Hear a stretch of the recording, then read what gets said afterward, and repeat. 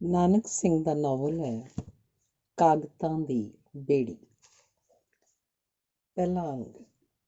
ਕਿੰਨੀ ਕੁ ਰਾਤ ਗਈ ਹੋਏਗੀ ਪ੍ਰੇਮ ਦੀ ਮਾਂ। ਪਰਲੋਕ ਯਾਤਰਾ ਦੀ ਤਿਆਰੀ ਕਰ ਰਹੇ ਇੱਕ ਬੁੱਢੇ ਰੋਗੀ ਨੇ ਟੁੱਟਵਾਂ ਸਾਹ ਲੈਂਦਿਆਂ ਹੋਇਆ ਆਪਣੀ ਸਾਥਣ ਨੂੰ ਪੁੱਛਿਆ। ਕੰਧ ਨਾਲ ਲੱਗੇ ਕਲੌਕ ਵੱਲ ਤੱਕ ਕੇ ਬੁੱਢੀ ਨੇ ਉੱਤਰ ਦਿੱਤਾ, 12:15। ਕਿਉਂ? ਆਪਣੇ ਸਕੇ ਤੇ ਡਰਾਉਣੇ ਹੱਥ ਨੂੰ ਮੰਜੇ ਦੀ ਹੀਂਹ ਨਾਲ ਪਟਕਦਿਆਂ ਰੋਗੀ ਨੇ ਇੱਕ ਵਾਰ ਫੇਰ ਬੂਹੇ ਵੱਲ ਤੱਕਿਆ ਤੇ ਔਖ ਨਾਲ ਖੰਘ ਕੇ ਬੋਲਿਆ, ਅਜੇ ਆਇਆ ਨਹੀਂ ਪ੍ਰੇਮ? ਇਸ ਵੇਲੇ ਰੋਗੀ ਦੀਆਂ ਧੱਸੀਆਂ ਹੋਈਆਂ ਅੱਖਾਂ 'ਚ ਅਰਮਾਨ ਤੇ ਨਿਰਾਸ਼ਤਾ ਦੀ ਸੇਜਲ ਸੀ। ਉਹਦੇ ਘਟਦੇ ਜਾਂਦੇ ਦਿਲ 'ਚ ਮਮਤਾ ਦੀ ਧੜਕਣ ਅਜੇ ਬਾਕੀ ਸੀ ਤੇ ਉਹਦੀਆਂ ਨਾੜਾਂ ਵਿਚਲੇ ਰੁਕਦੇ ਜਾਂਦੇ ਲਹੂ 'ਚ ਕ੍ਰੋਧ ਦੀ ਮਾੜੀ ਮਾੜੀ ਗਰਮੀ ਸੀ। ਬੁੱਢੀ ਬੋਲੀ, ਆਇਆ ਨਹੀਂ ਅਜੇ ਤੇ। ਖਬਰੇ ਕਿਉਂ ਐਡਾ ਚਿਰ ਲਾਇਆ ਸੂ ਅੱਗੇ ਤੇ। ਔਖੇ ਆਉਂਦੇ ਸਾਹ ਦੀ ਤੰਗੀ ਨਾਲ ਸੌੜਾ ਪੈ ਕੇ ਬੁੱਢਾ ਵਿੱਚੋਂ ਹੀ ਬੋਲਿਆ, ਅੱਗੇ ਕਿਹੜੇ ਦਿਨ ਵੇਲੇ ਸਿਰ ਆਇਆ ਸੀ ਚੌੜ ਚਾਨਣ। ਲੋਕਾਂ ਦੀ ਰਾਤ ਪੈਂਦੀ ਏ ਤੇ ਇਹਦਾ ਦਿਨ ਚੜ੍ਹਦਾ ਹੈ। ਪਾਸਾ ਪਰਤਦਿਆਂ ਹੋਇਆ, ਖਬਰੇ ਕਦੋਂ ਅਕਲ ਆਏਗੀ ਇਹਨੂੰ। ਜਵਾਨ ਪੁੱਤਰ ਏ, ਲੱਤ ਦਿੱਤਿਆਂ ਪਾਣੀ ਆਉਂਦਾ ਏ ਧਰਤੀ 'ਚੋਂ। ਮੈਂ ਕਹਿੰਦਾ ਸਾਂ ਪ੍ਰੇਮ ਜਵਾਨ ਹੋ ਗਿਆ, ਮੈਂ ਸੁਖੀ ਹੋ ਜਾਵਾਂਗਾ, ਪਰ ਇਸ ਭੜੂਏ ਨੂੰ ਲੱਥੀ ਚੜ੍ਹੀ ਦੀ ਨਹੀਂ। ਕੋਈ ਫਿਕਰ ਫਾਕਾ ਨਹੀਂ। ਪੀਓ ਭੰਗਾਂ ਤੇ ਸੌਂ ਬਾਗੀ। ਪਿਛਲੇ ਹਾਏ ਪ੍ਰੇਮ ਦੀ ਮਾਂ, ਮੇਰਾ ਸਾਹ ਗਿਆ, ਮੇਰੀ ਜਾਨ ਗਈ। ਕਹਿੰਦਾ ਉਹ ਰੁਕੇ ਸਾਹ ਨੂੰ ਸੁਖਾਲਾ ਕੱਢਣ ਲਈ ਲੰਮੇ ਲੰਮੇ ਹੌਕਿਆਂ ਵਰਗੇ ਸਾਹ ਲੈਣ ਲੱਗਾ, ਜਿਸ ਨਾਲ ਉਹਦੀਆਂ ਖੱਲੜੀ ਤੋਂ ਬਾਹਰ ਉੱਭਰੀਆਂ ਹੋਈਆਂ ਪਸਲੀਆਂ ਹਿੱਲਣ ਲੱਗੀਆਂ। ਉਹਦੇ ਮਾਸ ਛੱਡ ਚੁੱਕੇ ਸਿਰ ਨੂੰ ਕੰਬਦੇ ਹੱਥਾਂ ਨਾਲ ਘੁੱਟਦੀ ਹੋਈ ਨਰੈਣੀ ਕਹਿਣ ਲੱਗੀ, ਪ੍ਰੇਮ ਦਾ ਭਾਈਆ, ਤੂੰ ਕਿ ਐਵੇਂ ਛਿੱਥਾ ਹੁੰਦਾ ਰਹਿਣਾ ਏ। ਜਦੋਂ ਬਹੁਤਾ ਬੋਲਣਾ ਏ ਉਦੋਂ ਹੀ ਸਾਹ ਔਖਾ ਹੋ ਜਾਂਦਾ ਹੈ। ਡਾਕਦਾਰ ਨੇ ਤੇ ਕਿਹਾ ਹੋਇਆ, ਬੋਲਿਆ ਨਾ ਕਰ ਉੱਕਾ। ਇਹ ਬਿਮਾਰੀ ਤੇ ਬੋਲਣ ਨਾਲ ਸਗੋਂ ਭੂਤਦੀ ਹੋਈ। ਉਹ ਜਾਣੇ ਆਪੇ ਸਮਝ ਜਾਏਗਾ, ਅਕਸਰ ਮੁੰਡਾ ਖੁੰਡਾ ਹੀ ਹੈ ਨਾ, ਅਜੇ ਕਿਹੜੀਆਂ ਉਹਨੇ ਕੱਢੀਆਂ ਪਾਈਆਂ ਨੇ। ਸਿਰ ਪਈ ਨੂੰ ਕੌਣ ਨਹੀਂ ਸਿੱਖ ਜਾਂਦਾ। ਜ਼ਰਾ ਕੁ ਸਾਹ ਸੁਖਾਲਾ ਹੋਣ ਨਾਲ ਰੋਗੀ ਫੇਰ ਆਪਣੀਆਂ ਬਾਹਾਂ ਨੂੰ ਮੰਜੇ ਤੇ ਪਟਕਦਾ ਬੋਲਿਆ, ਪ੍ਰੇਮ ਦੀ ਮਾਂ, ਮੇਰੇ ਅੰਦਰ ਬਲ ਉੱਠਦੀਆਂ ਨੇ। ਇਹਨੂੰ ਕੋਈ ਨਹੀਂ ਉਹ ਮੱਤ ਆਉਣੀ। ਮੈਨੂੰ ਇਹਦੇ ਚਾਲੇ ਚੰਗੇ ਨਹੀਂ ਦਿਸਦੇ। ਲੋਕਾਂ ਦੀਆਂ ਗੱਲਾਂ ਸੁਣੋ ਤਾਂ ਤੈਨੂੰ ਪਤਾ ਲੱਗੇ ਨਾ। ਲੋਕਾਂ ਦਾ ਤਾਂ ਨਾਂ ਸੁਣਦਿਆਂ ਨਰੈਣੀ ਗੁੱਸੇ ਨਾਲ ਬੋਲੀ, ਲੋਕਾਂ ਰੁੜ ਜਾਣਿਆਂ ਦੀਆਂ ਗੱਲਾਂ ਵੱਲ ਤੂੰ ਨਾ ਜਾਇਆ ਕਰ ਪ੍ਰੇਮ ਦੇ ਭਾਈਆ। ਲੋਕ ਤਾਂ ਐਵੇਂ ਲੂਤੀਆਂ ਲਾ ਕੇ ਤਮਾਸ਼ਾ ਵੇਖਦੇ ਨੇ। ਚੋਰਾਂ ਨੂੰ ਕਹਿੰਦੇ ਨੇ ਲੱਗੋ, ਸਾਧਾਂ ਨੂੰ ਆਖਦੇ ਨੇ ਜਾਗੋ। ਇਹਨਾਂ ਦੀ ਤੇ ਉਹ ਗੱਲ ਏ, ਅਖੇ ਭੁੱਖੇ ਨੂੰ ਵੇਖ ਕੇ ਦੇ ਨਾ ਸਕਾਂ ਤੇ ਰੱਜੇ ਨੂੰ ਵੇਖ ਕੇ ਜਰ ਨਾ ਸਕਾਂ। ਐਵੇਂ ਨਹੀਂ ਕਹਿਣਾ। ਮੇਰਾ ਪ੍ਰੇਮ ਤੇ 7 ਧੀਆਂ ਜਿਹਾ ਪੁੱਤਰ ਏ। ਰਲਾ ਰਾਮ ਬੋਲਿਆ, ਤੂੰ ਤੇ ਹਮੇਸ਼ਾ ਇਸੇ ਤਰ੍ਹਾਂ ਕਹਿੰਦੀ ਰਹਿੰਦੀ ਏ। ਜਦੋਂ ਕੋਈ ਚੰਨ ਚਾੜ ਬਹੇਗਾ ਫੇਰ ਰੋਏਂਗੀ ਅੱਖਾਂ 'ਚ ਘਸੁੰਨ ਦੇ ਦੇ ਕੇ। ਉੱਠ ਕੇ ਪੱਖਾ ਬੰਦ ਕਰ ਦੇ, ਲੱਤਾਂ ਵੱਲੋਂ ਸੀਤ ਚੜ੍ਹਦੀ ਜਾਂਦੀ ਏ ਮੈਨੂੰ। ਕਹਿੰਦਾ ਉਹ ਆਪਣੀਆਂ ਡਰਾਉਣੀਆਂ ਲੱਤਾਂ ਦੇ ਢਿਲਕੇ ਹੋਏ ਮਾਸ ਨੂੰ ਘੁੱਟਣ ਲੱਗਾ। ਨਰੈਣੀ ਨੇ ਉੱਠ ਕੇ ਪੱਖੇ ਦਾ ਸਵਿੱਚ ਬੰਦ ਕਰ ਦਿੱਤਾ। ਪੱਖਾ ਬੰਦ ਹੁੰਦਿਆਂ ਹੀ ਉਹਦਾ ਮੁੜਕਾ ਵਗਣਾ ਸ਼ੁਰੂ ਹੋ ਗਿਆ। ਇੱਕ ਬਰਸਾਤ ਦੀ ਹੁਮਸ ਭਰੀ ਰਾਤ, ਦੂਜਾ ਅੰਦਰ ਬੈਠਕ ਵਿੱਚ ਮੰਜੇ, ਪਰ ਕਿਸੇ ਤਰ੍ਹਾਂ ਵਕਤ ਦੀਆਂ ਘੜੀਆਂ ਤਾਂ ਕੱਟਣੀਆਂ ਹੀ ਸਨ। ਦਵਾਈ ਦਾ ਵੇਲਾ ਹੋ ਗਿਆ ਏ ਪ੍ਰੇਮ ਦਾ ਭਾਈਆ, 12:30 ਵੱਜ ਗਏ ਨੇ, ਕਹਿ ਕੇ ਨਰੈਣੀ ਨੇ ਅਲਮਾਰੀ 'ਚੋਂ ਸ਼ੀਸ਼ੀ ਕੱਢੀ ਤੇ ਕੌਲੀ 'ਚ ਦਵਾਈ ਪਾਈ। ਫਿਰ ਬਾਂਹ ਦੇ ਸਹਾਰੇ ਪਤੀ ਦਾ ਸਿਰ ਥੰਮ ਕੇ ਕੌਲੀ ਉਹਦੇ ਮੂੰਹ ਨੂੰ ਲਾ ਦਿੱਤੀ। ਦਵਾਈ ਪਿਆਉਂਦੀ ਹੋਈ ਉਸੇ ਦਾ ਹੀ ਪੱਖ ਲੈ ਕੇ ਕਹਿਣ ਲੱਗੀ, ਮੈਂ ਕੀ ਕਰਾਂ, ਮੇਰੇ ਤੇ ਅੱਖ ਹੀ ਨਹੀਂ ਲੱਗਦਾ। ਜੇ ਮੱਤ ਤੋਂ ਕੋਈ ਗੱਲ ਆਖਾਂ ਤਾਂ ਸਿਰ ਦੇ ਵਾਲਾਂ ਨੂੰ ਆਉਂਦਾ ਹੈ। ਨਾ ਸਮਝੇਗਾ ਤਾਂ ਆਪਣਾ ਹੀ ਕੁਝ ਗਵਾਏਗਾ। ਸਾਡਾ ਕੀ ਏ, ਸਾਡੀ ਤਾਂ ਹੁਣ ਕੰਧੀ ਤੇ ਰੁਖੜੇ ਵਾਲੀ ਗੱਲ ਏ। ਉਹ ਜਾਣੇ ਪ੍ਰੇਮ ਦਾ ਭਾਈਆ, ਤੂੰ ਕਾਹਨੂੰ ਆਪਣਾ ਜੀ ਕਲਪਾਨਾ ਹੈ। ਆਪਣੀ ਜਾਨ ਦੀ ਸੁੱਖ ਮੰਗ। ਆਪ ਬਰੋਬਰ ਦਾ ਪੁੱਤਰ ਹੋਇਆ ਕੁਝ ਆਖਦਾ ਵੀ ਬੰਦਾ ਚੰਗਾ ਨਹੀਂ ਲੱਗਦਾ। ਆਪੇ ਅਕਲ ਆ ਜਾਏਗੀ ਸੂ। ਦਵਾਈ ਪੀਣ ਤੋਂ ਬਾਅਦ ਸਿਰ ਨੂੰ ਸਿਰਹਾਣੇ ਦੇ ਇੱਕ ਪਾਸੇ ਲੁੜਕਾ ਕੇ ਹੌਂਕਦਾ ਹੋਇਆ ਰਲਾ ਰਾਮ ਬੋਲਿਆ, ਅਕਲ ਆ ਚੁੱਕੀ ਇਹਨੂੰ। ਜਿਹੜਾ ਭਰੀ ਭਕੁੰਨੀ ਹੱਟੀ ਨੌਕਰਾਂ ਦੇ ਆਸਰੇ ਛੱਡ ਕੇ ਸਾਰਾ ਦਿਨ ਸੈਲੀ ਜੜਿਆ ਰਹਿੰਦਾ ਹੈ, ਇਹਨੇ ਢੇਰ ਖੱਟ ਖਾਧਾ।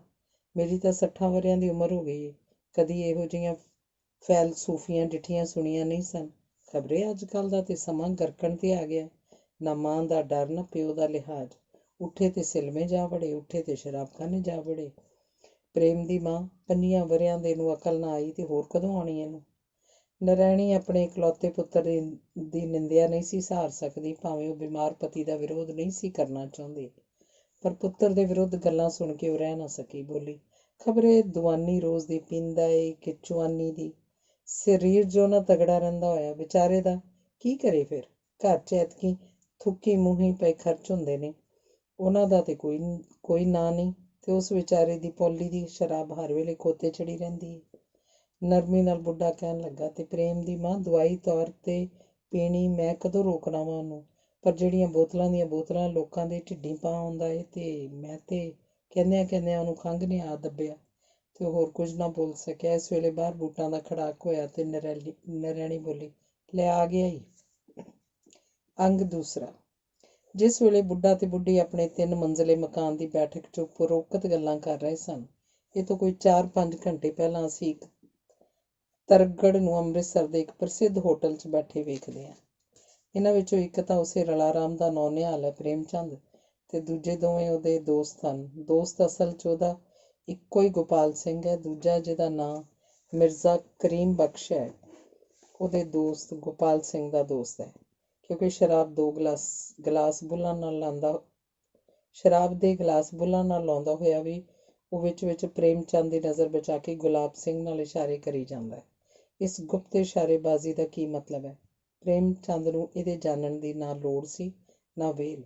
ਉਹ ਜਿਉਂ-ਜਿਉਂ ਗਲਾਸ ਦੇ ਅਥਾਹ ਸਾਗਰ 'ਚ ਡੁੱਬਦਾ ਜਾਂਦਾ ਹੈ, ਤਿਉਂ-ਤਿਉਂ ਮਸਤੀ 'ਚ ਆ ਕੇ ਗਾਈ ਜਾਂਦਾ ਹੈ, ਕਤਲਗਾਹ ਕੋ ਜਬ ਚਲੇ ਵੋ लेके खंजर हाथ में, खुद ब खुद आने लगे, आशिक लिए सर हाथ में, दिल में था कि खूने आशिक ना कोई पहचान ले, इसलिए वो आई है मेहंदी लगा कर हाथ में।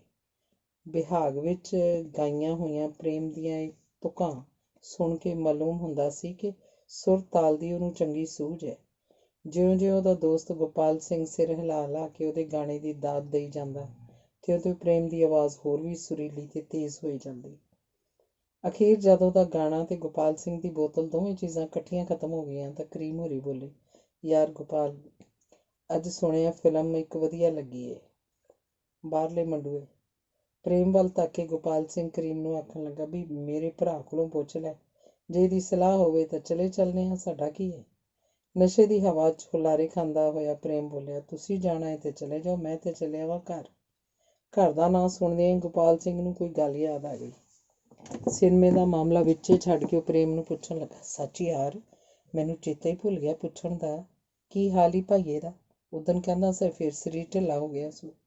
ਠੰਡਾ ਸਾਹ ਭਰ ਕੇ ਬੋਲਿਆ, ਭਾਈਏ ਦਾ ਤੇ 8 ਪੈਰੇ ਉਹ ਹਾਲ ਰਹਿੰਦਾ ਹੈ, 30 ਦਿਨ ਮਹੀਨੇ ਦੇ ਤੇ 31 ਦਿਨ ਉਹਦੀ ਬਿਮਾਰੀ ਦੇ। ਗੋਪਾਲ ਸਿੰਘ ਜਾਣਦਾ ਸੀ ਕਿ ਪ੍ਰੇਮ ਦੇ ਹੌਕਾ ਭਰਨ ਦਾ ਕਾਰਨ ਉਹਦਾ ਪਿਓ ਦੀ ਬਿਮਾਰੀ ਨਹੀਂ, ਸਗੋਂ ਉਹਦੇ ਆਪਣੇ ਦਿਲ ਦਾ ਰੋਗ ਹੈ। ਉਹਨੇ ਮਚਲਾ ਬਣ ਕੇ ਪੁੱਛਿਆ, ਯਾਰ ਬੜਾ ਅੱਜ ਠੰਡੇ ਸਾਹ ਭਰਨ ਡਿਆ ਹੈ, ਕੀ ਗੱਲ ਹੈ? ਚਿਹਰਾ ਵੀ ਅੱਜ ਕੁਝ ਸੁਸਤ ਜਾਪਦਾ ਤੇਰਾ। ਉਦਾਸੀ ਜੀ ਸ਼ਕਲ ਬਣਾ ਕੇ ਪ੍ਰੇਮ ਬੋਲਿਆ, ਤਾਂ ਤੂੰ ਭੁੱਲਾ ਹੋਇਆ ਮੇਰੀ ਸੁਸਤੀ ਦਾ ਸਬੱਬ? ਮੈਨੂੰ ਵੀ ਪਤਾ, ਮੈਂ ਕੋਈ ਜੋਤਸ਼ੀ ਹਾਂ? ਜੋਤਸ਼ੀ ਨਹੀਂ, ਪਰ ਦੁਸ਼ਮਣ ਤੇ ਹੈ ਨਾ। ਕੀ ਬਕੰਡਿਆ ਹੈ, ਮੈਂ ਤੇਰਾ ਦੁਸ਼ਮਣ? ਤੇ ਹੋਰ ਕੀ, ਜਿਹੜਾ ਆਦਮੀ ਕਿਸੇ ਦੇ ਦਿਲ ਨੂੰ ਅੱਗ ਲਾ ਕੇ ਬੁਝਾਉਣ ਦੀ ਵਾਰੀ ਲੰਬੇ ਹੋ ਜਾਏ, ਉਹ ਦੁਸ਼ਮਣ ਨਹੀਂ ਤੇ ਹੋਰ ਸੱਜਣ ਹੁੰਦਾ। ਗੋਪਾਲ ਸਿੰਘ ਨੇ ਹੱਸਦਿਆਂ ਕਿਹਾ, ਅੱਛਾ ਸਮਝ ਲਈ ਤੇਰੀ ਬਿਮਾਰੀ। ਮੈਂ ਆਖਿਆ ਖਬਰੇ ਕਿਹੜੀ ਅੱਗ ਲੱਗ ਗਈ ਸੂ ਦਿਲ ਨੂੰ। ਪ੍ਰੇਮ, ਉਸ ਕੰਮ ਦੀ ਤੇ ਤੇਰੇ ਆਖੇ ਤੋਂ ਬਿਨਾਂ ਹੀ ਮੈਂ ਕੋਸ਼ਿਸ਼ ਪਿਆ ਕਰਨਾ ਵਾਂ, ਪਰ ਕੰਮ ਹੈ ਰਤਾ ਮੁਸ਼ਕਲ। ਵਾਹ ਯਾਰ, ਜੇ ਤੇਰੇ ਰਾਜ 'ਚ ਕੰਮ ਨਾ ਹੋਇਆ ਤੇ ਹੋਰ ਫਿਰ ਮਸਾਣਾ 'ਚ ਜਾ ਕੇ ਹੋਏਗਾ। ਚੰਗਾ, ਜੇ ਤੂੰ ਕਹਿਣਾ ਏ ਅੱਜ ਚਲੇ ਚੱਲਨੇ ਆ, ਅੱਗੇ ਪਈ ਤੇਰੀ ਕਿਸਮਤ। ਪ੍ਰੇਮ ਦੇ ਦਿਲ ਨੂੰ ਜਲੂਣ ਜਿਹੀ ਹੋਣ ਲੱਗੀ। ਇਹ ਕੰਮ ਕੀ ਸੀ? ਗੋਪਾਲ ਸਿੰਘ ਦੀ ਆਮਦਨ ਤੇ ਪ੍ਰੇਮ ਦੇ ਖਰਚ ਦਾ ਇੱਕ ਨਵਾਂ ਹੰਢਣਸਾਰ ਰਸਤਾ। ਰਾਮ ਬਾਗ ਦੀ ਫੁਲਵਾੜੀ 'ਚ ਕੋਈ ਨਵੀਂ ਕਲੀ ਚਟਕਣ ਵਾਲੀ ਹੈ। ਇਸ ਗੱਲ ਦਾ ਲਾਰਾ ਗੋਪਾਲ ਸਿੰਘ ਉਹਨੂੰ ਕਈਆਂ ਦਿਨਾਂ ਤੋਂ ਲਾਈ ਆਉਂਦਾ ਸੀ। ਇਸ ਬਾਗ ਦੇ ਕਿਸੇ ਸੁਗੰਧਤ ਫੁੱਲ ਦੀ ਖੁਸ਼ਬੂ ਵੀ ਪ੍ਰੇਮ ਚੰਦ ਦੇ ਦਿਮਾਗ ਨੂੰ ਬਹੁਤੇ ਦਿਨ ਮੁਅੱਤਰ ਨਹੀਂ ਸੀ ਰੱਖ ਸਕਦੀ। ਹਫ਼ਤਾ 2 ਹਫ਼ਤੇ ਹੀ ਮਸੀਂ ਇਹਨਾਂ ਦਾ ਅਸਰ ਰਹਿੰਦਾ ਸੀ। ਇਸ ਤੋਂ ਬਾਅਦ ਉਹਦਾ ਅਲਬੇਲਾ ਮਨ ਕਿਸੇ ਨਵੇਂ ਸ਼ਗੂਫੇ ਦੀ ਭਾਲ 'ਚ ਮੰਡਲਾਉਣ ਲੱਗ ਪੈਂਦਾ। ਪ੍ਰੇਮ ਚੰਦ ਦੀ ਉਮਰ ਇਸ ਵੇਲੇ ਲਗਭਗ 25 ਵਰ੍ਹਿਆਂ ਦੀ ਹੈ। ਉਹਦਾ ਚਿਹਰਾ ਮੋਹਰਾ ਢੁਕਵਾਂ, ਸਰੀਰ ਸਡੌਲ, ਹੱਥ ਪੈਰ ਕੁਝ ਕੋਮਲ ਹਨ। ਉਹਦੇ ਪਹਿਰਾਵੇ ਦਾ ਢੰਗ ਨਵੇਂ ਫੈਸ਼ਨ ਦਾ ਹੈ। ਵੇਖ ਕੇ ਕੋਈ ਨਹੀਂ ਕਹਿ ਸਕਦਾ ਕਿ ਉਹ MA ਜਾਂ BA ਤੋਂ ਘੱਟ ਹੈ।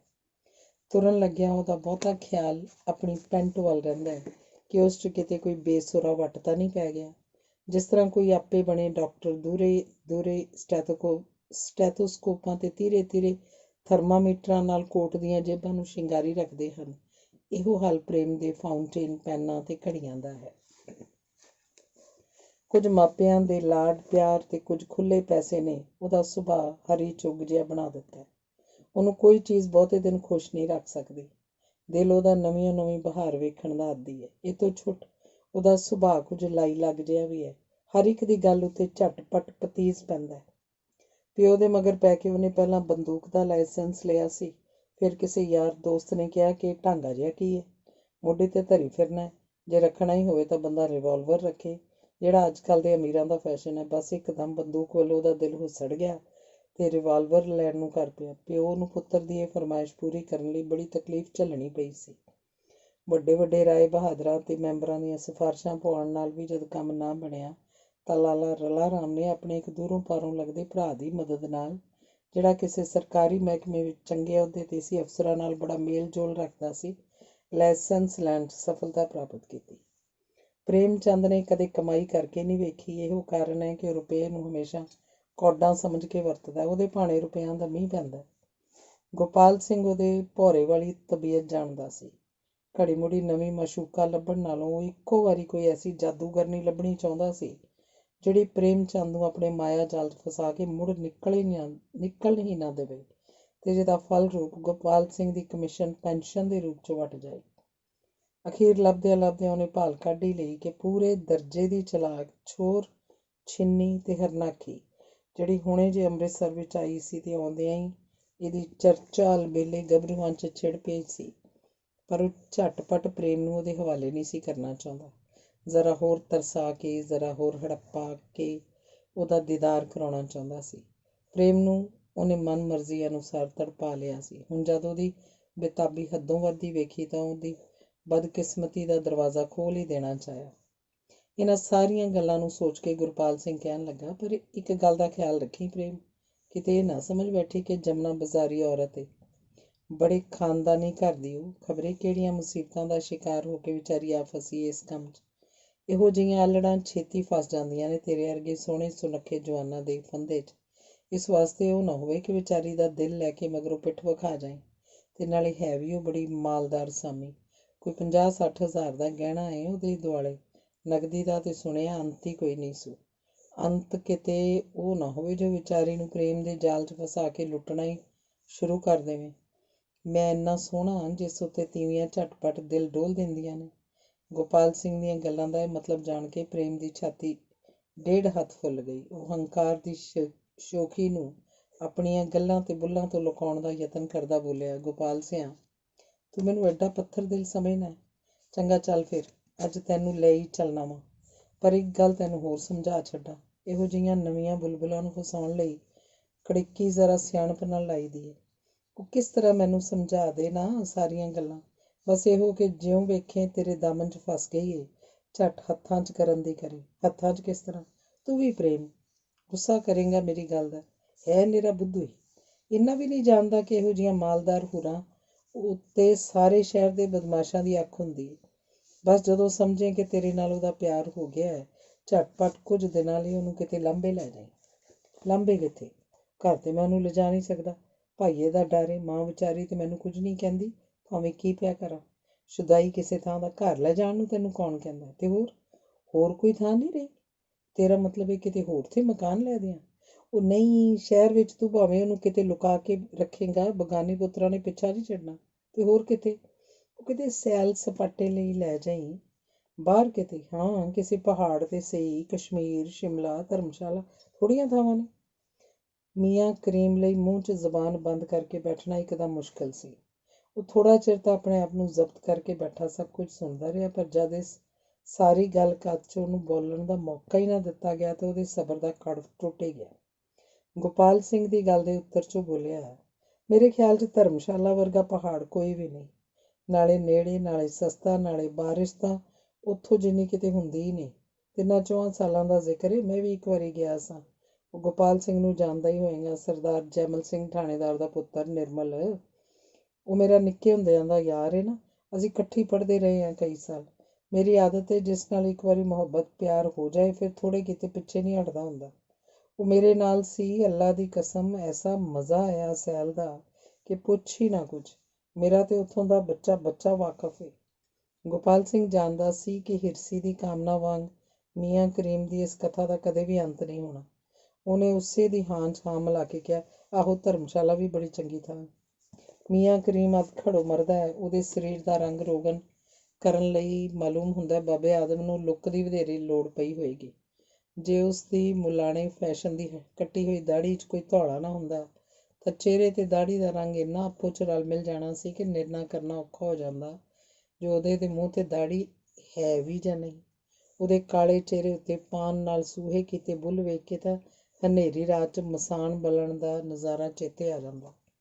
ਉਹਦੇ ਚਮਕੀਲੇ ਬਟਨਾਂ ਵਾਲੀ ਨਸੁਹਾਰੀ ਰੰਗ ਦੀ ਪਤਲੀ ਅਚਕਨ ਜਦ ਕਿਸੇ ਕਿਸੇ ਵੇਲੇ ਹਵਾ ਨਾਲ ਅਥਵਾ ਉਹਦੇ ਤੁਰਨ ਨਾਲ ਉੱਡ ਕੇ ਉਹਦੀਆਂ ਘੁੱਟਵੇਂ ਪਜਾਮੇ 'ਚ ਮੜੀਆਂ ਹੋਈਆਂ ਪਤਲੀਆਂ ਲੱਤਾਂ ਦਾ ਵਿਖਾਲਾ ਕਰਦੀ ਹੈ ਤੇ ਛੱਪੜ ਦੇ ਕੰਢੇ ਖਲੋਤੇ ਬਗਲੇ ਦਾ ਭੁਲੇਖਾ ਲੱਗ ਜਾਂਦਾ ਹੈ। ਕਸੂਰੀ ਫੈਸ਼ਨ ਦੀ ਤਿੱਲੇਦਾਰ ਜੁੱਤੀ ਵਿੱਚ ਉਹਦੇ ਪੈਰ ਵੇਖ ਕੇ ਇਹੋ ਭੁਲੇਖਾ ਪੈਂਦਾ ਹੈ ਕਿ ਮੀਆਂ ਹੋਰੀ ਤਿੱਲੇਦਾਰ ਜੁੱਤੀ ਤੋਂ ਛੁੱਟ ਕਾਲੀਆਂ ਜੁਰਾਬਾਂ ਦੇ ਵੀ ਸ਼ੌਕੀਨ ਨੇ। ਕਰੀਮ ਦੀ ਆਮਦਨੀ ਦੇ ਵਸੀਲੇ ਜੇ ਕੋਈ ਉਹਦੀ ਜ਼ਬਾਨੀ ਸੁਣੇ ਤਾਂ ਬੇਓੜਕ ਹਨ, ਪਰ ਅਸਲ 'ਚ ਦੋ ਹਨ। ਇੱਕ ਚੁਬਾਰਿਆਂ ਦੀ ਏਜੰਟੀ ਤੇ ਦੂਜਾ 100% ਮਨ ਘੜਤ ਗੱਪਾਂ। ਭਾਵੇਂ ਕੋਈ ਗੱਲ ਵੀ ਸ਼ੁਰੂ ਹੋਵੇ ਉਹ ਹਰ ਗੱਲ ਦੇ ਆਦਿ ਮੱਧ ਜਾਂ ਅੰਤ 'ਚ ਆਪਣੀ ਅਖੌਤੀ ਜੀਵਨ ਇਤਿਹਾਸ ਦਾ ਕੋਈ ਵਰਕਾ ਜ਼ਰੂਰ ਅੜੁੰਗ ਦਿੰਦਾ। ਉਹਦੀ ਗੱਲ ਦਾ ਕੋਈ ਉੱਤਰ ਨਾ ਦੇ ਕੇ ਗੋਪਾਲ ਸਿੰਘ ਨੇ ਅੱਖ ਨਾਲ ਇਸ਼ਾਰਾ ਕੀਤਾ, ਜਿਹਨੂੰ ਸਮਝ ਕੇ ਉਹ ਝਟਪਟ ਉੱਠ ਬੈਠਾ ਤੇ ਅੱਛਾ ਸਲਾਮ ਕਹਿ ਕੇ ਹੋਟਲ ਵਿੱਚੋਂ ਬਾਹਰ ਨਿਕਲ ਗਿਆ। ਉਹਦੇ ਚਲੇ ਜਾਣ ਤੋਂ ਬਾਅਦ ਉਹ ਦੋਵੇਂ ਦੋਸਤ ਥੋੜ੍ਹਾ ਚਿਰ ਹੋਰ ਬੈਠੇ ਗੱਲਾਂ ਕਥਾਂ ਕਰਦੇ ਰਹੇ। ਇਹਨਾਂ ਗੱਲਾਂ ਦਾ ਮੂਲ ਮੁੱਦਾ ਇਹੋ ਸੀ ਕਿ ਪ੍ਰੇਮ ਨੂੰ ਆਪਣੀ ਨਵੀਂ ਚਹੇਤੀ ਕੋਲ ਜਾ ਕੇ ਉਹਨੂੰ ਪ੍ਰੇਮ ਜਾਲ 'ਚ ਫਸਾਉਣ ਲਈ ਕੀ ਢੰਗ ਵਰਤਣੇ ਹੋਣਗੇ। ਗੋਪਾਲ ਸਿੰਘ ਇਸ ਬਾਰੇ ਕਈ ਤਰ੍ਹਾਂ ਦੀਆਂ ਪੜ੍ਹੌਤੀਆਂ ਉਹਨੂੰ ਪੜ੍ਹਾਉਂਦਾ ਰਿਹਾ। ਅੰਤ ਦੋਵੇਂ ਉੱਠ ਕੇ ਮਿਸ ਜਮਨਾ ਦੇ ਮਕਾਨ ਵੱਲ ਤੁਰ ਪਏ। ਅੰਗ ਤੀਜਾ। ਹੋਰਨਾਂ ਮੰਡੀਆਂ ਦੇ ਦਲਾਲ ਤਾਂ ਆਪਣੇ ਪੇਸ਼ੇ ਤੋਂ ਝੱਟ ਪਛਾਣੇ ਜਾਂਦੇ ਆ, ਪਰ ਰੂਪ ਮੰਡੀ ਦੇ ਦਲਾਲਾਂ ਨੂੰ ਬਿਨਾਂ ਭੇਤੀ ਤੋਂ ਕੋਈ ਨਹੀਂ ਪਛਾਣ ਸਕਦਾ। ਉਹ ਹਮੇਸ਼ਾ ਬੁਰਕੇ 'ਚ ਰਹਿੰਦੇ ਹਨ, ਦੋਸਤੀ ਦੇ ਬੁਰਕੇ 'ਚ। ਅਜਿਹੇ ਦਲਾਲਾਂ ਨੂੰ ਆਪਣਾ ਕਿੱਤਾ ਸ਼ੁਰੂ ਕਰਨ ਲਈ ਕਿਸੇ ਦੀ ਸ਼ਾਗਿਰਦੀ ਨਹੀਂ ਕਰਨੀ ਪੈਂਦੀ, ਨਾ ਹੀ ਸਰਕਾਰੋਂ ਦਰਬਾਰੋਂ ਕੋਈ ਸਨਦ ਲੈਣੀ ਪੈਂਦੀ ਹੈ। ਬਸ ਇਹਨਾਂ ਕੋਲ ਇੱਕੋ ਹੁਨਰ ਹੋਣਾ ਚਾਹੀਦਾ, ਦੋਸਤੀ ਪੈਦਾ ਕਰਨ ਦਾ। ਇਹਨਾਂ ਲੋਕਾਂ ਦਾ ਹੀ ਦੂਸਰਾ ਨਾਂ ਹੈ ਨੌਸਰਬਾਜ਼। ਆਪਣੇ ਗਾਹਕਾਂ ਉੱਤੇ ਹੋਰ ਵੀ ਕਈਆਂ ਤਰੀਕਿਆਂ ਨਾਲ ਪੱਟੂ ਪਾਉਂਦੇ ਹਨ, ਪਰ ਇਹਨਾਂ ਪਾਸ ਸਭ ਤੋਂ ਵਧੀਆ ਅਤੇ ਕਾਮਯਾਬ ਢੰਗ ਹੈ ਦੋਸਤ ਬਣਾਉਣ ਦਾ। ਇਸ ਕੰਮ ਲਈ ਪਹਿਲਾਂ ਉਹਨਾਂ ਨੂੰ ਮਾਇਕ ਕੁਰਬਾਨੀ ਵੀ ਕਿਸੇ ਹੱਦ ਤੱਕ ਕਰਨੀ ਪੈਂਦੀ ਹੈ। ਕੋਲੋਂ ਖੁਆਉਣਾ, ਪੱਲਿਓਂ ਸ਼ਰਾਬ ਪਿਆਣੀ ਤੇ ਆਪਣੇ ਖਰਚ ਨਾਲ ਚੁਬਾਰਿਆਂ ਦੀ ਸੈਰ ਕਰਾਉਣੀ ਆ। ਪਰ ਇੱਕ ਵਾਰੀ ਜਦ ਪੰਛੀ ਇਹਨਾਂ ਦੇ ਜਾਲ 'ਚ ਫਸ ਜਾਏ ਤਾਂ ਸਭ ਅਗਲੀਆਂ ਪਿਛਲੀਆਂ ਕਸਰਾਂ ਨਿਕਲ ਜਾਂਦੀਆਂ। ਇਹੋ ਜਿਹੇ ਦਲਾਲਾਂ ਦਾ ਜਾਦੂ ਅਕਸਰ ਤਿੰਨੀ ਥਾਈਂ ਚੱਲਦਾ। ਪਹਿਲਾਂ ਉਹਨਾਂ ਉੱਤੇ ਜਿਨ੍ਹਾਂ ਦਾ ਨਵਾਂ ਪਿਓ ਮਰਿਆ ਹੋਵੇ, ਦੂਜਾ ਲਾਡਲੇ ਤੇ ਇਕਲੌਤੇ ਪੁੱਤਰਾਂ ਤੇ ਤੀਜਾ ਉਹਨਾਂ ਲੋਕਾਂ ਉੱਤੇ ਜਿਹੜੇ ਖਾਨਦਾਨੀ ਅਮੀਰ ਹੋਣ। ਸਾਡੇ ਨਾਵਲ ਦੇ ਹੀਰੋ ਪ੍ਰੇਮ ਚੰਦ 'ਚ ਇਹ ਤਿੰਨੇ ਸਿਫਤਾਂ ਲਗਭਗ ਮੌਜੂਦ ਹਨ। ਉਹ ਲਾਡਲਾ, ਇਕਲੌਤਾ ਤੇ ਅਮੀਰ ਵੀ ਰੱਜ ਕੇ ਹੈ। ਪਿਓ ਵੀ ਉਹਦਾ ਜੇ ਮਰਿਆ ਨਹੀਂ ਤਾਂ ਮਰਨਾ ਪਾਇਆ ਹੋਇਆ ਜ਼ਰੂਰ ਹੈ। ਇਹੋ ਜਿਹਾ ਨੌਜਵਾਨ ਤੇ ਫਿਰ ਖਾਣ ਖਰਚਣ ਵਾਲਾ ਬੰਦਾ ਜੇ ਕਿਸੇ ਨੌਸਰਬਾਜ਼ ਦੇ ਅੜਿੱਕੇ ਨਾ ਚੜ੍ਹੇ ਤਾਂ ਉਹਦੀ ਖੁਸ਼ਕਿਸਮਤੀ ਤੇ ਜਾਂ ਫਿਰ ਦਲਾਲਾਂ ਦੀ ਹੀ ਬਦਕਿਸਮਤੀ ਸਮਝਣੀ ਚਾਹੀਦੀ ਹੈ। ਗੋਪਾਲ ਸਿੰਘ ਅਜਿਹੀ ਦਲਾਲਾਂ 'ਚੋਂ ਇੱਕ ਹੈ। ਉਹ ਸੱਚਮੁੱਚ ਹੀ ਗੋਪਾਲ ਹੈ। ਰਾਮਬਾਗ ਦੇ ਬਣ ਦੀਆਂ ਕਈ ਗਊਆਂ ਉਹਦੇ ਆਸਰੇ ਪਲਦੀਆਂ ਹਨ। ਘਾਹ ਖਾਣ ਵਾਲੀਆਂ ਗਊਆਂ ਨਹੀਂ, ਕਲੇਜੇ ਖਾਣ ਵਾਲੀਆਂ। ਕਲੇਜੇ ਵੀ ਕਿਹਨਾਂ ਦੇ? ਚੁਪਾਇਆਂ ਤੋਂ ਛੁੱਟ ਕਦੇ ਕਦੇ ਦੁਪਾਇਆਂ ਦੇ ਵੀ, ਤੇ ਜਿਨ੍ਹਾਂ ਦੇ ਪੀਣ ਲਈ ਸ਼ਰਾਬ ਅਥਵਾ ਇਸ ਨਾਲੋਂ ਵੀ ਤੇਜ਼ ਰੰਗ ਦਾ ਦੂਸਰਾ ਪਦਾਰਥ ਹੈ ਲਹੂ। ਗੋਪਾਲ ਸਿੰਘ ਰਾਮਬਾਗ ਦੇ ਅੰਦਰ ਸ਼ਰਬਤ ਸੋਡੇ ਦੀ ਹੱਟੀ ਕਰਦਾ ਹੈ। ਸ਼ਰਬਤ ਸੋਡਾ ਤਾਂ ਉਹਨੇ ਐਵੇਂ ਇੱਕ ਓਹਲੇ ਮਾਤਰ ਰੱਖਿਆ ਹੋਇਆ ਹੈ। ਅਸਲ 'ਚ ਉਹਦੀ ਹੱਟੀ ਨੂੰ ਵੱਡੀ ਆਮਦਨ ਹੈ ਸ਼ਰਾਬ ਦੀ ਜਾਂ ਦਲਾਲੀ ਦੀ। ਸ਼ਾਮ ਨੂੰ ਉਹਦੀ ਹੱਟੀ 'ਤੇ ਚੰਗੀ ਭੀੜ ਹੁੰਦੀ ਹੈ। ਕੁਝ ਤਾਂ ਉਹਨਾਂ ਲੋਕਾਂ ਦੀ ਜਿਹੜੇ ਸ਼ਹਿਰੋਂ ਬਾਹਰ 2 ਮੀਲ ਪੈਂਡਾ ਮਾਰ ਕੇ ਠੇਕੇ 'ਤੇ ਨਹੀਂ ਜਾ ਸਕਦੇ, ਤੇ ਬਾਕੀ ਰੌਣਕ ਹੁੰਦੀ ਹੈ ਤਮਾਸ਼ਬੀਨਾਂ ਦੀ।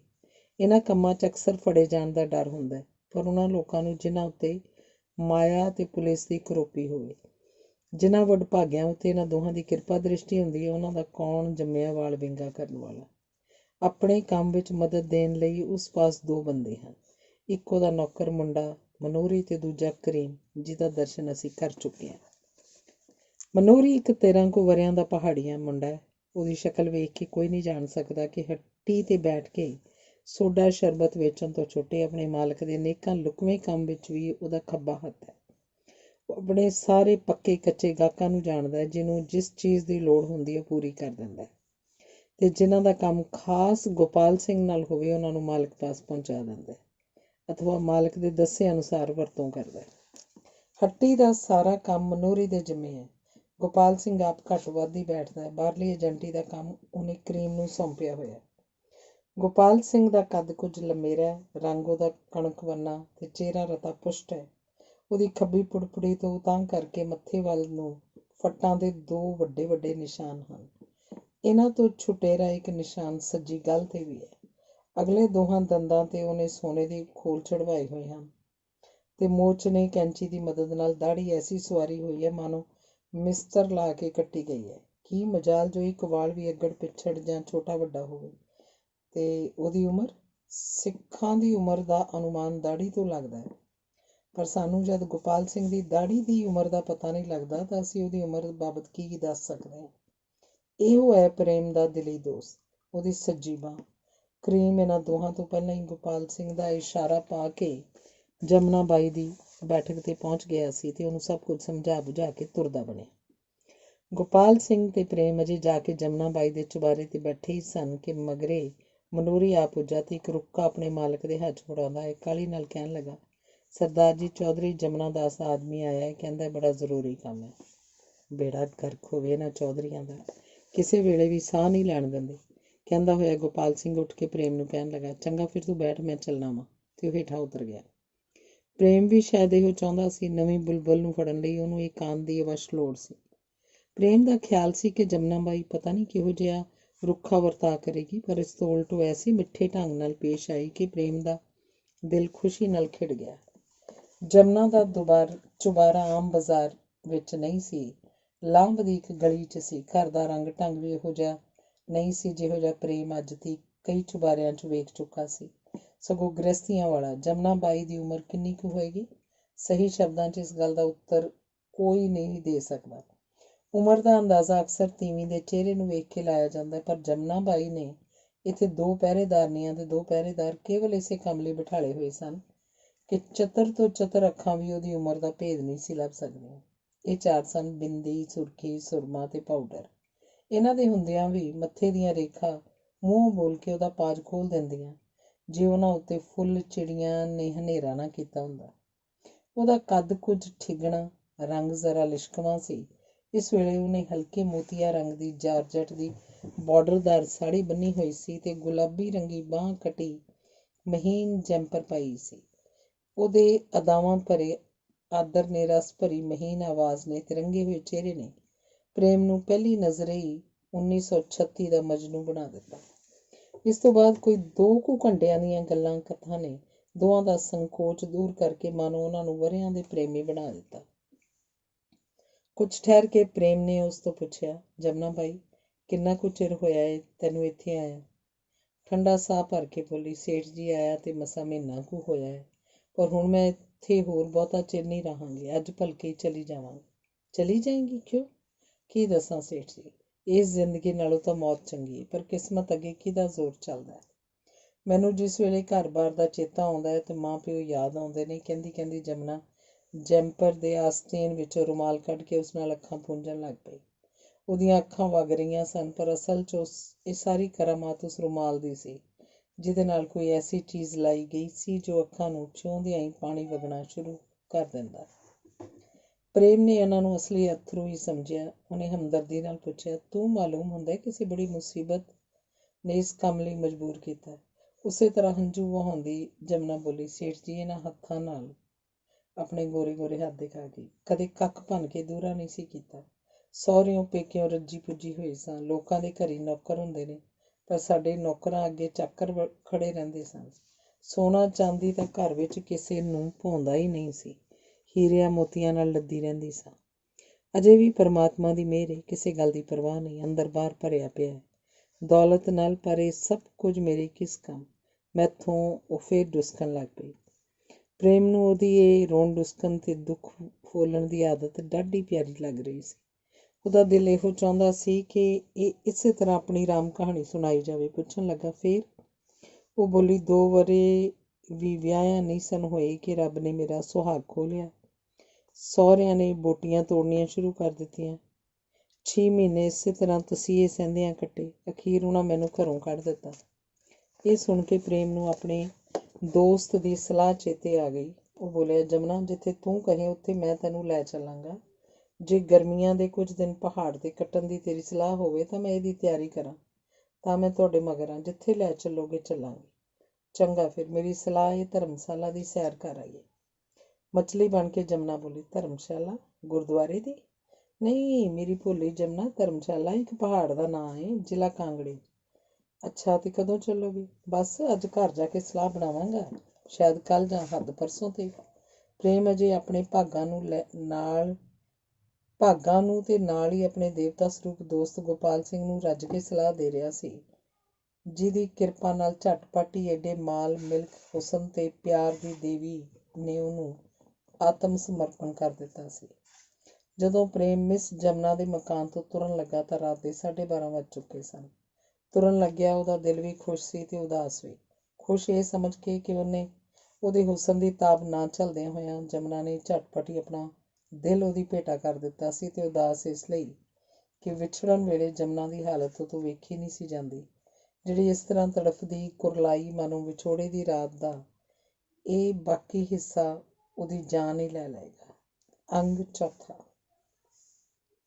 ਇੱਕ ਸਧਾਰਨ ਮੁਨਿਆਰ ਤੋਂ ਵੱਧਦਾ ਪ੍ਰੇਮ ਦਾ ਪਿਓ ਰਲਾ ਰਾਮ ਲੱਖਾਂ ਦਾ ਮਾਲਕ ਬਣ ਗਿਆ। ਉਹਦੀ ਥੋਕ ਮੁਨਿਆਰੀ ਦੀ ਹੱਟੀ ਮੁਨਿਆਰਾਂ ਦੇ ਸਾਰੇ ਬਾਜ਼ਾਰ 'ਚੋਂ ਇਸ ਵੇਲੇ ਸਿਰ ਕੱਢਵੀਂ ਹੈ, ਤੇ ਚੌਂਕ ਪਾਸੀਆਂ 'ਚ ਉਹਦੀ ਆਲੀਸ਼ਾਨ ਹਵੇਲੀ ਆਪਣੀ ਮਿਸਾਲ ਆਪ ਹੈ, ਜਿਹਦੇ ਉਤਲੇ ਹਿੱਸੇ ਵਿੱਚ ਉਹ ਟੱਬਰ ਸਣੇ ਰਹਿੰਦਾ ਹੈ ਤੇ ਥਲਵੇਂ 'ਚ ਕਈ ਰਿਸ਼ਤੇਦਾਰ। ਇੱਕ ਉਹਦੀ ਘਰਵਾਲੀ ਨਰੈਣੀ ਤੇ ਇੱਕ ਉਹਦਾ ਇਕਲੌਤਾ ਪ੍ਰੇਮ ਚੰਦ। ਇਹ ਟੱਬਰ ਬਸ ਇੰਨਾ ਹੀ ਹੈ। ਪ੍ਰੇਮ ਨੂੰ ਪੜ੍ਹਾਉਣ ਲਈ ਰਲਾ ਰਾਮ ਨੇ ਬਥੇਰਾ ਜ਼ੋਰ ਲਾਇਆ, ਪਰ ਜਿੰਨਾ ਕੁ ਪੜ੍ਹਨਾ ਜ਼ਰੂਰੀ ਸੀ ਉਹ ਤੋਂ ਵੱਧ ਪੜ੍ਹਨਾ ਪ੍ਰੇਮ ਨਹੀਂ ਸੀ ਚਾਹੁੰਦਾ। ਅਰਥਾਤ ਪ੍ਰੇਮ ਦੀਆਂ ਚਿੱਠੀਆਂ ਲਿਖਣ ਤੇ ਕੁਝ ਇਸ਼ਕੀ ਨਾਵਲ ਕਿੱਸੇ ਪੜ੍ਹਨ ਦਾ ਕੰਮ ਉਹ ਚੰਗੀ ਤਰ੍ਹਾਂ ਸਾਰ ਸਕਦਾ ਸੀ। ਇਸ ਤੋਂ ਛੁੱਟ ਥੋੜ੍ਹੇ ਬਹੁਤ ਲੰਡੇ ਵੀ ਉਹਨੂੰ ਆਉਂਦੇ ਸਨ। ਕੀ ਇਹ ਜਮਾਂਦਰੂ ਅਮੀਰ ਲਈ ਇੰਨੀ ਵਿੱਦਿਆ ਬਥੇਰੀ ਨਹੀਂ? ਪ੍ਰੇਮ ਹੁਣ ਗੱਭਰੂ ਹੋ ਗਿਆ ਸੀ, ਜਿਸ ਕਰਕੇ ਰਲਾ ਰਾਮ ਨੂੰ ਹਮੇਸ਼ਾ ਉਹਦੇ ਵਿਆਹ ਦਾ ਫਿਕਰ ਰਹਿੰਦਾ ਸੀ। ਮਰਨ ਤੋਂ ਪਹਿਲਾਂ ਨੂੰਹ ਰਾਣੀ ਨਾਲ ਘਰ ਨੂੰ ਸੁਸ਼ੋਭਿਤ ਵੇਖਣਾ ਚਾਹੁੰਦਾ ਸੀ, ਪਰ ਪ੍ਰੇਮ ਇਸ ਪਾਸੇ ਵੱਲ ਧਿਆਨ ਹੀ ਨਹੀਂ ਸੀ ਦਿੰਦਾ। ਚੰਗੇ ਚੰਗੇ ਘਰਾਂ ਦੇ ਸਾਕ ਉਹਨੇ ਹਾਲੇ ਨਹੀਂ ਕਹਿ ਕੇ ਮੋੜ ਛੱਡੇ ਸਨ। ਉਹਨੇ ਵਿਆਹ ਨਾਲੋਂ ਬਹੁਤਾ ਸ਼ੌਕ ਤਮਾਸ਼ਬੀਨੀ ਦਾ ਤੇ ਜਾਂ ਫਿਰ ਯਾਰਾਂ ਦੋਸਤਾਂ ਦੀਆਂ ਮਜਲਸਾਂ ਸ਼ਿੰਗਾਰਨ ਦਾ ਸੀ। ਉਹਦੇ ਗਲੇ 'ਚ ਚੰਗੀ ਲਚਕ ਸੀ ਤੇ ਹਾਰਮੋਨੀਅਮ ਉੱਤੇ ਵੀ ਉਹਦਾ ਖਾਸਾ ਹੱਥ ਚੱਲਦਾ ਸੀ। ਅੱਜ ਸਵੇਰ ਤੋਂ ਰਲਾ ਰਾਮ ਨੂੰ ਜ਼ਿਆਦਾ ਤਕਲੀਫ ਸੀ। 2 ਵਾਰੀ ਡਾਕਟਰ ਨੂੰ ਸੱਦਿਆ ਗਿਆ, ਪਰ ਰੋਗ ਸਗੋਂ ਵੱਧਦਾ ਹੀ ਜਾਂਦਾ ਸੀ। ਸ਼ਾਮ ਨੂੰ ਹਾਲਤ ਹੋਰ ਵੀ ਖਰਾਬ ਹੋ ਗਈ। ਨਰੈਣੀ ਨੇ ਨੌਕਰ ਨੂੰ ਹੱਟੀ ਤੋਂ ਭਜਾਇਆ ਕਿ ਪ੍ਰੇਮ ਨੂੰ ਛੇਤੀ ਸੱਦ ਲਿਆਵੇ, ਪਰ ਉੱਥੋਂ ਮੁਨੀਮ ਪਾਸੋਂ ਪਤਾ ਲੱਗਾ ਕਿ ਉਹ ਕਿਸੇ ਜ਼ਰੂਰੀ ਕੰਮ ਗਿਆ ਹੋਇਆ। ਨੌਕਰ ਮੁੜ ਆਇਆ। ਰਲਾ ਰਾਮ ਦਾ ਸਾਹ ਉਖੜਦਾ ਜਾਂਦਾ ਸੀ। ਉਹਦੀ ਛਾਤੀ, ਜਿਹੜੀ ਨਿਰਾ ਪਿੰਜਰ ਮਾਤਰ ਹੀ ਸੀ, ਸਾਹ ਦੀ ਰੁਕਾਵਟ ਕਰਕੇ ਇੰਨੀ ਤੇਜ਼ੀ ਨਾਲ ਉੱਚੀ ਨੀਵੀਂ ਹੁੰਦੀ ਸੀ ਕਿ ਵਿਚਾਰੇ ਦੀਆਂ ਪਸਲੀਆਂ ਦੁਖਣ ਲੱਗ ਪੈਂਦੀਆਂ ਸਨ। ਅੱਧੀ ਰਾਤ ਬੀਤ ਗਈ। ਬੂਟਾਂ ਦਾ ਖੜਾਕ ਹੋਇਆ ਤੇ ਸੁਣਦਿਆਂ ਹੀ ਨਰੈਣੀ ਨੇ ਪਤੀ ਨੂੰ ਕਿਹਾ, ਲੈ ਆ ਗਿਆ ਈ। ਪ੍ਰੇਮ ਆਪਣੇ ਕਮਰੇ 'ਚ ਇਕਲ ਵਾਂਝੇ ਬੈਠ ਕੇ ਅੱਜ ਦੀ ਸਫਲਤਾ ਬਾਰੇ ਕੁਝ ਸੋਚਣਾ ਚਾਹੁੰਦਾ ਸੀ, ਪਰ ਮਜਬੂਰਨ ਉਹਨੂੰ 2 ਘੜੀਆਂ ਲਈ ਪਿਓ ਦੇ ਕਮਰੇ 'ਚ ਬੈਠਣਾ ਪਿਆ। ਭਾਈਆ ਜੀ, ਕੀ ਹਾਲ ਏ? ਮੰਜੇ ਦੀ ਪੈਂਦ ਵੱਲ ਬੈਠਦਿਆਂ ਉਸ ਪੁੱਛਿਆ। ਰਲਾ ਰਾਮ ਨੇ ਅੱਖਾਂ ਨੂੰ ਹੋਰ ਚੰਗੀ ਤਰ੍ਹਾਂ ਉਘੇੜ ਕੇ ਪੁੱਤਰ ਵੱਲ ਤੱਕਿਆ। ਉਹ ਬਹੁਤ ਕੁਝ ਕਹਿਣਾ ਚਾਹੁੰਦਾ ਸੀ, ਪਰ ਮਸੀਂ ਇੰਨਾ ਹੀ ਬੋਲ ਸਕਿਆ, ਕਿੱਥੇ ਫਿਰਦਾ ਰਹਿਣਾ ਇਸ ਵੇਲੇ ਤੋੜੀ? ਕਿਤੇ ਨਹੀਂ, ਪ੍ਰੇਮ ਨੇ ਬੇਪਰਵਾਹੀ ਨਾਲ ਜਵਾਬ ਦਿੱਤਾ। ਇੰਨੇ ਨੂੰ ਨਰੈਣੀ ਬੋਲੀ, ਕਾਕਾ ਵੇਖਦਾ ਨਹੀਂ ਪਿਓ ਤੇਰਾ ਬਿਮਾਰ ਏ ਤੇ ਤੈਨੂੰ ਕੋਈ ਫਿਕਰ ਹੀ ਨਹੀਂ। ਵੱਡੇ ਵੇਲੇ ਦਾ ਤੂੰ ਘਰੋਂ ਨਿਕਲਿਆ ਏ। ਇੰਨਾ ਨਹੀਂ ਵੀ ਆਦਮੀ ਵੇਲੇ ਸਿਰ ਘਰ ਤੇ ਆਵੇ, ਕੋਈ ਦੁੱਖ ਸੁੱਖ ਪਵੇ। ਕਿਸੇ ਦੇ ਮਾਦਕ ਪਿਆਰ ਦੀ ਸੁਨਹਿਰੀ ਪੀਂਘ ਦੇ ਹੁਲਾਰੇ ਲੈ ਰਹੇ ਪ੍ਰੇਮ ਨੂੰ ਮਾਂ ਦੀ ਵਾਕ ਡੱਡੇ ਕੌੜੇ ਲੱਗੇ, ਪਰ ਉਹਨੇ ਗੁੱਸੇ ਨੂੰ ਦਬਾ ਕੇ ਕਿਹਾ, ਹੱਟੀ ਦਾ ਕੰਮ ਵੀ ਤਾਂ ਸਾਂਭਣਾ ਹੋਇਆ ਨਾ। ਨਰੈਣੀ ਬੋਲੀ, ਹੱਟੀਓਂ ਤੇ ਭਗਤਾ 2 ਵਾਰੀ ਹੋ ਆਇਆ, ਉੱਥੋਂ ਤੇ ਤੂੰ 4 ਵਜੇ ਦਾ ਨਿਕਲਿਆ ਹੋਇਆ। ਐਤਕੀ ਪ੍ਰੇਮ ਗੁੱਸੇ ਨੂੰ ਨਾ ਰੋਕ ਸਕਿਆ। ਰੁੱਖੀ ਜਿਹੀ ਆਵਾਜ਼ 'ਚ ਬੋਲਿਆ, ਉਗਰਾਹੀ ਲਈ ਜਾਈਏ ਤੇ ਉਹ ਹੱਟੀ ਦਾ ਕੰਮ ਨਹੀਂ ਹੁੰਦਾ। ਹੋਰ ਮੈਂ ਕਿਤੇ ਉੱਜੜ ਕੇ ਨਹੀਂ ਸੀ ਗਿਆ। ਪੁੱਤਰ ਨੂੰ ਗੁੱਸਾ ਹੀ ਹੁੰਦਾ ਵੇਖ ਕੇ ਮਾਂ ਦਾ ਦਿਲ ਡਰ ਗਿਆ। ਉਹ ਪਿਆਰ ਨਾਲ ਕਹਿਣ ਲੱਗੀ, ਨਹੀਂ ਪੁੱਤਰ, ਇਹ ਤੇ ਮੈਨੂੰ ਪਤਾ ਏ ਕਿ ਤੂੰ ਕੰਮ ਹੀ ਗਿਆ ਹੋਏਗਾ, ਪਰ ਮੈਂ ਤੇ ਉਵੇਂ ਹੀ ਕਿਹਾ ਵੀ ਪਿਓ ਦੀ ਖਬਰ ਸੁਰਤ ਵੀ ਤੂੰ ਹੀ ਰੱਖਣੀ ਹੋਈ। ਇਸ ਵਿਚਾਰੇ ਦਾ ਕੌਣ ਏ ਤੇਰੇ ਬਿਨਾਂ? ਵੱਡੇ ਵੇਲੇ ਦਾ ਖੈਰ 50 ਵਾਰੀ ਯਾਦ ਕਰ ਚੁੱਕਿਆ ਤੈਨੂੰ। ਰਲਾ ਰਾਮ ਬੋਲਣਾ ਚਾਹੁੰਦਾ ਹੋਇਆ ਵੀ ਇਸ ਵੇਲੇ ਬੋਲ ਨਹੀਂ ਸੀ ਸਕਦਾ। ਉਹਨੇ ਕੋਈ ਗੱਲ ਨਾ ਕੀਤੀ। ਸਾਹ ਦੀ ਤੇਜ਼ੀ ਕਰਕੇ ਉਹਦੇ ਮੂੰਹੋਂ ਆਵਾਜ਼ ਨਿਕਲਣੀ ਕਠਿਨ ਸੀ। ਨਰੈਣੀ ਨੇ ਰੋਟੀ ਖਾਣ ਲਈ ਕਿਹਾ। ਜਿਹਦੇ ਉੱਤਰ ਵਿੱਚ ਭੁੱਖ ਨੇ ਕਿਹਾ ਕਿ ਪ੍ਰੇਮ ਥੋੜ੍ਹੀ ਦੇਰ ਬਾਅਦ ਆਪਣੇ ਕਮਰੇ ਵਿੱਚ, ਜਿੱਥੇ ਉਹਦਾ ਬਿਸਤਰਾ ਵਿਛਿਆ ਸੀ, ਚਲਾ ਗਿਆ। ਅੰਗ ਪੰਜਵਾਂ। ਲੋਕ ਬੇਵਕੂਫ ਨੇ ਜਿਹੜੇ ਕਹਿੰਦੇ ਨੇ ਬੇਵਫਾ ਹੁੰਦੀਆਂ ਨੇ। ਹੁੰਦੀਆਂ ਹੋਣਗੀਆਂ, ਪਰ ਸਾਰੀਆਂ ਨਹੀਂ। 5 ਉਂਗਲਾਂ ਕਦੇ ਇੱਕੋ ਜਿਹੀਆਂ ਹੁੰਦੀਆਂ ਨੇ। ਬੀਜ ਨਾਸ ਕਿਸੇ ਚੀਜ਼ ਦਾ ਨਹੀਂ। ਜਮਨਾ ਵਰਗੀ ਪਵਿੱਤਰਤਾ ਦੀ ਦੇਵੀ ਤੇ ਸੱਚੇ ਪ੍ਰੇਮ ਦੀ ਮੂਰਤ ਤਾਂ ਇਸ ਦੁਨੀਆ 'ਚ ਦੀਵਾ ਲੈ ਕੇ ਢੂੰਡਣ ਚੜ੍ਹਿਆ ਨਹੀਂ ਲੱਭੇਗੀ। ਤੇ ਗੋਪਾਲ ਸਿੰਘ ਵਰਗਾ ਦੋਸਤ, ਓਹ ਮੈਂ ਕਿੱਡਾ ਭਾਗਵਾਨ ਹਾਂ। ਵੱਡੇ ਵੇਲੇ ਜਾਗਦਿਆਂ ਹੀ ਸਭ ਤੋਂ ਪਹਿਲੇ ਖਿਆਲ ਜਿਹੜੇ ਪ੍ਰੇਮ ਦੇ ਦਿਮਾਗ 'ਚ ਫਿਰ ਰਹੇ ਸਨ ਉਹ ਇਹੋ ਸਨ। ਸਾਰੀ ਰਾਤ ਭਾਈਏ ਦਾ ਕੀ ਹਾਲ ਰਿਹਾ, ਇਸ ਗੱਲ ਦਾ ਪ੍ਰੇਮ ਨੂੰ ਖਿਆਲ ਨਹੀਂ ਆਇਆ। ਨਾ ਹੀ ਇਹਦੀ ਲੋੜ ਸੀ। ਉਹ ਜਾਣਦਾ ਸੀ ਕਿ ਮਾਂ ਸਾਰੀ ਰਾਤ ਉਹਦੇ ਪਾਵੇ ਮੁੱਢ ਬੈਠੀ ਰਹੇਗੀ। ਫਿਰ ਇੱਕ ਦੇ ਹੁੰਦਿਆਂ ਦੂਜੇ ਦੀ ਕੀ ਲੋੜ। ਹੁਣ ਵੀ ਉਹਦੀ ਸਲਾਹ ਨਹੀਂ ਸੀ ਪਿਓ ਦੇ ਕਮਰੇ 'ਚ ਜਾਣ ਦੀ, ਕਿਉਂਕਿ ਉਹਨੂੰ ਡਰ ਸੀ ਮਤੇ ਮਾਂ ਕੋਈ ਨਾ ਕੋਈ ਵਗਾਰ ਪਾ ਦੇਵੇ ਜਿਸ ਨਾਲ ਘੰਟਾ 2 ਘੰਟੇ ਵਕਤ ਜ਼ਾਇਆ ਹੋ ਜਾਏ। ਪਰ ਇੱਕ ਜ਼ਰੂਰੀ ਕੰਮ ਬਾਰੇ ਅੱਜ ਉਹਨੇ ਪਿਓ ਤੋਂ ਸਲਾਹ ਪੁੱਛਣੀ ਸੀ, ਇਸ ਲਈ ਉਹਨੂੰ ਜਾਣਾ ਹੀ ਪਿਆ। ਉਹ ਗਿਆ। ਉਹਨੇ ਮੰਜੇ 'ਤੇ ਬੈਠ ਕੇ ਬਿਨਾਂ ਪਿਓ ਦੇ ਸਰੀਰ ਨੂੰ ਹੱਥ ਲਾਏ ਪੁੱਛਿਆ, ਭਾਈਆ ਜੀ ਆਰਾਮ ਜੇ ਕੁਝ? ਪੁੱਤਰ ਨੂੰ ਵੇਖ ਕੇ ਪਿਓ ਦਾ ਅੱਧਾ ਦੁੱਖ ਦੂਰ ਹੋ ਗਿਆ। ਉਹਦੇ ਸਿੱਥਲ ਸਰੀਰ 'ਚ ਕੁਝ ਫੁਰਤੀ ਆ ਗਈ। ਉਹਨੇ ਪਿਆਰ ਭਰੀ ਨਜ਼ਰ ਨਾਲ ਪ੍ਰੇਮ ਵੱਲ ਤੱਕਿਆ ਤੇ ਫਿਰ ਆਪਣੇ ਕਮਜ਼ੋਰ ਹੱਥ ਨੂੰ ਉਹਦੇ ਪੱਟ 'ਤੇ ਰੱਖ ਕੇ ਖੰਘਦਾ ਬੋਲਿਆ, ਆਰਾਮ ਏ ਕਾਕਾ, ਕੋਈ ਫਿਕਰ ਨਾ ਕਰ, ਮੈਂ ਰਾਜ਼ੀ ਹੋ ਜਾਵਾਂਗਾ। ਹੱਟੀ 'ਤੇ ਆਪ ਬੈਠਿਆ ਕਰ। ਖੇਤੀ ਖਸਮਾਂ ਸੇਤੀ ਹੁੰਦੀ ਹੈ ਕਾਕਾ, ਨੌਕਰ 'ਤੇ ਬਹੁਤਾ ਇਤਬਾਰ ਨਹੀਂ ਕਰੀਦਾ। ਪੁੱਤਰ ਨੂੰ ਸਪਰਸ਼ ਕਰਕੇ ਰਲਾ ਰਾਮ ਦੇ ਅੰਦਰ ਇੱਕ ਤਰ੍ਹਾਂ ਦਾ ਸੁਆਦ ਜਿਹਾ ਭਰਿਆ ਗਿਆ। ਪਰ ਇਸ ਸੁੱਕੇ ਪੀਲੇ ਤੇ ਝੁਰੜੀਆਂ ਭਰੇ ਹੱਥ ਨੇ ਪ੍ਰੇਮ ਦੀ ਲੱਤ ਨੂੰ ਛੋਹ ਕੇ ਉਹਦੇ ਸਰੀਰ 'ਚ ਗਿਲਾਨੀ ਜਿਹੀ ਭਰ ਦਿੱਤੀ। ਪਿਆਰ ਦਾ ਉਮਾ ਭਰਿਆ ਇਹ ਹੱਥ ਉਹਨੂੰ ਦੁਖਦਾਈ ਮਾਲੂਮ ਹੋਣ ਲੱਗਾ। ਫਿਰ ਉਹ ਇਹਨੂੰ ਹਟਾਉਣ ਦਾ ਹੌਸਲਾ ਨਾ ਕਰ ਸਕਿਆ। ਸਾਹਮਣੀ ਕੰਧ 'ਤੇ ਲੱਗੀ ਹੋਈ ਤਸਵੀਰ ਵੱਲ ਧਿਆਨ ਜਮਾਈ ਮਾਨੋ ਉਹਨੇ ਪਿਓ ਦੀ ਗੱਲ ਸੁਣੀ ਨਹੀਂ। ਉਹ ਬੋਲਿਆ, ਭਾਈਆ ਜੀ ਹੱਟੀ 'ਚ ਕਈ ਮੇਲ ਮੁੱਕੇ ਹੋਏ ਨੇ, ਵਪਾਰੀ ਮੁੜ ਮੁੜ ਜਾਂਦੇ ਨੇ। ਮੇਰੀ ਸਲਾਹ ਹੈ ਬੰਬਈਓਂ ਜਾ ਕੇ ਕੁਝ ਮਾਲ ਭਰ ਲਿਆਵਾਂ। ਰਲਾ ਰਾਮ ਦੇ ਉੱਤਰ ਦੇਣ ਤੋਂ ਪਹਿਲਾਂ ਹੀ ਨਰੈਣੀ ਬੋਲੀ, ਕਾਕਾ ਪਿਓ ਤੇਰਾ ਮੰਜੇ 'ਤੇ ਪਿਆ ਹੈ, ਇਹਨੂੰ ਛੱਡ ਕੇ ਜਾਇਆ ਜਾਂਦਾ ਕਿਤੇ, ਰਾਜ਼ੀ ਹੋ ਲੈਣ ਦੇ, ਸੂਫੇ ਚਲਾ ਜਾਈਂ ਬੇਸ਼ੱਕ। ਪਰ ਰਲਾ ਰਾਮ ਨੂੰ ਪਤਨੀ ਦੀ ਇਹ ਗੱਲ ਚੰਗੀ ਨਾ ਲੱਗੀ। ਉਹ ਮਨ ਹੀ ਮਨ 'ਚ ਪੁੱਤਰ ਦੀ ਪ੍ਰਸ਼ੰਸਾ ਕਰ ਰਿਹਾ ਸੀ, ਜਿਹਨੂੰ ਘਰ ਨਾਲੋਂ ਕਾਰੋਬਾਰ ਦਾ ਵਧੇਰੇ ਫਿਕਰ ਸੀ। ਇਹੋ ਕੁਝ ਹੀ ਤਾਂ ਉਹ ਚਾਹੁੰਦਾ ਸੀ। ਉਹ ਆਪਣਾ ਸਾਰਾ ਜ਼ੋਰ ਲਾ ਕੇ ਸਾਹ ਨੂੰ ਕਾਬੂ ਰੱਖਦਾ ਹੋਇਆ ਬੋਲਿਆ, ਚਲਾ ਜਾਏ, ਕਿਉਂ ਰੋਕਣੀ ਹੈ? ਮੇਲ ਮੁੱਕੇ ਹੋਏ ਨੇ, ਲਿਆ।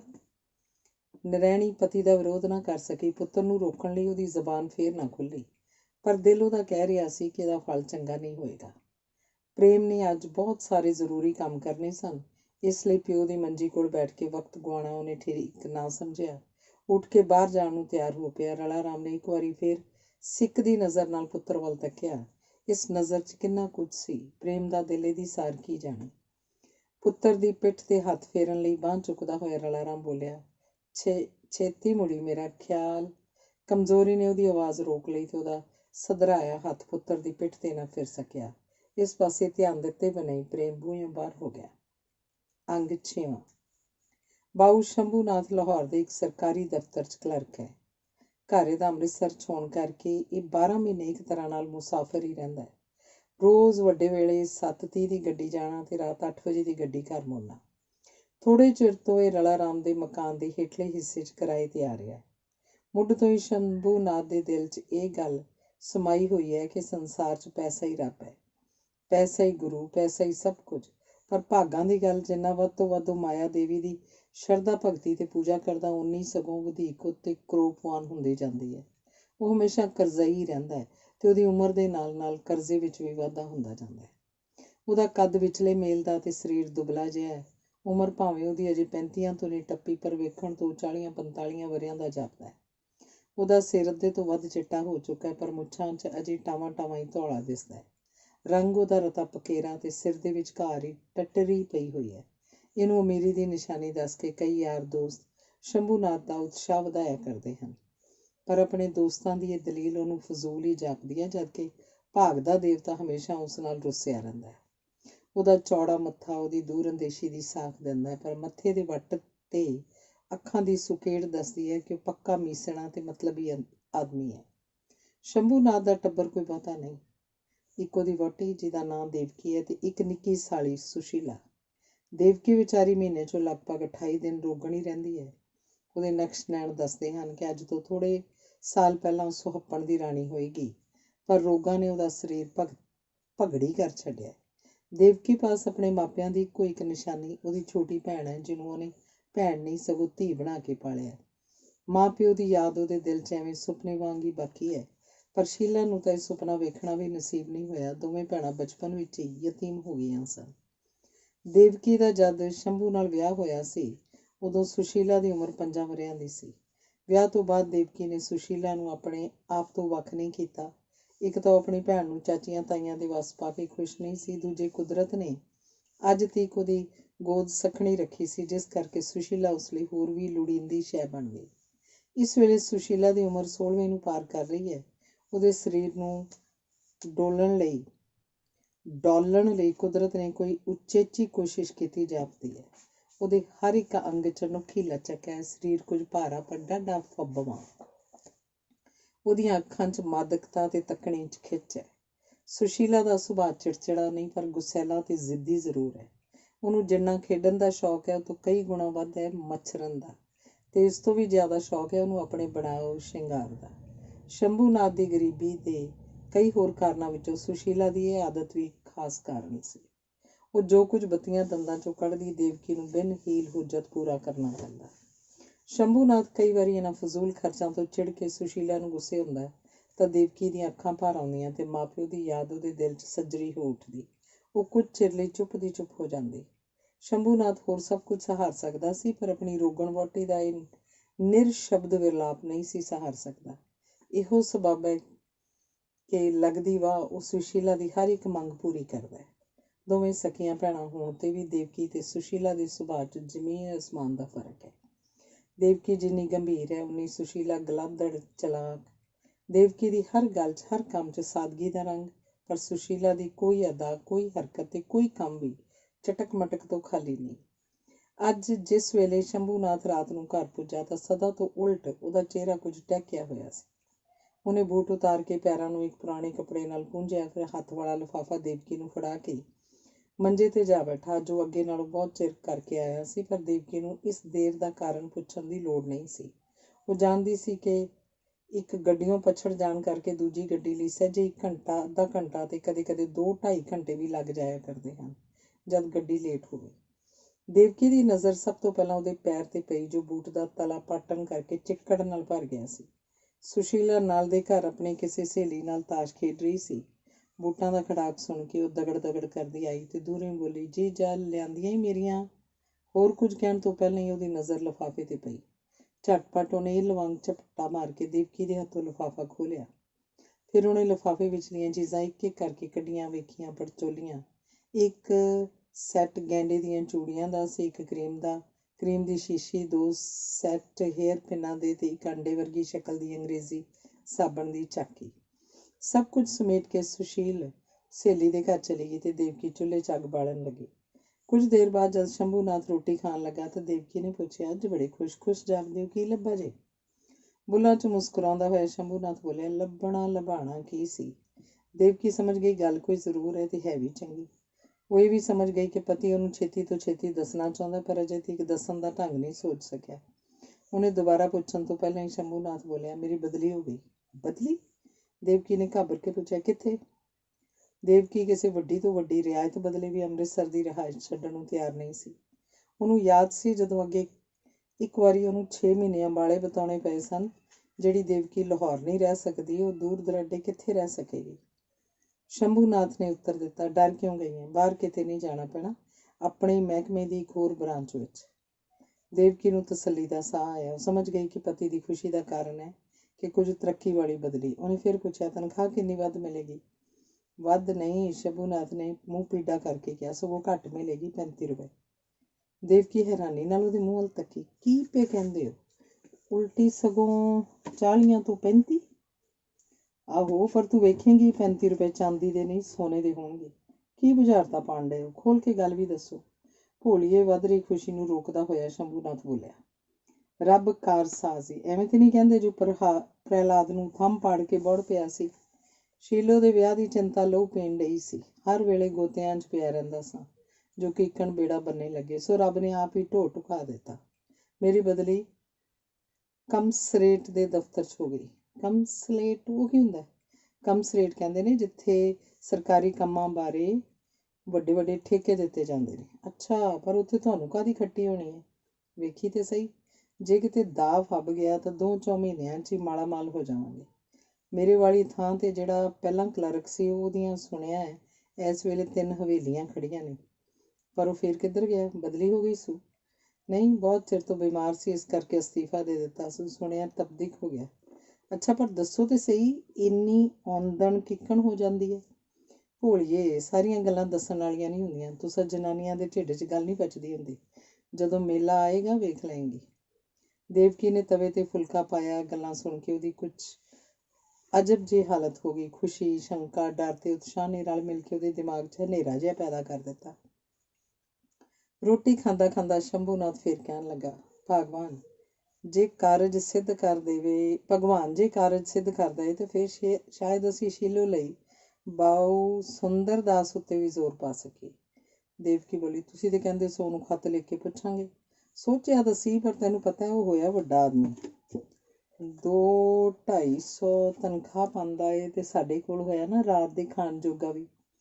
ਸਿਆਣੇ ਕਹਿੰਦੇ ਹੁੰਦੇ ਨੇ, ਅਖੇ ਸਾਨੀ ਛੇਤੀ ਕੀਜੀਏ ਨਾਤਾ ਫਿਰ ਵੈਰ ਪ੍ਰੀਤ। ਉਹਨੂੰ ਸਾਕਾਂ ਦੀ ਪਰਵਾਹ ਪਈ ਹੈ ਜੋ ਸਾਡੇ ਕੋਲੋਂ ਬੁੱਟੀ ਬਾਂਦਰੀ ਕੁੜੀ ਲੈ ਲਏਗਾ। ਆਪੇ ਹੀ ਤੁਸੀਂ ਕਹਿੰਦੇ ਸੋ ਕਿ ਉਹ ਮੇਰੀ ਗੱਲ ਮੋੜਨ ਨਹੀਂ ਲੱਗਾ। ਜਿੱਥੇ ਦੋਸਤ ਹੋਵੇ ਉੱਥੇ ਅਮੀਰੀ ਗਰੀਬੀ ਦਾ ਕੀ ਸਵਾਲ। ਉਦੋਂ ਜਦੋਂ ਲਾਹੌਰ ਹੁੰਦਾ ਸੀ, ਜਦ ਕਦੇ ਘਰ ਆਉਂਦਾ ਸੀ, ਭਾਬੀ ਭਾਬੀ ਕਰਦੇ ਦੀ ਜ਼ਬਾਨ ਸੁੱਕਦੀ ਸੀ। ਹੁਣ ਜੇ ਪੈਸੇ ਵਾਲਾ ਹੋ ਗਿਆ ਹੈ ਤੇ ਸਾਨੂੰ ਇੰਨਾ ਵੀ ਨਹੀਂ ਜਾਣੇਗਾ। ਜਾਣੇਗਾ ਕਿਉਂ ਨਹੀਂ?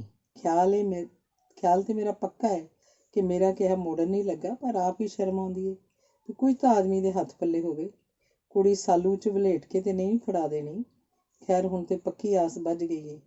ਖਬਰੇ ਕੁੜੀ ਦੇ ਭਾਗਾਂ ਨੂੰ ਇਹ ਬਦਲੀ ਵਾਲਾ ਕੰਮ ਹੋਇਆ। ਪਰ ਤੁਸੀਂ ਦੱਸਦੇ ਕਿਉਂ ਨਹੀਂ ਸਾਰੀ ਗੱਲ? ਮੈਂ ਕਿਤੇ ਕਿਸੇ ਨੂੰ ਦੱਸਣ ਚੱਲੀ ਹਾਂ? ਨਾ ਨਾ, ਇਹ ਗੱਲ ਹਾਲੇ ਨਾ ਪੁੱਛ ਤੇ ਨਾ ਹੀ ਮੈਂ ਦੱਸਣੀ ਹੈ। ਹਾਂ ਸੱਚ, ਇੱਕ ਗੱਲ ਦੱਸ। ਇਹ ਤੋਂ ਬਾਅਦ ਕਿੰਨਾ ਹੀ ਚਿਰ ਉਹ ਕੁਝ ਸੋਚਦਾ ਰਿਹਾ। ਫਿਰ ਕਹਿਣ ਲੱਗਾ, ਤੂੰ ਵੀ ਬੜੀ ਮੂਰਖ ਹੈ। ਤੈਨੂੰ ਕਿੰਨੀ ਵਾਰੀ ਕਿਹਾ ਭਈ ਇਸ ਕੁੜੀ ਨੂੰ 4 ਅੱਖਰ ਪੜ੍ਹ ਲੈਣ ਦੇ, ਪਰ ਤੂੰ ਇੱਕ ਨਾ ਮੰਨੀ। ਭਲਾ ਜੇ ਉਹਨੇ ਸ਼ੀਲੋ ਦਾ ਸਾਕ ਮੰਨ ਵੀ ਲਿਆ ਤੇ ਬੁਰੀ ਗੱਲ ਨਾ ਹੋਏਗੀ ਕਿ ਅਨਪੜ੍ਹ ਕੁੜੀ ਇੱਕ ਪੜ੍ਹੇ ਲਿਖੇ ਨਾਲ ਵਿਆਹੀ ਜਾਏ। ਤੂੰ ਤੇ ਬਸ ਲਾਡਾਂ ਵਿੱਚ ਹੀ ਨਿਸ਼ਟ ਪੁੱਟ ਛੱਡਿਆ। ਪੜ੍ਹਾਉਣ ਨੂੰ ਨਹੀਂ ਦਿੱਤੀ। ਘਰ ਦੇ ਕੰਮ ਧੰਦੇ ਨੂੰ ਤੂੰ ਨਹੀਂ ਹੱਥ ਲਾਣ ਦਿੰਦੀ। ਅਗਲੇ ਘਰ ਜਾ ਕੇ ਨੱਕ ਹੀ ਵਢਾਏਗੀ ਤੇਰਾ ਤੇ ਨਾਲੇ ਮੇਰਾ। ਹੋਰ ਕੀ ਕਰਨਾ ਸੀ? ਤੇ ਮੈਂ ਕਦੋਂ ਰੋਕਿਆ ਉਹਨੂੰ ਪੜ੍ਹਨੋਂ? ਕਿੰਨੀ ਵਾਰੀ ਤੇ ਤੁਹਾਡੇ ਸਾਹਮਣੇ ਸਕੂਲੇ ਬਿਠਾਈਏ, ਨਾ ਪੜ੍ਹੇ ਤਾਂ ਦੱਸੋ ਮੇਰਾ ਕੀ ਦੋਸ਼? ਤੇਰਾ ਨਹੀਂ ਤੇ ਹੋਰ ਕਿਹਦਾ ਦੋਸ਼? ਪੁੱਛ ਕਰਕੇ ਤੂੰ ਉਹਨੂੰ ਸਿਰ ਚਾੜ ਛੱਡਿਆ। ਜੇ ਰਤਾ ਕੁਝ ਆਖ ਵੇਖ ਬਈਏ ਤੇ ਬਸ ਲੱਗ ਪੈਣੀ ਹੈ ਨੈਣ ਟਮਕਾਉਣ। ਅੱਛਾ, ਪੜ੍ਹੀ ਨਹੀਂ ਤਾਂ ਨਾ ਸਹੀ, ਗਾਣਾ ਵਜਾਣਾ ਤੇ ਮਾੜਾ ਮੋਟਾ ਜਾਣਦੀ ਹੈ ਨਾ। ਆਪੇ ਮਨ ਭਿੱਜ ਜਾਏਗਾ ਸੂ। ਜੇ ਪੜ੍ਹਨ ਵਾਲੀ ਹੋਈ ਤਾਂ ਪੜ੍ਹਾ ਨਹੀਂ ਸਕੇਗਾ। ਮੈਂ ਤੇ ਆਨੀ ਹਾਂ ਜੇ ਕਿਤੇ ਕੰਮ ਹੋ ਜਾਏ ਤਾਂ ਰਾਹ ਪਾਈਏ। ਮੁੰਡੇ ਦਾ ਨਾਂ ਸਿਰ ਤੇ ਮਾਂ ਨਾ ਪਿਓ। ਹੱਥੀਂ ਕੱਢੇਗੀ ਹੱਥੀਂ ਖਾਏਗੀ। ਨਾ ਕਿਸੇ ਦੀ ਹੈ ਨਾ ਕਿਸੇ ਦੀ ਖਹਿ। ਅੱਜ ਕੱਲ੍ਹ ਦੀਆਂ ਸੱਸਾਂ ਤੇ ਰੱਜ ਕੇ ਰੋਟੀ ਵੀ ਨਹੀਂ ਖਾਣ ਦਿੰਦੀਆਂ ਨੂੰਹਾਂ ਨੂੰ। ਚੂੜਾ ਵੀ ਨਹੀਂ ਮੈਲਾ ਹੁੰਦਾ ਤੇ ਵੱਡੂ ਖਾਊ ਕਰਨ ਲੱਗ ਪੈਂਦੀਆਂ ਨੇ।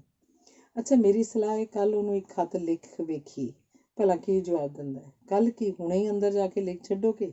ਵੱਡੇ ਵੇਲੇ ਦਫ਼ਤਰ ਜਾਂਦੇ ਹੋਏ ਪਾਉਂਦੇ ਜਾਣਾ। ਚੰਗਾ ਕਹਿ ਕੇ ਸ਼ੰਭੂਨਾਥ ਰਸੋਈ 'ਚੋਂ ਬਾਹਰ ਨਿਕਲਿਆ। ਬਾਹਰ ਨਿਕਲ ਕੇ ਜਦੋਂ ਚੁੱਲ੍ਹੀ ਕਰਨ ਲੱਗਾ ਤਾਂ ਉਹਨੂੰ ਬੂਹੇ ਪਿੱਛੋਂ ਨਾਭੀ ਰੰਗ ਦੀ ਚੁੰਨੀ ਦਾ ਝੋਲਾ ਪਿਆ। ਉਹ ਸਮਝ ਗਿਆ ਕਿ ਸੁਸ਼ੀਲਾ ਬੂਹੇ ਪਿੱਛੇ ਲੁੱਕ ਕੇ ਉਹਨਾਂ ਦੀਆਂ ਗੱਲਾਂ ਸੁਣਦੀ ਰਹੀ ਸੀ। ਦੇਵਕੀ ਪਾਸ ਆ ਕੇ ਗੁੱਸੇ ਨਾਲ ਕਹਿਣ ਲੱਗਾ, ਵੇਖੇ ਇਹ ਕੁੜੀ ਕਿੱਡੀ ਅਥਰੀ ਹੋ ਗਈ। ਬੂਹੇ ਪਿੱਛੇ ਲੁੱਕ ਕੇ ਸਾਰੀਆਂ ਗੱਲਾਂ ਸੁਣ ਰਹੀ ਹੋ। ਦੇਵਕੀ ਬੋਲੀ, ਚਲੋ ਅੱਛਾ, ਫਿਰ ਕੀ ਹੋਇਆ? ਕੁੜੀਆਂ ਚਿੜੀਆਂ ਨੂੰ ਸ਼ੌਕ ਹੁੰਦਾ ਹੈ ਆਪਣੇ ਵਿਆਹ ਦੀਆਂ ਗੱਲਾਂ ਸੁਣਨ ਦਾ। ਕਿ ਸ਼ੰਭੂਨਾਥ ਦਾ ਗੁੱਸਾ ਠੰਡਾ ਹੋ ਗਿਆ ਤੇ ਉਹ ਅੰਦਰ ਜਾ ਕੇ ਚਿੱਠੀ ਲਿਖਣ ਲੱਗਾ। ਅੰਗ 7ਵਾਂ। ਕਾਂਗੜੇ ਦੀਆਂ ਸਰਸਬਜ਼ ਪਹਾੜੀਆਂ ਨੂੰ ਕੁਦਰਤ ਨੇ ਜੋ ਸੁਹੱਪਣ ਬਖਸ਼ਿਆ, ਉਹਦੀ ਮਿਸਾਲ ਛੁੱਟ ਕਸ਼ਮੀਰ ਤੇ ਕੁੱਲੂ ਤੋਂ ਹੋਰ ਕਿਤੇ ਨਹੀਂ ਮਿਲਦੀ। ਇੱਥੋਂ ਦੀਆਂ ਬਰਫਾਨੀ ਚੋਟੀਆਂ, ਚਾਂਦੀ ਉਗਲਦੇ ਚਸ਼ਮਿਆਂ ਨੂੰ ਜਿਨ੍ਹਾਂ ਅੱਖਾਂ ਨੇ ਕਦੇ ਇੱਕ ਵਾਰੀ ਵੇਖ ਲਿਆ, ਮੁੜ ਕੇ ਉਹ ਸਾਰੀ ਉਮਰ ਲਈ ਇਹਨਾਂ ਨੂੰ ਭੁਲਾ ਨਹੀਂ ਸਕੀਆਂ। ਗਰਮੀ ਦੀ ਰੁੱਤ ਹੈ, ਪਰ ਕੁਦਰਤ ਦੇਵੀ ਦੇ ਇਸ ਰਾਜ ਅਸਥਾਨ ਉੱਤੇ ਗਰਮੀ ਦਾ ਨਾਂ ਨਿਸ਼ਾਨ ਨਹੀਂ। ਸ਼ਾਇਦ ਕਿਸੇ ਦੇਵੀ ਸ਼ਕਤੀ ਨੇ ਇਸ ਧਰਤੀ ਦੀ ਸਾਰੀ ਗਰਮੀ ਇਕੱਠੀ ਕਰਕੇ ਲਾਟਾਂ ਵਾਲੀ ਦੇ ਹਵਾਲੇ ਕਰ ਦਿੱਤੀ ਹੈ, ਜਿਸ ਨੇ ਉਹਨੂੰ ਧਰਤੀ ਦੇ ਅੰਦਰ ਦੱਬ ਛੱਡਿਆ। ਇਹਦਾ ਇੱਕ ਸੋਹਣਾ ਇਲਾਕਾ ਧਰਮਸ਼ਾਲਾ ਹੈ। ਅੱਜ ਅਸੀਂ ਇਸ ਹਰਿਆਵਲੇ ਪਹਾੜ ਦੇ ਇੱਕ ਰਮਣੀਕ ਹਿੱਸੇ ਦੀ ਸੈਰ ਕਰਦੀ ਹਾਂ। ਪ੍ਰਭਾਤ ਦਾ ਵੇਲਾ ਹੈ। ਕੁਝ ਝੁਕੇ ਹੋਏ ਕਾਲੇ ਬੱਦਲਾਂ ਤੇ ਕੁਝ ਸੰਘਣੇ ਤੇ ਹਰਿਆਵਲੇ ਰੁੱਖਾਂ ਦੀ ਛਾਂ ਕਰਕੇ ਸ਼ਾਵਲ ਘਾਟੀਆਂ ਸਵਰਗ ਦਾ ਨਮੂਨਾ ਬਣੀਆਂ ਹੋਈਆਂ ਹਨ। ਠੰਡੀ, ਨਮਦਾਰ ਤੇ ਜੰਗਲੀ ਫੁੱਲਾਂ ਦੀ ਵਾਸ਼ਨਾ ਨਾਲ ਲੱਦੀ ਹਵਾ ਦਾ ਇੱਕ ਇੱਕ ਝੋਂਕਾ ਦਿਲ ਦਿਮਾਗ ਨੂੰ ਠੰਡ ਪਾਉਂਦਾ ਹੋਇਆ ਮਨੁੱਖ ਦੇ ਅੰਦਰ ਇੱਕ ਤਰ੍ਹਾਂ ਦੀ ਮਸਤੀ ਜਿਹੀ ਦਾ ਸੰਚਾਰ ਕਰ ਦਿੰਦਾ ਹੈ। ਭਾਗਸ਼ੂ ਨਾਥ ਦੇ ਪਾਸ ਵਾਲੀ ਸਾਹਮਣੀ ਪਹਾੜੀ ਜੋ ਹਰੇ ਹਰੇ ਘਾਹ ਦੇ ਫੁੱਲਾਂ ਬੂਟਿਆਂ ਨਾਲ ਲੱਥੀ ਪਈ ਹੈ, ਉੱਥੇ ਖਲੋ ਕੇ ਜੇ ਹੇਠਾਂ ਤੱਕਿਆ ਜਾਏ ਤਾਂ ਇਸ ਮਨੋਹਰ ਕੁਸਮਸੇ ਵਿੱਚ ਸੱਪ ਦੀ ਤੋਰ ਵਹਿ ਰਹੀ ਇੱਕ ਬਲੌਰੀ ਚਮਕਾ ਮਾਰਦੇ ਨਾਲੇ ਤੋਂ ਝੁੱਟ ਹੋਰ ਕੁਝ ਵੀ ਚੰਗੀ ਤਰ੍ਹਾਂ ਨਹੀਂ ਦਿਸਦਾ। ਇਸ ਵਿੱਚੋਂ ਸ਼ਾਂ ਦੀ ਮਧੁਰ ਆਵਾਜ਼ ਪੰਛੀਆਂ ਦੀਆਂ ਸੁਰੀਲੀਆਂ ਆਵਾਜ਼ਾਂ ਨਾਲ ਰਲ ਕੇ ਇੱਕ ਹੋਰ ਹੀ ਰੰਗ ਬਣ ਰਹੀ ਹੈ। ਵਿੱਚ ਜੰਗਲੀ ਤਿੱਤਰ ਸੁਭਾਨ ਤੇਰੀ ਕੁਦਰਤ ਕਹਿ ਕੇ ਸੱਚਮੁੱਚ ਕਾਦਰ ਦੀ ਕੁਦਰਤ ਦਾ ਚੇਤਾ ਕਰਾਏ ਜਾਂਦੇ ਹਨ। ਕਿਸੇ ਵੇਲੇ ਬਿਜਲੀ ਦੇ ਇੱਕ ਅੱਧ ਲਿਸ਼ਕਾਰੇ ਨਾਲ ਇਹ ਦ੍ਰਿਸ਼ ਵਧੇਰੇ ਸਪਸ਼ਟ ਹੋ ਜਾਂਦਾ ਹੈ। ਇਸ ਚਮਕ ਦੇ ਆਸਰੇ ਹੀ ਅਸੀਂ ਨਾਲੇ ਦੇ ਕੰਢੇ ਬੈਠੇ ਇੱਕ ਸੋਹਣੇ ਸੁਡੌਲ ਗੱਭਰੂ ਨੂੰ ਵੇਖ ਸਕਦੇ ਹਾਂ। ਜ਼ਰਾ ਹੋਰ ਅਗਾਂਹ ਹੋਇਆ ਸਾਫ਼ ਦਿਸ ਪੈਂਦਾ ਹੈ ਕਿ ਨੌਜਵਾਨ ਇਸ ਫੱਬਣਾ ਭਰੇ ਇਕਾਂਤ 'ਚ ਇਕੱਲਾ ਬੈਠਾ ਕੁਦਰਤ ਦੇ ਅਲੌਕਿਕ ਨਜ਼ਾਰੇ ਦਾ ਆਨੰਦ ਲੈ ਰਿਹਾ ਹੈ। ਖਾਕੀ ਕੋਟ, ਖਾਕੀ ਨਿੱਕਰ ਤੇ ਇਹ ਕਿਸੇ ਸਰਕਾਰੀ ਮਹਿਕਮੇ ਦਾ ਅਫਸਰ ਮਾਲੂਮ ਹੁੰਦਾ ਹੈ। ਇਹਦਾ ਕੱਦ ਉੱਚਾ ਲੰਮਾ, ਸਰੀਰ ਦੀ ਬਣਤਰ ਸੁਡੌਲ, ਚਿਹਰਾ ਮਨਮੋਹਣਾ ਪਰ ਗੰਭੀਰ ਲੱਗਦਾ ਹੈ। ਉਹਦੇ ਹੱਥ ਵਿੱਚ ਮੋਢਿਆਂ ਤੇ ਇੱਕ ਉੱਚੀ ਇੱਕ ਸੋਟੀ ਹੈ, ਜਿਹਦੇ ਥਲਵੇਂ ਪਾਸੇ ਲੋਹੇ ਦਾ ਤਿੱਖਾ ਸੁੰਮ ਲੱਗਿਆ ਹੋਇਆ ਹੈ। ਇਹੋ ਜਿਹੀਆਂ ਸੋਟੀਆਂ ਆਮ ਤੌਰ 'ਤੇ ਸੈਲਾਨੀਆਂ ਪਾਸ ਹੁੰਦੀਆਂ ਹਨ, ਜਿਸ ਕਰਕੇ ਉੱਚੀਆਂ ਚੱਟਾਨਾਂ 'ਤੇ ਚੜ੍ਹਨ ਉਤਰਨ ਨਾਲ ਪੈਰ ਤਿਲਕਣ ਦਾ ਖਤਰਾ ਨਹੀਂ ਰਹਿੰਦਾ। ਸੋਟੀ ਨੂੰ ਪਾਣੀ ਦੀ ਥਲਵੀਂ ਤਹਿ 'ਚ ਖਬੋ ਕੇ ਤੇ ਉਹਦੀ ਮੁੱਠ ਉੱਤੇ ਸੱਜੀ ਅਰਕ ਦਾ ਭਾਰ ਪਾਈ ਉਸ ਨਾਲੇ 'ਚ ਲੱਤਾਂ ਲਮਕਾਈ ਬੈਠਾ ਤੇ ਨਜ਼ਰ ਉਹਦੀ ਬਰਾਬਰ ਪਾਣੀ ਦੀ ਚੰਚਲ ਸਤ੍ਹਾ ਉੱਤੇ ਟਿਕੀ ਹੋਈ ਹੈ। ਉਹਦਾ ਨਾਂ ਹੈ ਬਾਊ ਸੁੰਦਰਦਾਸ। ਉਹਦੀ ਉਮਰ ਇਸ ਵੇਲੇ 30 ਵਰ੍ਹਿਆਂ ਤੋਂ ਵੱਧ ਨਹੀਂ। ਇਹ ਜ਼ਿਲ੍ਹਾ ਗੁਜਰਾਂਵਾਲੇ ਦੇ ਇੱਕ ਚੰਗੇ ਖਾਨਦਾਨ ਦਾ ਕੁਲਦੀਪਕ ਹੈ। ਛੋਟੀ ਉਮਰੇ ਮਾਂ ਪਿਓ ਦਾ ਸਾਇਆ ਸਿਰ ਤੋਂ ਉੱਠ ਜਾਣ ਕਰਕੇ ਵੱਡੀ ਭੈਣ ਨੇ ਇਹਨੂੰ ਪਾਲਿਆ ਤੇ BSc ਤੱਕ ਪੜ੍ਹਾਇਆ। ਬਾਊ ਸੁੰਦਰਦਾਸ ਨੂੰ ਬਾਲਪਣੇ ਤੋਂ ਹੀ ਰੋਗੀਆਂ ਦੀ ਸੇਵਾ ਕਰਨ ਦਾ ਸ਼ੌਕ ਰਿਹਾ ਹੈ। ਉਹਨੇ ਮੁੱਢ ਤੋਂ ਇੱਕ ਚੰਗਾ ਡਾਕਟਰ ਬਣਨ ਦੀ ਨੀਤ ਧਾਰੀ ਹੋਈ ਸੀ, ਪੈਸੇ ਕਮਾਉਣ ਲਈ ਨਹੀਂ, ਸੇਵਾ ਕਰਨ ਲਈ। ਸੁੰਦਰਦਾਸ ਦੀ ਭੈਣ ਉਹਦੀ ਪੜ੍ਹਾਈ ਦਾ ਕੰਮ ਨੇਪਰੇ ਚੜ੍ਹ ਕੇ ਉਹਨੂੰ ਕਿਸੇ ਆਰੇ ਲਾਉਣਾ ਚਾਹੁੰਦੀ ਸੀ। ਭਾਵੇਂ ਦ੍ਰੋਪਦੀ ਦਾ ਸਵਰਗਵਾਸੀ ਪਤੀ ਬਥੇਰਾ ਗੁਜ਼ਾਰਾ ਛੱਡ ਗਿਆ ਸੀ, ਪਰ ਵਿਹਲੇ ਬੈਠਿਆਂ ਦਾ ਖੂਹ ਵੀ ਨਿਖੁੱਟ ਜਾਂਦੇ ਨੇ। ਨਾਲ ਹੀ 2 ਲੜਕਿਆਂ ਦਾ ਬੋਝ ਵੀ ਵਿਧਵਾ ਦੇ ਸਿਰ 'ਤੇ ਸੀ, ਪਰ ਸੁੰਦਰਦਾਸ ਦੀਆਂ ਖ਼ਾਬਾਂ ਬਹੁਤ ਉੱਚੀਆਂ ਸਨ। ਭੈਣ ਦੇ ਸਿਰ 'ਤੇ ਹੋਰ ਬੋਝ ਪਾਉਣਾ ਉਹ ਨਹੀਂ ਸੀ ਚਾਹੁੰਦਾ, ਇਸ ਲਈ ਉਹਨੇ ਆਪਣੀ ਬਾਕੀ ਪੜ੍ਹਾਈ ਦਾ ਖਰਚ ਆਪਣੇ ਹੀ ਜ਼ਿੰਮੇ ਲਿਆ। ਉਹਨੇ 1-2 ਟਿਊਸ਼ਨਾਂ ਲੈ ਲਈਆਂ ਤੇ ਹੋਰ ਵੀ ਲੱਗਦੀ ਵਾ ਮਿਹਨਤ ਪੂਰੀ ਕਰਾਉਂਦਿਆਂ ਅੰਤ ਲਖਨਊ ਦੇ ਮੈਡੀ ਕਾਲਜ ਤੋਂ MBBS ਦੀ ਡਿਗਰੀ ਪ੍ਰਾਪਤ ਕਰ ਹੀ ਲਈ। ਇਸ ਤੋਂ ਬਾਅਦ ਉਹਨੇ ਕਲਕੱਤੇ ਜਾ ਕੇ ਹੋਰ 2 ਸਾਲ ਲਾਏ ਤੇ ਅੰਤ DPH ਦਾ ਡਿਪਲੋਮਾ ਲੈ ਲਿਆ। ਹੁਣ ਉਹ ਇੱਕ ਉੱਚ ਸ਼੍ਰੇਣੀ ਦਾ ਡਾਕਟਰ ਸੀ। ਉਹਦੀ ਮਨੋਕਾਮਨਾ ਪੂਰੀ ਹੋਈ, ਪਰ ਅਜੇ ਪੂਰੀ ਤਰ੍ਹਾਂ ਨਹੀਂ। ਆਪਣੇ ਜੀਵਨ ਨੂੰ ਉਹ ਜਿਸ ਪਾਸੇ ਲਾਉਣਾ ਚਾਹੁੰਦਾ ਸੀ, ਉਸ ਪਾਸੇ ਅਜੇ ਲਾ ਨਹੀਂ ਸਕਦਾ ਸੀ। ਉਹਦੇ ਸਿਰ 'ਤੇ ਇਖਲਾਕੀ ਜ਼ਿੰਮੇਵਾਰੀਆਂ ਦੀ ਅਜੇ ਬਹੁਤ ਭਾਰੀ ਪੰਡ ਸੀ। ਭੈਣ ਦੀਆਂ ਸਾਰੀਆਂ ਭਵਿੱਖਤ ਆਸਾਂ ਉਮੀਦਾਂ ਉਹਦੇ 'ਤੇ ਸਨ, ਸੋ ਹਾਰ ਕੇ ਉਹਨੂੰ ਉਹ ਕੰਮ ਕਰਨਾ ਹੀ ਪਿਆ ਜਿਹਨੂੰ ਉਹ ਨਹੀਂ ਸੀ ਕਰਨਾ ਚਾਹੁੰਦਾ, ਅਰਥਾਤ ਨੌਕਰੀ। 2 ਕੁ ਸਾਲ ਲਾਹੌਰ ਦੇ ਸਰਕਾਰੀ ਮੈਡੀਕਲ ਮਹਿਕਮੇ ਦੀ ਸਧਾਰਨ ਡਾਕਟਰ ਦੇ ਰੂਪ 'ਚ ਉਹਨੇ ਨੌਕਰੀ ਕੀਤੀ। ਇਸ ਥੋੜ੍ਹੇ ਸਮੇਂ ਵਿੱਚ ਹੀ ਉਹਦੀ ਇਮਾਨਦਾਰੀ, ਮਿਹਨਤਕਸ਼ੀ ਤੇ ਯੋਗਤਾ ਦੀ ਤਾਂਘ ਪੈ ਗਈ। ਇਸੇ ਦਾ ਫਲ ਰੂਪ ਸੁੰਦਰਦਾਸ ਨੂੰ ਜ਼ਿਲ੍ਹਾ ਕਾਂਗੜੇ ਦਾ ਹੈਲਥ ਅਫਸਰ ਬਣਾ ਕੇ ਧਰਮਸ਼ਾਲਾ ਹੈੱਡਕੁਆਰਟਰ ਵਿੱਚ ਲਗਾ ਦਿੱਤਾ ਗਿਆ। ਅੱਜ ਕੱਲ੍ਹ ਦੇ ਸਰਕਾਰੀ ਡਾਕਟਰ ਆਮ ਤੌਰ 'ਤੇ ਵੱਡੀ, ਜਿਹਦਾ ਦੂਸਰਾ ਨਾਂ ਹੈ ਨਜ਼ਰ ਨਿਆਜ਼, ਦੇ ਆਸਰੇ ਜਿਉਂਦੇ ਹਨ। ਉਹਨਾਂ ਨੂੰ ਨੌਕਰੀ ਮਗਰੋਂ ਮਿਲਦੀ ਹੈ। ਮਾਲ ਰੋਡਾਂ ਅਥਵਾ ਮਾਲ ਟਾਊਨਾਂ ਉੱਤੇ ਕੋਠੀਆਂ ਦੀਆਂ ਖ਼ਾਬਾਂ ਪਹਿਲਾਂ ਹੀ ਆਉਣੀਆਂ ਸ਼ੁਰੂ ਹੋ ਜਾਂਦੀਆਂ ਹਨ। ਲੜਾਈ ਫਸਾਦਾਂ ਤੇ ਖੂਨ ਖਰਾਬਿਆਂ ਦੇ ਮਾਮਲਿਆਂ ਵਿੱਚ ਤਾਂ ਇਹ ਲੋਕ ਦਵੱਲਿਓਂ ਹੱਥ ਰੰਗ ਲੈਂਦੇ ਹਨ। ਜ਼ਖਮਾਂ ਦੀ ਚੀਰ ਫਾੜ ਕਰਦਿਆਂ ਇਹਨਾਂ ਲੋਕਾਂ ਦਾ ਸੁਭਾਅ ਇੰਨਾ ਸਖਤ ਹੋ ਜਾਂਦਾ ਕਿ ਦਿਲ ਦੀਆਂ ਬੂਟੀਆਂ ਕੱਟਣੋਂ ਵੀ ਨਹੀਂ ਝਿਜਕਦੇ।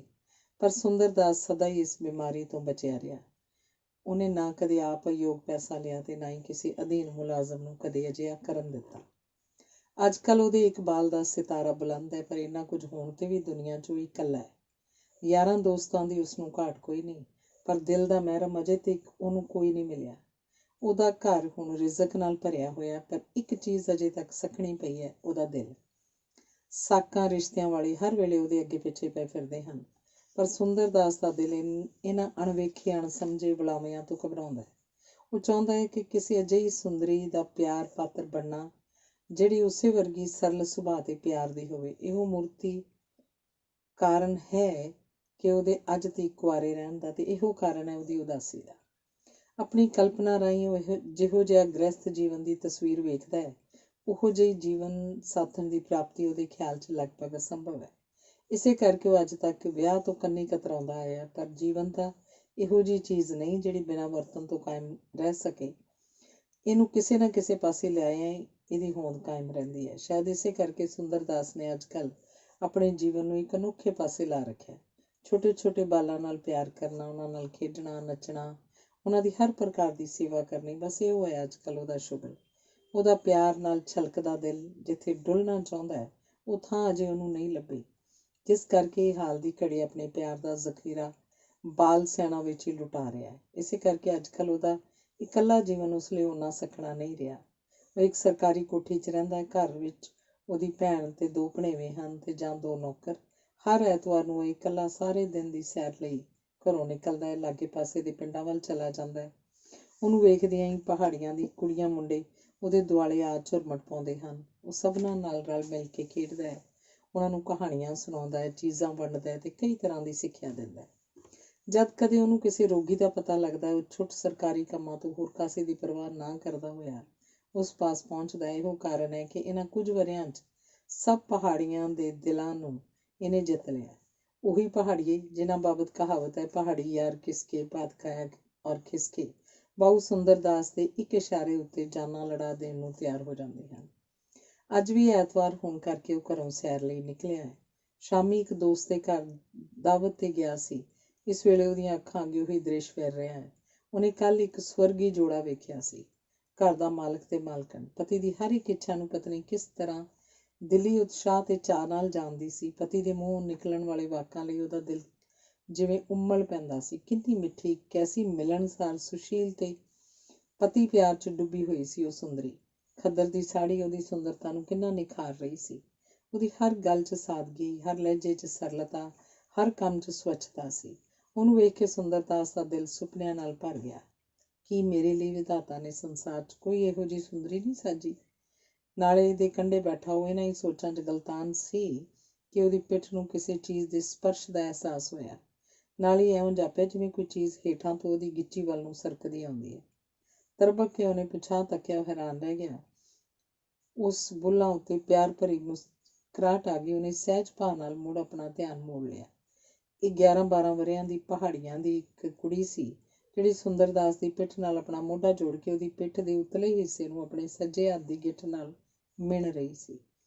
ਉਹ ਇਸ ਤਰ੍ਹਾਂ ਆਪਣੀ ਬਾਲ ਲੀਲਾ 'ਚ ਰੁੱਝੀ ਹੋਈ ਸੀ ਮਾਨੋ ਕੋਈ ਬੜਾ ਜ਼ਰੂਰੀ ਤੇ ਗੰਭੀਰ ਸਵਾਲ ਹੱਲ ਕਰ ਰਹੀ ਹੋਵੇ। ਉਹਨੂੰ ਖੇਡੇ ਲੱਗੀ ਰਹਿਣ ਦੇਣ ਦੇ ਖਿਆਲ ਨਾਲ ਸੁੰਦਰ ਦਾਸ ਨੇ ਝਟਪਟ ਆਪਣਾ ਧਿਆਨ ਉਸ ਵੱਲੋਂ ਮੋੜ ਲਿਆ। ਇਹ ਕੁੜੀ ਉਹਦੇ ਉਹਨਾਂ ਹੀ ਪ੍ਰੇਮ ਪਾਤਰਾਂ 'ਚੋਂ ਸੀ ਜਿਨ੍ਹਾਂ ਨੂੰ ਹਰ ਐਤਵਾਰ ਕੁਝ ਦੇ ਜਾਂਦਾ ਤੇ ਕੁਝ ਸੁਣਾ ਜਾਂਦਾ ਹੁੰਦਾ ਸੀ। ਕੁੜੀ ਦੇ ਸਿਰ 'ਤੇ ਖੱਦਰ ਦੀ ਇੱਕ ਮੈਲੀ ਚੁੰਨੀ, ਗਲ ਜਾਮਨੀ ਰੰਗ ਪਾਟਾ ਹੋਇਆ ਲੰਮਾ ਚੋਲਾ ਸੀ। ਇਸ ਮੈਲੇ ਪਹਿਰਾਵੇ ਵਿੱਚ ਉਹਦਾ ਗੋਰਾ ਨਿਛੋਹ ਚਿਹਰਾ ਇਸ ਤਰ੍ਹਾਂ ਚਮਕ ਰਿਹਾ ਸੀ ਜਿਵੇਂ ਬੱਦਲਾਂ 'ਚੋਂ ਚੰਨ। ਨਾਲ ਹੀ ਸੁੰਦਰ ਦਾਸ ਦੇ ਕੰਨ ਵਿੱਚ ਆਵਾਜ਼ ਆਈ, 1 2 3। ਅਖੀਰ ਸੁੰਦਰ ਦਾਸ ਪਾਸੋਂ ਨਾ ਹੀ ਰਿਹਾ ਗਿਆ ਤੇ ਉਹ ਖਿੜਖਿੜਾ ਕੇ ਹੱਸ ਪਿਆ। ਕੁੜੀ ਬੇਅਦਬੀ ਦਾ ਖਿਆਲ ਕਰਕੇ ਝਟ ਪਿਛਾਂਹ ਹੋ ਗਈ। ਸੁੰਦਰ ਦਾਸ ਨੇ ਹੱਸਦਿਆਂ ਪੁੱਛਿਆ, ਆ ਮੰਨੋ, ਇਹ ਕੀ ਕਰ ਰਹੀ ਸੈ? ਕੁੜੀ ਦਾ ਨਾਂ ਮਨੋਰਮਾ ਸੀ, ਜਿਹਨੂੰ ਅੱਧੇ ਨਾਂ ਨਾਲ ਮੰਨੋ ਕਰਕੇ ਸੱਦਦੇ ਸਨ। ਕੁਝ ਸਰਲਤਾ ਨਾਲ ਮਾਂ ਆਪਣੇ ਸਵਾਲ ਦਾ ਹੱਲ ਕੱਢ ਕੇ ਕੁੜੀ ਬੋਲੀ, ਤੁਸਾਂ ਤੇ ਬਾਬੂ ਜੀ ਮਤੇ ਵੱਡੇ ਹੋ। ਸੁੰਦਰ ਦਾਸ ਨੂੰ ਸਮਝ ਨਾ ਆਈ ਕਿ ਉਹਨੂੰ ਕਾਹਦੇ ਲਈ ਗਿੱਠਾਂ ਨਾਲ ਮਿਲ ਰਹੀ ਸੀ ਤੇ ਫਿਰ ਕਹਿੰਦੀ ਹੈ, ਤੁਸੀਂ ਤਾਂ ਬਹੁਤ ਵੱਡੇ ਹੋ। ਉਹਨੇ ਫਿਰ ਪੁੱਛਿਆ, ਤੂੰ ਕਾਹਦੇ ਲਈ ਮਿਲਿਆ ਮੈਨੂੰ? ਉਸੇ ਸਰਲ ਭਾਵ 'ਚ ਬੋਲੀ, ਮਾੜੀ ਮਾਵੇ ਗਲਾਇਆ ਤਾਂ ਮੰਨੋ ਬਾਬੂਆਂ ਸੰਗ ਤੁਹਾਡਾ ਵਿਆਹ ਕਰੀ ਦਈਏ। ਮੈਂ ਤਿਸਕੀ ਗਲਾਇਆ ਮੜੀਏ, ਬਾਬੂ ਤੇ ਮਤਾ ਵੱਡਾ ਹੈ ਮਾੜੇ ਕੋਲੋਂ, ਤਿਸੇ ਕਰਕੇ ਮੈਂ ਤਿੱਕੀ ਜਾਚੇ ਕਰਦੀ। ਤੂੰ ਤੇ ਬਾਊ ਜੀ ਮਾੜੇ ਕੋਲੋਂ 3 ਗਿੱਠਾਂ ਬੜਾ ਹੈ। ਬਾਊ ਸੁੰਦਰ ਦਾਸ ਉਹਦੀਆਂ ਗੱਲਾਂ ਸੁਣ ਕੇ ਹੱਸਦਾ ਲੋਟ-ਪੋਟ ਹੋ ਗਿਆ। ਕਿੰਨੀ ਸਰਲਤਾ ਸੀ ਉਸ ਭੋਲੀ ਕੁੜੀ 'ਚ ਤੇ ਨਾਲੇ ਉਹਦੀ ਨਿਸ਼ਕਪਟ ਮਾਂ ਦੇ ਹਿਰਦੇ 'ਚ। ਉਹ ਸੋਚਣ ਲੱਗਾ, ਕੁੜੀ ਘੜੀ ਮੁੜੀ ਆਪਣੀ ਮਾਂ ਅੱਗੇ ਮੇਰਾ ਜ਼ਿਕਰ ਕਰਦੀ ਹੋਏਗੀ ਕਿਉਂਕਿ ਇਹਨੂੰ ਆਸ ਸੀ ਕੱਲ੍ਹ ਐਤਵਾਰ ਹੈ, ਬਾਊ ਆਏਗਾ ਤੇ ਇਹਦੀ ਮਾਂ ਨੇ ਹਾਸੇ ਨਾਲ ਇਹਨੂੰ ਕਹਿ ਦਿੱਤਾ ਹੋਵੇਗਾ ਕਿ ਬਾਊ ਨਾਲ ਤੇਰਾ ਵਿਆਹ ਕਰ ਦਈਏ, ਤੇ ਭੋਲੀ ਕੁੜੀ ਨੇ ਮਖੌਲ ਨੂੰ ਸੱਚ ਮੰਨ ਲਿਆ ਹੋਵੇਗਾ। ਫਿਰ ਵੀ ਇੰਨਾ ਤਾਂ ਇਹ ਸਹਿਜ ਸੁਭਾਅ ਹੀ ਜਾਣਦੀ ਸੀ ਕਿ ਵਿਆਹ ਅਕਸਰ ਹਾਣੀਆਂ ਨਾਲ ਹੁੰਦਾ ਹੈ। ਸੋ ਇਸੇ ਚਿੰਤਾ 'ਚ ਸ਼ਾਇਦ ਅੱਜ ਹੋਰ ਬਾਲਾਂ ਨਾਲੋਂ ਅਗੇਤਰੀ ਇਹ ਘਰੋਂ ਚਲੀ ਆਈ। ਆਉਂਦਿਆਂ ਹੀ ਮੇਰੀ ਪਿੱਠ ਨਾਲ ਪਿੱਠ ਜੋੜ ਕੇ ਮੈਨੂੰ ਮਿਲਣ ਲੱਗ ਪਈ। ਕੁੜੀ ਦੀਆਂ ਅਨੋਖੀਆਂ ਗੱਲਾਂ ਸੁਣ ਕੇ ਤੇ ਗਿੱਠਾਂ ਨਾਲ ਮਿਲਣ ਦੀ ਉਹਦੀ ਕਿਰਿਆ ਦੇਖ ਕੇ ਸੁੰਦਰਦਾਸ ਨੂੰ ਇੱਕ ਸਵਰਗੀ ਸਵਾਦ ਆਇਆ। ਉਹ ਕੁੜੀ ਨੂੰ ਪਿਆਰ ਕਰਦਾ ਸੋਚਣ ਲੱਗਾ, ਕੁਦਰਤ ਨੇ ਮੇਰੇ ਪ੍ਰਸ਼ਨ ਦਾ ਕਿਹਾ ਸੋਹਣਾ ਉੱਤਰ ਦਿੱਤਾ। ਮੈਂ ਕਿੱਡਾ ਮੂਰਖ ਹਾਂ ਜਿਹੜਾ ਵਿਆਹ ਵਰਗੇ ਖਲਜਗਨ ਤੋਂ ਗ੍ਰਸਤ ਵਰਗੇ ਜੰਜਾਲ 'ਚ ਸੁੱਖ ਦੀ ਕਲਪਨਾ ਕਰਦਾ। ਹੁੰਦਾ ਹੋਏਗਾ ਇਸ ਵਿੱਚ ਸੁੱਖ, ਪਰ ਜਿਹੜਾ ਮੈਨੂੰ ਇਹਨਾਂ ਕੁੜੀ ਦੇ ਚਿਹਰੇ ਵੱਲ ਤੱਕ ਕੇ ਸਵਰਗੀ ਫਲਾਂ ਨੂੰ ਪਿਆਰ ਕਰਕੇ ਹੁੰਦਾ ਹੈ, ਇਹਦੇ ਟੱਕਰੇ ਗ੍ਰਸਤ ਛੱਡ ਕੇ ਸਵਰਗ ਦਾ ਸੁੱਖ ਵੀ ਤੁੱਛ ਹੈ। ਉਹ ਜੇ ਇਹ ਗੱਲਾਂ ਸੋਚ ਹੀ ਰਿਹਾ ਸੀ ਕਿ ਦੂਰੋਂ ਉਹਨੂੰ ਚੀਕ ਚਿਹਾੜਾ ਸੁਣਾਈ ਦਿੱਤਾ, ਤੇ ਫਿਰ ਵੇਖਦਿਆਂ ਉਸ ਨਾਲੇ ਦੇ ਕੰਢੇ ਪਹਾੜੀ ਬਾਲਾਂ ਦੀ ਭੀੜ ਲੱਗ ਗਈ। ਆਉਂਦੇ ਹੀ ਸਾਰੇ ਮੁੰਡੇ ਕੁੜੀਆਂ ਉਸ ਨਾਲ ਇਉਂ ਲਿਪਟ ਗਏ ਜਿਵੇਂ ਡੂਮਣੇ ਨਾਲ ਮੱਖੀਆਂ। ਸੁੰਦਰਦਾਸ ਉਹਨਾਂ ਸਾਰਿਆਂ ਨੂੰ ਨਾਲ ਲਈ ਇੱਕ ਖੁੱਲ੍ਹੇ ਮੈਦਾਨ 'ਚ ਆ ਗਿਆ। ਇਹੋ ਥਾਂ ਸੀ ਜਿੱਥੇ ਹਰ ਐਤਵਾਰ ਉਹ ਬਾਲਾਂ ਦੀ ਫੌਜ ਨਾਲ ਖੇਡਦਾ ਹੁੰਦਾ ਸੀ। ਸਦਾ ਦੇ ਨੇਮ ਅਨੁਸਾਰ ਉਹਨੇ ਸਭ ਤੋਂ ਪਹਿਲਾਂ ਉਹਨਾਂ ਸਾਰਿਆਂ ਨੂੰ ਇੱਕ ਗੋਲ ਚੱਕਰ 'ਚ ਬਿਠਾ ਦਿੱਤਾ। ਆਪ ਉਹਨਾਂ ਦੇ ਵਿਚਾਲੇ ਖੜੋ ਗਿਆ। ਇਸ ਤੋਂ ਬਾਅਦ ਉਹਦੇ ਹੁਕਮ ਅਨੁਸਾਰ ਬਾਲਾਂ ਨੇ 2-3 ਭਜਨ ਗਾਏ ਜਿਹੜੇ ਉਹਨੇ ਯਾਦ ਕਰਾਏ ਸਨ। ਫਿਰ ਇੱਕ ਕਰਕੇ ਉਹਨਾਂ ਉੱਤੇ ਕਈ ਤਰ੍ਹਾਂ ਦੇ ਪ੍ਰਸ਼ਨ ਕਰਨ ਲੱਗਾ। ਤੂੰ ਸਾਰੇ ਹਫ਼ਤੇ 'ਚ ਕਿੰਨਿਆਂ ਨਾਲ ਲੜਿਆ ਹੈ, ਕਿੰਨਿਆਂ ਨੂੰ ਗਾਲਾਂ ਕੱਢੀਆਂ ਈ, ਤੇ ਕਿੰਨੀ ਵਾਰੀ ਝੂਠ ਬੋਲਿਆ ਈ, ਤੇ ਮਾਂ ਪਿਓ ਦੀ ਕਿਹੜੀ ਗੱਲ ਤੂੰ ਨਹੀਂ ਮੰਨੀ ਆਪ। ਇਸ ਸਾਰੇ ਸਿਲਸਿਲੇ 'ਚ ਸੁਆਦਲੀ ਗੱਲ ਇਹ ਸੀ ਕਿ ਕੋਈ ਬਾਲ ਝੂਠ ਨਹੀਂ ਸੀ ਬੋਲ ਰਿਹਾ। ਸਾਰੇ ਆਪਣੇ ਕੀਤੇ ਕਸੂਰਾਂ ਨੂੰ ਆਪਣੇ ਮੂੰਹੋਂ ਕਬੂਲਦੇ ਸਨ। ਨਾ ਹੀ ਸੁੰਦਰਦਾਸ ਨੇ ਕਿਸੇ ਨੂੰ ਉਹਦੇ ਕਸੂਰ ਬਦਲੇ ਝਾੜ ਪਾਈ। ਕੇਵਲ ਇੰਨਾ ਹੀ ਕਿ ਜਿਨ੍ਹਾਂ ਨੇ ਸਾਰੇ ਹਫ਼ਤੇ 'ਚ ਕੋਈ ਕਸੂਰ ਨਹੀਂ ਸੀ ਕੀਤਾ, ਉਹਨੇ ਉਹਨਾਂ ਦਾ ਮੱਥਾ ਚੁੰਮਿਆ ਤੇ ਪਿੰਡੇ ਤੇ ਥਾਪੀ ਦਿੱਤੀ। ਪਰ ਜਿਹੜੇ ਕਸੂਰਵਾਰ ਸਨ ਉਹ ਇਸ ਦਾਤ ਤੋਂ ਵਾਂਝੇ ਰਹੇ, ਪਰ ਫਿਰ ਵੀ ਉਹ ਨਿਰਾਸ਼ ਨਹੀਂ ਸਨ। ਸ਼ਾਇਦ ਉਹਨਾਂ ਨੂੰ ਭਰੋਸਾ ਸੀ ਕਿ ਆਉਂਦੇ ਐਤਵਾਰ ਉਹ ਜ਼ਰੂਰ ਇਸ ਸਰੂਪਾਊ ਨੂੰ ਪ੍ਰਾਪਤ ਕਰ ਲੈਣਗੇ। ਇਸੇ ਤਰ੍ਹਾਂ ਚੋਖਾ ਚਿਰ ਸੁੰਦਰਦਾਸ ਤੇ ਉਹਦੀ ਬਾਲ ਫੌਜ ਦੀਆਂ ਖੇਡਾਂ ਪੜ੍ਹਾਈਆਂ ਆਦਿ ਹੁੰਦੀਆਂ ਰਹੀਆਂ। ਜਦ 12 ਕੁ ਵਜੇ ਦਾ ਵਕਤ ਹੋ ਗਿਆ ਤੇ ਸੁੰਦਰਦਾਸ ਨੇ ਵੇਖਿਆ ਕਿ ਹੁਣ ਇਹਨਾਂ ਨੇ ਘਰੇ ਜਾ ਕੇ ਰੋਟੀ ਖਾਣੀ, ਨਾਲੇ ਆਪੋ ਆਪਣੇ ਕੰਮ ਧੰਦੇ ਲੱਗਣਾ, ਤੇ ਉਹਨੇ ਛੁੱਟੀ ਦੀ ਸੀਟੀ ਵਜਾਈ। ਸਾਰੇ ਬਾਲ ਇੱਕ ਲਾਈਨ 'ਚ ਹੋ ਗਏ। ਸੁੰਦਰਦਾਸ ਨੇ ਆਪਣੀ ਮਠਿਆਈ ਵਾਲਾ ਥੈਲਾ ਜੋ ਇੱਕ ਦਰਖਤ ਨਾਲ ਟੰਗਿਆ ਸੀ ਉਤਾਰ ਕੇ ਭੁੰਜੇ ਘਾਹ ਤੇ ਢੇਰੀ ਕਰ ਦਿੱਤਾ। ਇਸ਼ਾਰਾ ਪਾ ਕੇ ਸਾਰੇ ਬਾਲ ਆਪਣੇ ਆਪ ਇੱਕ ਲੱਡੂ ਚੁੱਕ ਕੇ ਤੇ ਸੁੰਦਰਦਾਸ ਨੂੰ ਨਮਸਕਾਰ ਕਰਦੇ ਆਪੋ ਆਪਣੇ ਰਾਹ ਪੈ ਗਏ। ਥੋੜ੍ਹੀ ਦੇਰ ਬਾਅਦ ਉੱਥੇ ਫੇਰ ਅੱਗੇ ਵਾਂਗ ਚੁੱਪ-ਚਾਂ ਹੋ ਗਈ। ਨਾਲੇ ਦੀ ਛਾਂ ਤੇ ਪੰਛੀਆਂ ਦੀ ਚੂੰ-ਚੂੰ ਤੋਂ ਬਿਨਾਂ ਕੁਝ ਵੀ ਸੁਣਾਈ ਨਹੀਂ ਸੀ ਦਿੰਦਾ। ਸੁੰਦਰਦਾਸ ਸਭ ਬਚੀ ਖੁਚੀ ਮਠਿਆਈ ਥੈਲੇ 'ਚ ਸਮੇਟ ਕੇ ਇੱਕ ਹਰੀ ਭਰੀ ਚੱਟਾਨ ਤੇ ਚੜ੍ਹਨ ਲੱਗਾ। ਇਸੇ ਤਰ੍ਹਾਂ ਫਿਰਦਾ ਫਰਾਉਂਦਾ ਅੰਤ ਸ਼ਾਮ ਨੂੰ ਘਰ ਜਾ ਪੁੱਜਾ। ਲੈਟਰ ਬਾਕਸ ਖੋਲ੍ਹ ਕੇ ਉਹਨੇ ਅੱਜ ਦੀ ਡਾਕ ਵੇਖੀ। ਇਸ 'ਚ 2 ਅਖਬਾਰਾਂ ਤੋਂ ਛੋਟਾ ਇੱਕ ਲਿਫਾਫਾ ਵੀ ਸੀ। ਬੈਠਕ 'ਚ ਜਾ ਕੇ ਉਹਨੇ ਅਖਬਾਰਾਂ ਮੇਜ਼ ਤੇ ਰੱਖ ਦਿੱਤੀਆਂ, ਲਿਫਾਫੇ ਵਿਚਲੀ ਚਿੱਠੀ ਕੱਢੀ, ਫਿਰ ਕੁਰਸੀ ਤੇ ਬੈਠ ਕੇ ਪੜ੍ਹਨ ਲੱਗਾ। ਚਿੱਠੀ ਦਾ ਮਜ਼ਮੂਨ ਇਸ ਤਰ੍ਹਾਂ ਸੀ। ਪਿਆਰੇ ਸੁੰਦਰਦਾਸ ਜੀ, ਅੱਜ ਬੜੀ ਮੁੱਦਤ ਪਿੱਛੋਂ ਤੁਹਾਨੂੰ ਚਿੱਠੀ ਲਿਖਣ ਲੱਗਾ। ਸ਼ਾਇਦ ਇਸ ਪੁਰਾਣੇ ਤੇ ਗਰੀਬ ਦੋਸਤ ਦੀ ਤੁਹਾਨੂੰ ਯਾਦ ਵੀ ਨਹੀਂ ਰਹੀ ਹੋਣੀ। ਪਰਮਾਤਮਾ ਦੀ ਕਿਰਪਾ ਨਾਲ ਅੱਜ ਤੁਸੀਂ ਉੱਚੇ ਅਹੁਦੇ ਤੇ ਹੋ, ਨਾਲੇ ਤੁਹਾਡੀ ਥਾਂ ਸੱਚਮੁੱਚ ਰੱਬ ਨੇ ਸੁਣੀ ਹੈ। ਜਿਹੋ ਜਿਹੀ ਇਕਾਂਤਵਾਸੀ ਤੁਸੀਂ ਬਣਨਾ ਚਾਹੁੰਦੇ ਸੀ, ਉਹੋ ਜਿਹੀ ਥਾਵੇਂ ਈਸ਼ਵਰ ਨੇ ਤੁਹਾਨੂੰ ਭੇਜ ਦਿੱਤਾ ਹੈ। ਉਮੀਦ ਹੈ ਕਾਂਗੜੇ ਦੀਆਂ ਸਰਸਬਜ਼ ਪਹਾੜੀਆਂ ਤੇ ਬੈਠ ਕੇ ਤਪੱਸਿਆ ਕਰਦੇ ਹੋਗੇ, ਪਰ ਮੈਂ ਤੁਹਾਨੂੰ ਇੱਕ ਗੱਲ ਯਾਦ ਕਰਾਉਣੀ ਹੈ ਕਿ ਗ੍ਰਹਿਸਥ ਆਸ਼ਰਮ ਦੀ ਮੰਜ਼ਿਲ ਨੂੰ ਜਦ ਤੱਕ ਪਾਰ ਨਹੀਂ ਕਰ ਲੈਂਦੇ, ਤਦ ਤੱਕ ਤੁਹਾਡੀ ਯੋਗ ਸਾਧਨਾ ਰੱਬ ਦੀ ਦਰਗਾਹ 'ਚ ਕਬੂਲ ਨਹੀਂ ਹੋਏਗੀ। ਗੱਲ ਇਹ ਹੈ ਕਿ ਤੁਹਾਡੀ ਭਰਜਾਈ ਜੀ ਚਾਹੁੰਦੇ ਹਨ ਤੁਹਾਥੋਂ ਗੁਰਦੀਖਿਆ ਲੈਣੀ, ਤੇ ਨਾਲ ਹੀ ਇਸ ਬਦਲੇ ਗੁਰਦੱਛਣਾ ਦੇ ਰੂਪ 'ਚ ਤੁਹਾਨੂੰ ਇੱਕ ਤੁੱਛ ਜਿਹੀ ਚੀਜ਼ ਭੇਟ ਕਰਨੀ। ਕੀ ਤੁਸੀਂ ਆਪਣੀ ਚੇਲੀ ਦੀ ਭੇਟਾ ਕਬੂਲਣ ਨੂੰ ਤਿਆਰ ਹੋ? ਇਹ ਭੇਟਾ ਕੀ ਹੋਏਗੀ ਤੁਸੀਂ ਜਾਣਦੇ ਹੀ ਹੋ ਕਿ ਸੁਸ਼ੀਲਾ ਤੋਂ ਬਿਨਾਂ ਤੁਹਾਨੂੰ ਦੇਣ ਲਈ ਹੋਰ ਸਾਡੇ ਕੋਲ ਕੁਝ ਨਹੀਂ। ਆਸ ਹੈ ਪ੍ਰਵਾਨਗੀ ਸਹਿਤ ਉੱਤਰ ਦੇ ਕੇ ਧੰਨਵਾਦੀ ਬਣਾਓਗੇ। ਸੁਸ਼ੀਲਾ ਵੱਲੋਂ ਨਮਸਤੇ ਪ੍ਰਵਾਨ ਹੋਵੇ। ਉੱਤਰ ਅਬਿਲਾਖੀ, ਤੁਹਾਡਾ ਸ਼ੰਭੂਨਾਥ, ਅੰਮ੍ਰਿਤਸਰ। ਖਤ ਪੜ੍ਹ ਕੇ ਸੁੰਦਰਦਾਸ ਦੇ ਦਿਲ 'ਚ ਆਪਣੇ ਪੁਰਾਣੇ ਦੋਸਤ ਦੀ ਯਾਦ ਸੱਜਰੀ ਹੋ ਉੱਠੀ। ਆਪਣੇ ਸਕੂਲ ਜਮਾਤੀ ਦੀ, ਫਿਰ ਉਹਨੂੰ ਸ਼ੰਭੂਨਾਥ ਦੀ ਵਹੁਟੀ ਦਾ ਖਿਆਲ ਆਇਆ, ਜਿਹੜੀ ਇਹਦਾ ਸਕੇ ਦਿਓਰਾਂ ਵਾਂਗ ਸਤਿਕਾਰ ਕਰਦੀ ਸੀ। ਸੋਚਣ ਲੱਗਾ, ਸ਼ੰਭੂਨਾਥ ਦੀ ਵਹੁਟੀ ਸੱਚਮੁੱਚ ਇੱਕ ਸੱਚੀ ਪਤੀਵਰਤਾ ਤੇ ਸੁੰਦਰ ਹੈ। ਉਹਦੀ ਜ਼ੁਬਾਨ 'ਚ ਜਿੰਨੀ ਮਿਠਾਸ ਹੈ, ਉਦੋਂ ਵੱਧ ਸਰਲਤਾ ਉਹਦੇ ਚਿਹਰੇ ਤੇ ਹੈ। ਸੁਸ਼ੀਲਾ ਭਾਵੇਂ ਉਦੋਂ ਬਾਲੜੀ ਸੀ, ਪਰ ਆਖਰ ਤਾਂ ਦੇਵਕੀ ਦੀ ਭੈਣ ਹੈ। ਜਿਹੜੇ ਗੁਣ ਦੇਵਕੀ 'ਚ ਹਨ, ਜੇ ਕਦੀ ਉਹ ਸੁਸ਼ੀਲਾ ਵਿੱਚ ਵੀ ਹੋਣ ਤਾਂ ਮੇਰੇ ਜੀਵਨ ਲਈ ਇਦੋਂ ਚੰਗੀ ਸਾਥਣ ਸ਼ਾਇਦ ਲੱਭਣੀ ਅਸੰਭਵ ਹੋਵੇ। ਆਪਣੀ ਭੈਣ ਵਾਲੇ ਗੁਣ ਉਸ 'ਚ ਹੋਣਗੇ ਕਿਉਂ ਨਹੀਂ, ਜ਼ਰੂਰ ਹੋਣਗੇ। ਭਾਵੇਂ ਉਦੋਂ ਜਦੋਂ ਮੈਂ ਉਹਨੂੰ ਵੇਖਿਆ ਸੀ ਕੁਝ ਚੰਚਲ ਜਿਹੀ ਸੀ, ਪਰ ਬਾਲਪੁਣੇ ਵਿੱਚ ਤਾਂ ਅਕਸਰ ਚੰਚਲਤਾ ਹੁੰਦੀ ਹੀ ਹੈ। ਕੁਝ ਵੀ ਹੋਵੇ, ਪਰ ਜਿਸ ਨਾਲ ਸਾਰੇ ਜੀਵਨ ਦੀ ਸਾਂਝ ਪਾਉਣੀ ਹੈ, ਰਿਸ਼ਤਾ ਗੰਢਣ ਤੋਂ ਪਹਿਲਾਂ ਇੱਕ ਅੱਧ ਵਾਰੀ ਉਸ ਨਾਲ ਮੁਲਾਕਾਤ ਤਾਂ ਜ਼ਰੂਰੀ ਕਰਨੀ ਚਾਹੀਦੀ ਹੈ। ਖਿਆਲਾਂ ਦਾ ਵਟਾਂਦਰਾ ਕਰਕੇ ਇੰਨਾ ਤਾਂ ਮਾਲੂਮ ਕਰ ਲੈਣਾ ਚਾਹੀਦਾ ਹੈ ਕਿ ਸੁਸ਼ੀਲਾ ਮੇਰਾ ਸਾਥ ਨਿਭਾਉਣ ਦੇ ਯੋਗ ਹੈ ਵੀ ਕਿ ਨਹੀਂ। ਬਿਨਾਂ ਵੇਖੇ ਸੁਣੇ ਸਮਾਜਿਕ ਕਾਨੂੰਨ ਦੀ ਰੱਸੀ ਨਾਲ ਨਰੜੇ ਹੋਏ ਹਜ਼ਾਰਾਂ ਲੋਕੀ ਅੱਜ ਆਪਣੇ ਜੀਵਨ ਨੂੰ ਨਰਕ ਦਾ ਨਮੂਨਾ ਬਣਾ ਕੇ ਦੁੱਖਾਂ ਦੀਆਂ ਘੜੀਆਂ ਗਿਣ ਰਹੇ ਹਨ। ਚਿੱਠੀ ਰਾਹੀਂ ਸ਼ੰਭੂਨਾਥ ਦੀ ਮਨਜ਼ੂਰੀ ਲੈ ਕੇ 1-2 ਦਿਨਾਂ ਲਈ ਅੰਮ੍ਰਿਤਸਰ ਚਲਾ ਜਾਵਾਂਗਾ। ਹੁਣੇ ਇੱਕ ਚਿੱਠੀ ਸ਼ੰਭੂਨਾਥ ਨੂੰ ਲਿਖ ਦੇਣਾ। ਪਰ ਨਾਲ ਹੀ ਉਹਨੂੰ ਆਪਣੀ ਭੈਣ ਦ੍ਰੋਪਦੀ ਦਾ ਖਿਆਲ ਆ ਗਿਆ, ਜਿਹੜੀ ਪੁਰਾਣੀਆਂ ਲੀਹਾਂ 'ਤੇ ਚੱਲਣ ਵਾਲੀ ਸੀ। ਨਵੇਂ ਰੰਗ ਢੰਗ ਦਾ ਸਮਾਜਿਕ ਚੱਲਣ ਤਾਂ ਕਿਤੇ ਰਿਹਾ, ਇਹਦਾ ਜ਼ਿਕਰ ਸੁਣਨਾ ਵੀ ਉਸ ਲਈ ਪਾਪ ਸੀ। ਪਰ ਇਹ ਕੁਝ ਹੁੰਦਿਆਂ ਵੀ ਸੁੰਦਰਦਾਸ ਦੇ ਦਿਲ 'ਚ ਦ੍ਰੋਪਦੀ ਦਾ ਬੇਉੜਕ ਸਤਿਕਾਰ ਸੀ। ਉਹ ਇੱਕ ਕਦਮ ਵੀ ਉਹਦੀ ਮਰਜ਼ੀ ਬਿਨਾਂ ਨਹੀਂ ਸੀ ਪੁੱਟ ਸਕਦਾ। ਜਿਸ ਗੱਲੋਂ ਦ੍ਰੋਪਦੀ ਦਾ ਦਿਲ ਦੁਖੀ ਹੋਇਆ, ਅਜਿਹਾ ਕੰਮ ਉਹ ਭੁੱਲ ਕੇ ਵੀ ਨਹੀਂ ਸੀ ਕਰਨਾ ਚਾਹੁੰਦਾ। ਉਹ ਇਹਨਾਂ ਹੀ ਸੋਚਾਂ 'ਚ ਸੀ ਕਿ ਦ੍ਰੋਪਦੀ ਦਾ ਭੇਜਿਆ ਹੋਇਆ ਨੌਕਰ ਰੋਟੀ ਲਈ ਸੱਦਣ ਆ ਗਿਆ। ਸੁੰਦਰਦਾਸ ਉਵੇਂ ਹੀ ਉੱਠ ਕੇ ਰਸੋਈ ਵੱਲ ਤੁਰ ਪਿਆ। ਚਿੱਠੀ ਉਹਨੇ ਭੈਣ ਨੂੰ ਸੁਣਾਈ ਤੇ ਰੋਟੀ ਖਾਣ ਲੱਗਾ। ਦ੍ਰੋਪਦੀ ਨੇ ਚਿੱਠੀ ਸੁਣੀ, ਨਾਲ ਹੀ ਇੱਕ ਅਰਥ ਭਰੀ ਨਜ਼ਰ ਭਰਾ ਵੱਲ ਤੱਕੀ। ਸਦਾ ਤੋਂ ਉਲਟਾ ਅੱਜ ਸੁੰਦਰਦਾਸ ਦੇ ਚਿਹਰੇ 'ਤੇ ਕੁਝ ਰਜ਼ਾਮੰਦੀ ਦੇ ਚਿੰਨ੍ਹ ਵੇਖ ਕੇ ਦ੍ਰੋਪਦੀ ਨੂੰ ਬੇਓੜਕ ਖੁਸ਼ੀ ਹੋਈ। ਉਹ ਤਾਂ ਚਿਰੋਕੀ ਉਸ ਸੁਭਾਗੇ ਦਿਨ ਦੀ ਉਡੀਕ ਸੀ ਜਦੋਂ ਇਸ ਘਰ ਦਾ ਬੂਹਾ ਖੁੱਲ੍ਹੇ। ਉਹਨੇ ਪੁੱਛਿਆ, ਇਹ ਸ਼ੰਭੂਨਾਥ ਹੋਈਏ ਉਹਨੇ ਨਾ, ਅੰਬਰਸਰੀਆ? ਆਹੋ ਭੈਣ।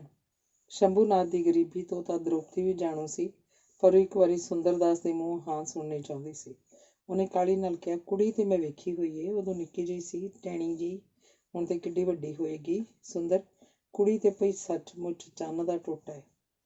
ਤੇ ਸੁੰਦਰਦਾਸ ਦਾ ਦਿਲ ਫੋਲਣ ਦੇ ਇਰਾਦੇ ਨਾਲ ਉਹਨੇ ਫੇਰ ਕਿਹਾ, ਨਾਲੇ ਹੈ ਵੀ ਆਪਣੀ ਜਾਤ ਬਰਾਦਰੀ 'ਚੋਂ, ਨਾਲੇ ਉਹ ਤੇਰਾ ਨਿੱਕੇ ਹੁੰਦਿਆਂ ਦਾ ਦੋਸਤ ਵੀ ਏ। ਸੁੰਦਰਦਾਸ ਨੇ ਉੱਤਰ ਨਾ ਦਿੱਤਾ। ਇਸ ਚੁੱਪ ਨੂੰ ਅੱਧੀ ਰਜਾਮੰਦੀ ਸਮਝ ਕੇ ਦ੍ਰੋਪਦੀ ਕਹਿਣ ਲੱਗੀ, ਫਿਰ ਲਿਖ ਦੇ ਸੂ ਖਤ।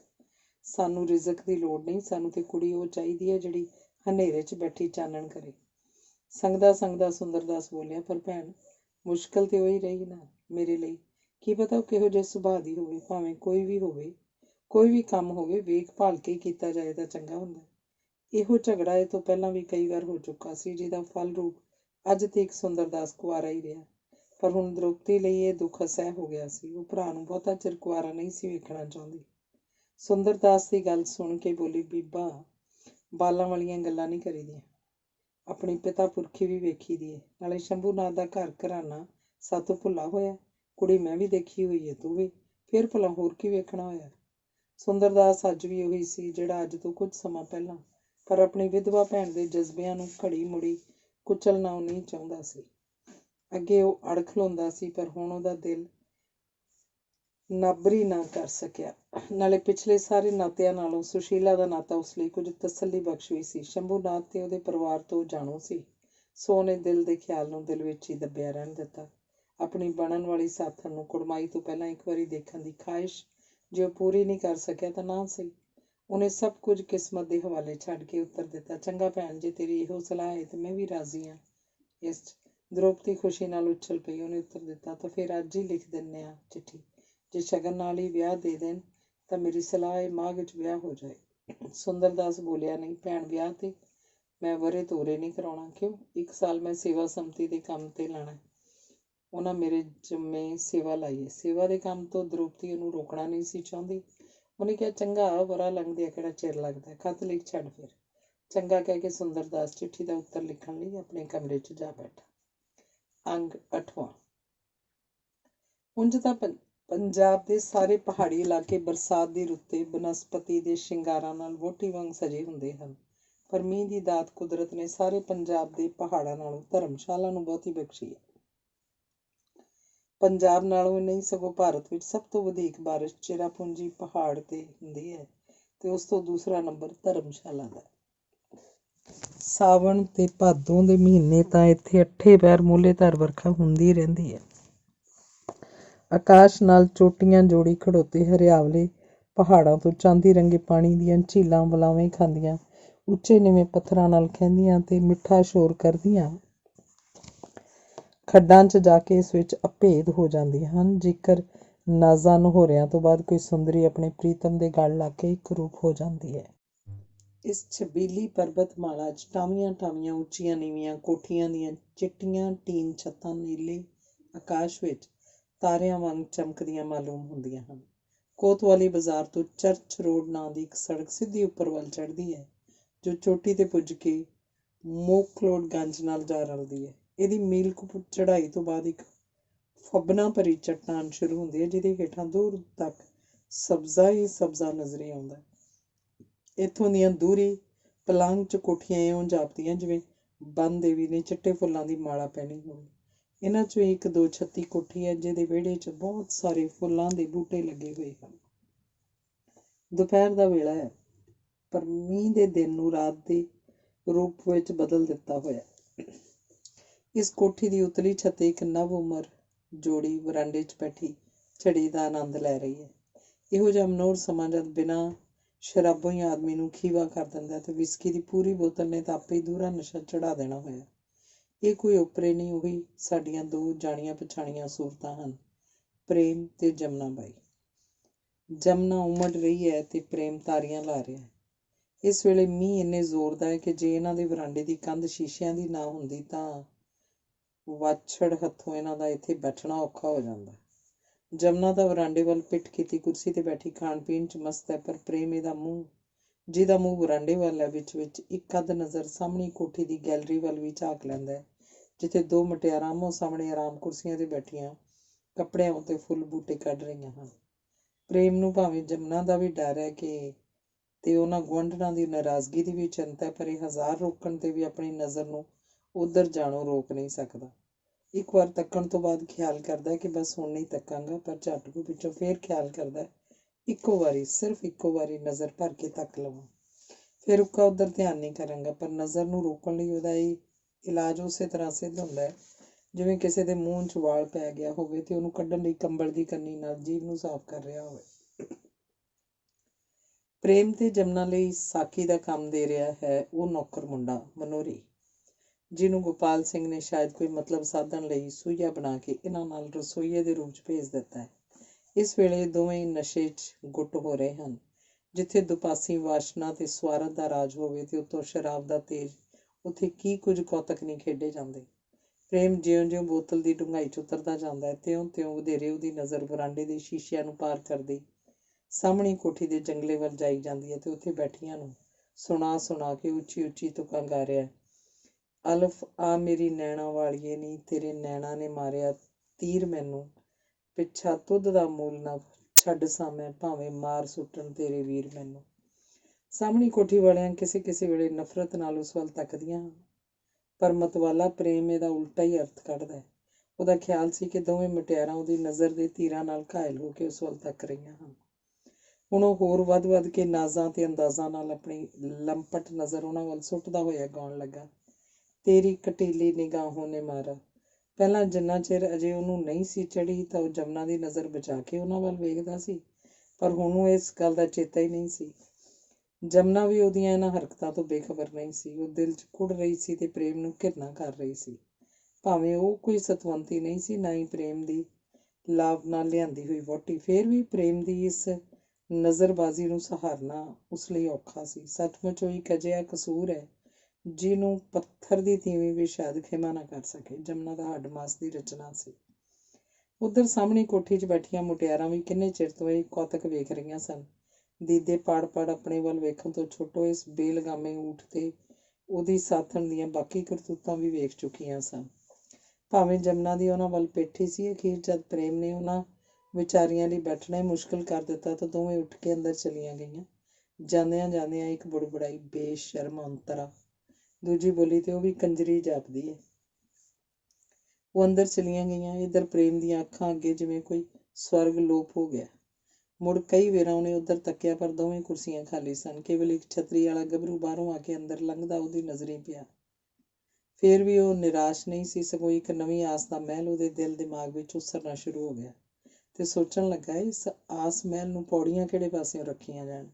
ਇਹ ਸੋਚਾਂ ਸੋਚਦਿਆਂ ਉਹਨੇ ਜਮਨਾ ਵੱਲ ਧਿਆਨ ਮੋੜਿਆ। ਜਮਨਾ ਈਰਖਾ ਦੀ ਅੱਗ ਨਾਲ ਇਸ ਵੇਲੇ ਅੱਡੀ ਤੋਂ ਚੋਟੀ ਤੇ ਤਪ ਰਹੀ ਸੀ ਤੇ ਉਸ ਸਵਾਰਥ ਦੇ ਪਾਣੀ ਨਾਲ ਉਹਨੂੰ ਠੰਡਾ ਕਰਨ ਦੀ ਕੋਸ਼ਿਸ਼ ਕਰ ਰਹੀ ਸੀ।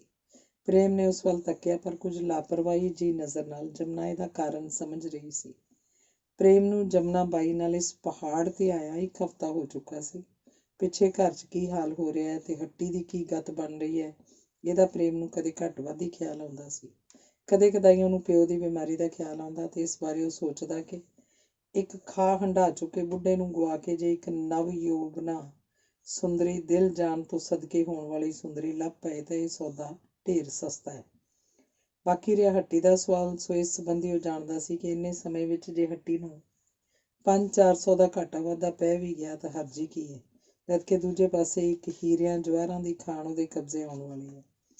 ਪਰ ਇਹ ਸਭ ਕੁਝ ਜਾਣਦਿਆਂ ਹੋਇਆਂ ਵੀ ਉਹ ਜਮਨਾ ਦੇ ਇਸ ਇੱਕੋ ਹਫ਼ਤੇ ਦੇ ਸਹਿਵਾਸ ਤੋਂ ਹੁੱਸੜ ਗਿਆ ਸੀ। ਆਪਣੇ ਮੁੱਢਲੇ ਸੁਭਾਅ ਅਨੁਸਾਰ ਉਹ ਜਮਨਾ ਦੇ ਮੂੰਹ ਬੰਧਨ 'ਚ ਜਕੜਿਆ ਘਬਰਾ ਜਿਹਾ ਗਿਆ ਸੀ।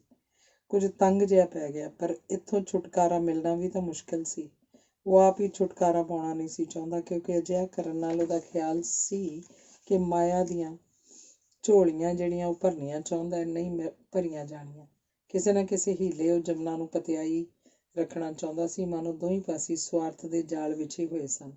ਇੱਕ ਪਾਸੇ ਦਾ ਜਾਲ ਕੱਚੇ ਸੂਤਰ ਦਾ ਤੇ ਬੁਲਬੁਲ ਚਤਰ ਸੀ, ਤੇ ਦੂਜੇ ਪਾਸੇ ਦਾ ਜਾਲ ਫੌਲਾਦੀ ਤਾਰਾਂ ਦਾ ਤੇ ਕਬੂਤਰ ਸੀ ਲੋਭੀ ਪਰ ਬੇਸਮਝ। ਪ੍ਰੇਮ ਨੇ ਜਮਨਾ ਵੱਲ ਧਿਆਨ ਮੋੜਿਆ ਤੇ ਉਹਨੂੰ ਕਿਸੇ ਚਿੰਤਾ 'ਚ ਲੀਨ ਵੇਖ ਕੇ ਪਿਆਰ ਨਾਲ ਉਹਦੀ ਬਾਂਹ ਫੜ ਕੇ ਕਹਿਣ ਲੱਗਾ, ਮੇਰੀ ਪਿਆਰੀ ਜਮਨਾ, ਤੂੰ ਕੀ ਪਈ ਸੋਚਣੀ ਏ? ਜਮਨਾ ਨੇ ਚਿਹਰੇ 'ਤੇ ਮੁਸਕਰਾਹਟ ਲਿਆ ਕੇ ਆਪਣੇ ਹੁਨਰ ਦਾ ਸਾਂਗ ਭਰਨਾ ਸ਼ੁਰੂ ਕੀਤਾ। ਤੁਹਾਡੇ ਪ੍ਰੇਮ 'ਚ ਪਾਗਲ ਹੋ ਰਹੀ ਹਾਂ। ਤੁਸੀਂ ਕਿੱਡੇ ਸੋਹਣੇ ਹੋ। ਰੱਬ ਨੇ ਤੁਹਾਨੂੰ ਇਹ ਜਵਾਨੀ, ਇਹ ਪਿਆਰੀਆਂ ਪਿਆਰੀਆਂ ਗੱਲਾਂ ਕਰਨ ਦੀ ਜਾਦੂਗਰੀ ਕਿੱਥੋਂ ਲਿਆ ਦਿੱਤੀ? ਤੇਰੇ ਕੋਲੋਂ ਚੁਰਾ ਕੇ। ਜਮਨਾ ਕਹਿੰਦਾ ਕਹਿੰਦਾ ਪ੍ਰੇਮ ਉੱਥੋਂ ਹੀ ਅੱਖਾਂ ਮੀਟ ਕੇ ਫੈਲ ਗਿਆ। ਚਲੋ ਚਾਨਣ ਜੀ, ਤੁਹਾਨੂੰ ਸੁਆ ਦਿਆਂ, ਕਹਿ ਕੇ ਜਮਨਾ ਨੇ ਮਨੋਹਰੀ ਨੂੰ ਸੱਦਿਆ। ਦੋਵਾਂ ਨੇ ਉਸ ਸ਼ਰਾਬੀ ਨੂੰ ਬਾਹਾਂ ਤੋਂ ਥੰਮਿਆ ਤੇ ਅੰਦਰ ਲਿਜਾ ਕੇ ਮੰਜੇ ਤੇ ਸੁੱਟ ਦਿੱਤਾ। ਉਹ ਮੁਰਦੇ ਵਾਂਗ ਪੈ ਗਿਆ ਤੇ ਜਮਨਾ ਹੌਲੇ ਜਿਹੇ ਬੁੜਬੁੜਾਈ, ਮਰ ਇੱਥੇ ਕੰਜਰ ਦਿਆ। ਅਗਲਾ ਅੰਗ 9ਵਾਂ। ਦੂਜੇ ਦਿਨ ਜਦ ਪ੍ਰੇਮ ਜਾਗਿਆ ਤਾਂ ਉਹਦੀਆਂ ਅੱਖਾਂ ਅੱਗੇ ਉਹੀ ਕੱਲ੍ਹ ਵਾਲੀਆਂ ਮੁਟਿਆਰਾਂ ਫਿਰ ਰਹੀਆਂ ਸਨ। ਆਨੇ ਬਾਨੇ ਉੱਥੇ ਕੱਲ੍ਹ ਵਾਲੇ ਵਰਾਂਡੇ 'ਚ ਬੈਠ ਕੇ ਉਹਨੇ ਕਈ ਵਾਰੀ ਉਹ ਸਾਹਮਣੇ ਥਾਂ ਵੇਖੀ, ਪਰ ਜਗ੍ਹਾ ਖਾਲੀ ਸੀ। ਅੱਜ ਕੁਰਸੀਆਂ ਵੀ ਨਹੀਂ ਸਨ। ਉਹਨੇ ਖਿਆਲ ਕੀਤਾ ਸ਼ਾਇਦ ਸੈਰ ਕਰਨ ਗਈਆਂ ਹੋਣਗੀਆਂ। ਜੇ ਹੁਣੇ ਮੈਂ ਵੀ ਚਲਾ ਜਾਵਾਂ ਤਾਂ ਖਬਰੇ ਰਸਤੇ ਵਿੱਚ ਹੀ ਕਿਤੇ ਮੇਲ ਹੋ ਜਾਏ। ਮਨੋਹਰੀ ਨੇ ਚਾਹ, ਮੱਖਣ, ਟੋਸਟ ਆਦਿ ਲਿਆ ਕੇ ਮੇਜ਼ 'ਤੇ ਰੱਖ ਦਿੱਤਾ ਤੇ ਦੋਵਾਂ ਨੇ ਰਲ ਕੇ ਖ਼ਤਮ ਕੀਤਾ।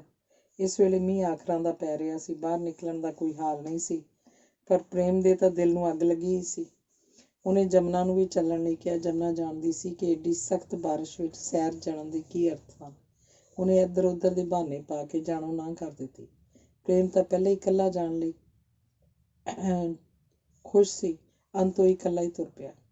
ਸਾਰੇ ਰਾਹ ਉਹਦੀਆਂ ਅੱਖਾਂ ਭਾਲ ਕਰਦੀਆਂ ਰਹੀਆਂ, ਪਰ ਅਸਫਲ। ਸੈਰ ਤੋਂ ਵਾਪਸ ਆ ਕੇ ਉਹਨੇ ਸਾਹਮਣੀ ਕੋਠੀ ਦਾ ਬੂਹਾ ਬੰਦ ਹੀ ਵੇਖਿਆ। ਸਮਾਂ ਤਾੜ ਕੇ ਉਹਨੇ ਮਨੋਹਰੀ ਨੂੰ ਹੇਠਾਂ ਸੱਦਿਆ। ਹੁਣ ਕਹਿਣ ਲੱਗਾ, ਜਾ ਕੇ ਪਤਾ ਕਰ ਕਿ ਸਾਹਮਣੀ ਕੋਠੀ ਵਾਲੇ ਕਿਹੜੇ ਵੇਲੇ ਆਉਂਦੇ ਨੇ, ਨਾਲੇ ਇਹ ਪਤਾ ਕਰੀ ਕਿ ਕੌਣ ਨੇ, ਕਿੱਥੋਂ ਆਏ ਹੋਏ ਨੇ। ਹੇਠਲੇ ਹਿੱਸੇ 'ਚ ਇੱਕ ਹੋਰ ਕਿਰਾਏਦਾਰ ਰਹਿੰਦਾ, ਉਸ ਕੋਲੋਂ ਪੁੱਛ ਲਈ ਸਾਰੀਆਂ ਗੱਲਾਂ। ਮਨੋਹਰੀ ਚਲਾ ਗਿਆ ਤੇ ਥੋੜ੍ਹੀ ਦੇਰ ਬਾਅਦ ਉਹਨੇ ਆ ਕੇ ਦੱਸਿਆ, ਹੇਠਲਾ ਕਿਰਾਏਦਾਰ ਕਹਿੰਦਾ ਸੀ ਅੱਜ ਵੱਡੇ ਵੇਲੇ ਸਵੇਰੇ ਹੀ ਉਹ ਚਲੇ ਗਏ ਨੇ। ਨਿਰਾਸ਼ ਹੋ ਕੇ ਪ੍ਰੇਮ ਨੇ ਪੁੱਛਿਆ, ਚਲੇ ਗਏ ਨੇ? ਉਹ ਬੋਲਿਆ, ਨਹੀਂ, ਧਰਮਸ਼ਾਲਾ ਤੋਂ ਨਹੀਂ ਚਲੇ ਗਏ, ਉਂਝ ਕਿਸੇ ਹੋਰ ਕੋਠੀ 'ਚ ਜਾ ਰਹੇ ਨੇ। ਤੇ ਹੈ ਕਿੱਥੋਂ ਦੇ ਨੇ? ਲਾਹੌਰ ਦੇ। ਲਾਹੌਰ ਦੇ? ਕਹਿ ਕੇ ਉਹ ਸੋਚਣ ਲੱਗਾ, ਤਾਂ ਤੇ ਸਾਡੇ ਨੇੜੇ ਹੀ ਰਹਿੰਦੇ ਪਏ।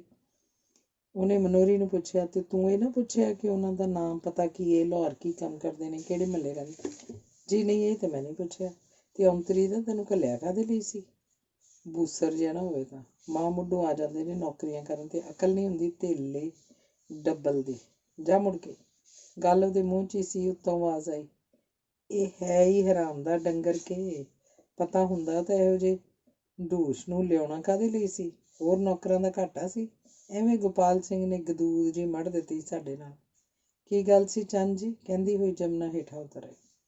ਜਮਨਾ ਨੂੰ ਵੇਖ ਕੇ ਪ੍ਰੇਮ ਕੁਝ ਝੇਂਪ ਗਿਆ, ਪਰ ਝਟਪਟ ਬੋਲਿਆ, ਹੋਣਾ ਕੀ ਸੀ? ਮੈਂ ਉਹਨੂੰ ਆਖਿਆ ਸੀ ਜਾ ਕੇ ਸਾਹਮਣੇ ਕੋਠੀ ਦੇ ਮਾਲੀ ਨੂੰ ਪੁੱਛ ਕੇ ਆ ਕੇ ਅਸਾਂ ਫੁੱਲਾਂ ਦੇ ਕੁਝ ਗਮਲੇ ਲੈਣੇ ਨੇ, ਕਿੱਥੋਂ ਮਿਲਣਗੇ? ਤੇ ਇਹ ਭੜੂਆ ਉਹਨੂੰ ਜਾ ਕੇ ਪੁੱਛਦਾ ਕਿ ਆਖੇ ਅਸਾਂ ਬੰਗਲੇ ਲੈਣੇ ਨੇ, ਕਿੱਥੋਂ ਮਿਲਣਗੇ? ਹੈ ਨਾ ਊਤ ਦਾ ਊਤ, ਕਿੱਥੇ ਗਮਲੇ ਕਿੱਥੇ ਬੰਗਲੇ। ਜਮਨਾ ਨੇ ਸਾਰੀ ਤਾਂ ਨਹੀਂ, ਪਰ ਅੱਧੀ ਕੁ ਗੱਲ ਸੁਣ ਲਈ ਸੀ ਤੇ ਅੱਧੀ ਤੇ ਹੀ ਉਹਨੂੰ ਸਾਰੀ ਗੱਲ ਦਾ ਮਤਲਬ ਸਮਝ ਲਿਆ। ਉਹ ਜਾਣਦੀ ਸੀ ਸੇਠ ਹੋਰਾਂ ਨੂੰ ਕਿਹੜੇ ਗਮਲਿਆਂ ਦੀ ਲੋੜ ਹੈ, ਪਰ ਅਣਜਾਣ ਬਣ ਕੇ ਬੋਲੀ, ਕਿਉਂ ਵੇ, ਤੈਨੂੰ ਇਸ ਤਰ੍ਹਾਂ ਕਿਹਾ ਸੀ ਇਹਨਾਂ ਨੇ? ਮਨੋਰੀ ਵੀ ਉੱਤੋਂ ਭੋਲਾ ਭਾਲਾ ਪਰ ਅਸਲ 'ਚ ਗੋਪਾਲ ਸਿੰਘ ਵਰਗੇ ਦਾ ਚੰਡਿਆ ਹੋਇਆ ਸੀ। ਡਰਦਾ ਡਰਦਾ ਬੋਲਿਆ, ਨਹੀਂ ਬੀਬੀ ਜੀ, ਇਹਨਾਂ ਨੇ ਕਿਹਾ ਸੀ ਜਾ ਕੇ ਪੁੱਛਾ ਕੋਠੀ 'ਚ ਰਹਿਣ ਵਾਲੇ। ਚੁੱਪ ਕਰ, ਉੱਲੂ ਦਾ ਪੱਠਾ, ਬਕਵਾਸ ਕਰੀ ਜਾਂਦਾ। ਪ੍ਰੇਮ ਨੇ ਪਾਜ ਖੁੱਲਦਾ ਵੇਖ ਕੇ ਜ਼ੋਰ ਦੀ ਦਬਕਾ ਮਾਰਿਆ। ਮਨੋਰੀ ਚੁੱਪ ਹੋ ਗਿਆ। ਗੱਲ ਆਈ ਗਈ ਹੋ ਗਈ। ਪ੍ਰੇਮ ਦਾ ਦਿਲ ਸਾਹਮਣੀ ਕੋਠੀ ਨਾਲੋਂ ਵੀ ਵਧੇਕ ਖਾਲੀ ਹੋ ਗਿਆ। ਦੂਜੇ ਦਿਨ ਉਹਨੂੰ ਗੋਪਾਲ ਸਿੰਘ ਦਾ ਖੱਤ ਆ ਗਿਆ। ਉਸ 'ਚ ਲਿਖਿਆ ਹੋਇਆ ਸੀ, ਪਿਆਰੇ ਵੀਰ ਪ੍ਰੇਮ ਚੰਦ ਜੀ, ਆਸ਼ਾ ਤੁਸੀਂ ਰਾਜੀ ਖੁਸ਼ੀ ਹੋਵੋਗੇ। ਮੈਨੂੰ ਅਫਸੋਸ ਹੈ, ਇੱਕ ਦੁਖਦਾਈ ਖਬਰ ਸੁਣਾ ਕੇ ਤੁਹਾਡੇ ਆਨੰਦ 'ਚ ਵਿਘਨ ਪਾ ਰਿਹਾ। ਕੀ ਕਰਾਂ, ਦੱਸਣਾ ਜ਼ਰੂਰੀ ਹੈ। ਤੁਹਾਡੇ ਪਿਤਾ ਜੀ ਪਰਸੋਂ ਰਾਤ ਨੂੰ ਚਲਾਣਾ ਕਰ ਗਏ। ਪਰਮਾਤਮਾ ਦਾ ਭਾਣਾ। ਦੂਜੀ ਗੱਲ ਇਹ ਹੈ ਕਿ ਤੁਹਾਡਾ ਮੁਨੀਮ ਕੱਲ੍ਹ ਸ਼ਾਮ ਨੂੰ ਪਤਾ ਨਹੀਂ ਕਿੱਥੇ ਚਲਾ ਗਿਆ। ਬੜੀ ਢੂੰਡ ਭਾਲ ਕੀਤੀ ਪਰ ਕੋਈ ਪਤਾ ਨਹੀਂ ਲੱਗਿਆ। ਸੁਣਿਆ ਕਾਫੀ ਰੁਪਇਆ ਲੈ ਗਿਆ, ਪਰ ਤੁਸੀਂ ਫਿਕਰ ਨਾ ਕਰਨਾ, ਮੈਂ ਉਹਦੀ ਰਿਪੋਰਟ ਥਾਣੇ ਦੇ ਦਿੱਤੀ ਹੈ। ਜਿੱਥੇ ਹੋਏਗਾ ਉੱਥੇ ਫੜਿਆ ਜਾਏਗਾ। ਦੁਕਾਨ ਬੰਦ ਨਾ ਰਹੇ, ਇਸ ਲਈ ਜ਼ਰੂਰੀ ਹੈ ਤੁਸੀਂ ਖੱਤ ਵੇਖਦੇ ਸਾਰ ਚਲੇ ਆਓ। ਮੈਂ ਹੋਰ ਮੁਨੀਮ ਦਾ ਇੰਤਜ਼ਾਮ ਕਰ ਰੱਖਿਆ, ਜਿਹੜਾ ਬੜਾ ਲਾਇਕ, ਮਿਹਨਤੀ ਤੇ ਹੱਥ ਦਾ ਸੁੱਚਾ ਹੈ। ਤੁਹਾਡਾ ਸ਼ੁਭ ਚਿੰਤਕ ਗੋਪਾਲ ਸਿੰਘ। ਖੱਤ ਪੜ੍ਹ ਕੇ ਪ੍ਰੇਮ ਨੂੰ ਪਿਓ ਮਰਨ ਦਾ ਸ਼ੋਕ ਹੋਇਆ, ਪਰ ਮੁਨੀਮ ਦੇ ਨੱਸ ਜਾਣ ਦਾ ਦੁੱਖ ਉਹ ਤੋਂ ਵੀ ਜ਼ਿਆਦਾ। ਕਰੀਬਨ ਇੱਕ ਹਫ਼ਤੇ ਦੀ ਵਟਕ ਮੁਨੀਮ ਦੇ ਹੱਥ 'ਚ ਸੀ। ਇਹ ਤੋਂ ਛੋਟੋ ਗੁਰਾਈ ਵੀ ਬੜੀ ਸੀ। ਪਤਾ ਨਹੀਂ ਕਿੰਨੀ ਕੁ ਗੁਰਾ ਕੇ ਲੈ ਗਿਆ ਹੋਵੇਗਾ, ਤੇ ਜੇ ਉਹਦੀ ਨੀਤ ਵਿਗੜੀ ਹੋਈ ਸੀ ਤਾਂ ਮਾਲ ਨੂੰ ਮਹਿੰਗਾ ਸਸਤਾ ਢਾਲ ਕੇ ਖਬਰੇ ਕਿੰਨੇ ਕੁ ਬਾਰੇ ਨਿਆਰੇ ਕਰ ਗਿਆ ਹੋਏ। ਖੱਤ ਪੜ੍ਹਦਿਆਂ ਪੜ੍ਹਦਿਆਂ ਉਹਦੇ ਚਿਹਰੇ ਦਾ ਰੰਗ ਵੱਟਦਾ ਵੇਖ ਕੇ ਜਮਨਾ ਨੇ ਪੁੱਛਿਆ, ਕੀ ਗੱਲ ਹੈ ਚੰਨ ਜੀ, ਸੁੱਖ ਤੇ ਹੈ, ਤੁਸੀਂ ਉਦਾਸ ਕਿਉਂ ਹੋ ਗਏ? ਪ੍ਰੇਮ ਨੇ ਹੌਸਲੇ ਭਰੇ ਰੌਣ ਨਾਲ ਉਸ ਵੱਲ ਤੱਕ ਕੇ ਕਿਹਾ, ਕੁਝ ਨਹੀਂ ਪਿਆਰੀ, ਭਾਈਆ ਪੂਰਾ ਹੋ ਗਿਆ। ਜਮਨਾ ਦੇ ਦਿਲ ਨੇ ਕਿਹਾ, ਚਲੋ ਖਲਾਸੀ ਹੋਈ। ਉਹ ਢਿੱਲਾ ਜਿਹਾ ਮੂੰਹ ਬਣਾ ਕੇ ਬੋਲੀ, ਹੈ ਮੇਰੇ ਸਹੁਰਾ ਜੀ ਪੂਰੇ ਹੋ ਗਏ? ਇਸ ਤੋਂ ਬਾਅਦ ਜਮਨਾ ਨੇ ਉਹੀ ਰਵਾਨੀ ਮਸ਼ੀਨ ਰੁਮਾਲ ਕੱਢ ਕੇ ਅੱਥਰੂ ਵਹਾਉਣੇ ਸ਼ੁਰੂ ਕਰ ਦਿੱਤੇ। ਪ੍ਰੇਮ ਉਹਨੂੰ ਪਿਆਰਦਾ ਹੋਇਆ ਕਹਿਣ ਲੱਗਾ, ਰੋ ਨਾ ਮੇਰੀ ਚੰਨੀ, ਤੇਰੇ ਰੋਣ ਨਾਲ ਮੇਰਾ ਕਲੇਜਾ ਪਾੜ ਜਾਏਗਾ। ਜੋ ਹੋਣਾ ਸੀ ਹੋ ਗਿਆ, ਹੁਣ ਰੋਣ ਨਾਲ ਕੀ ਬਣਦਾ, ਰੱਬ ਦਾ ਭਾਣਾ। ਇਸੇ ਤਰ੍ਹਾਂ ਸੀ।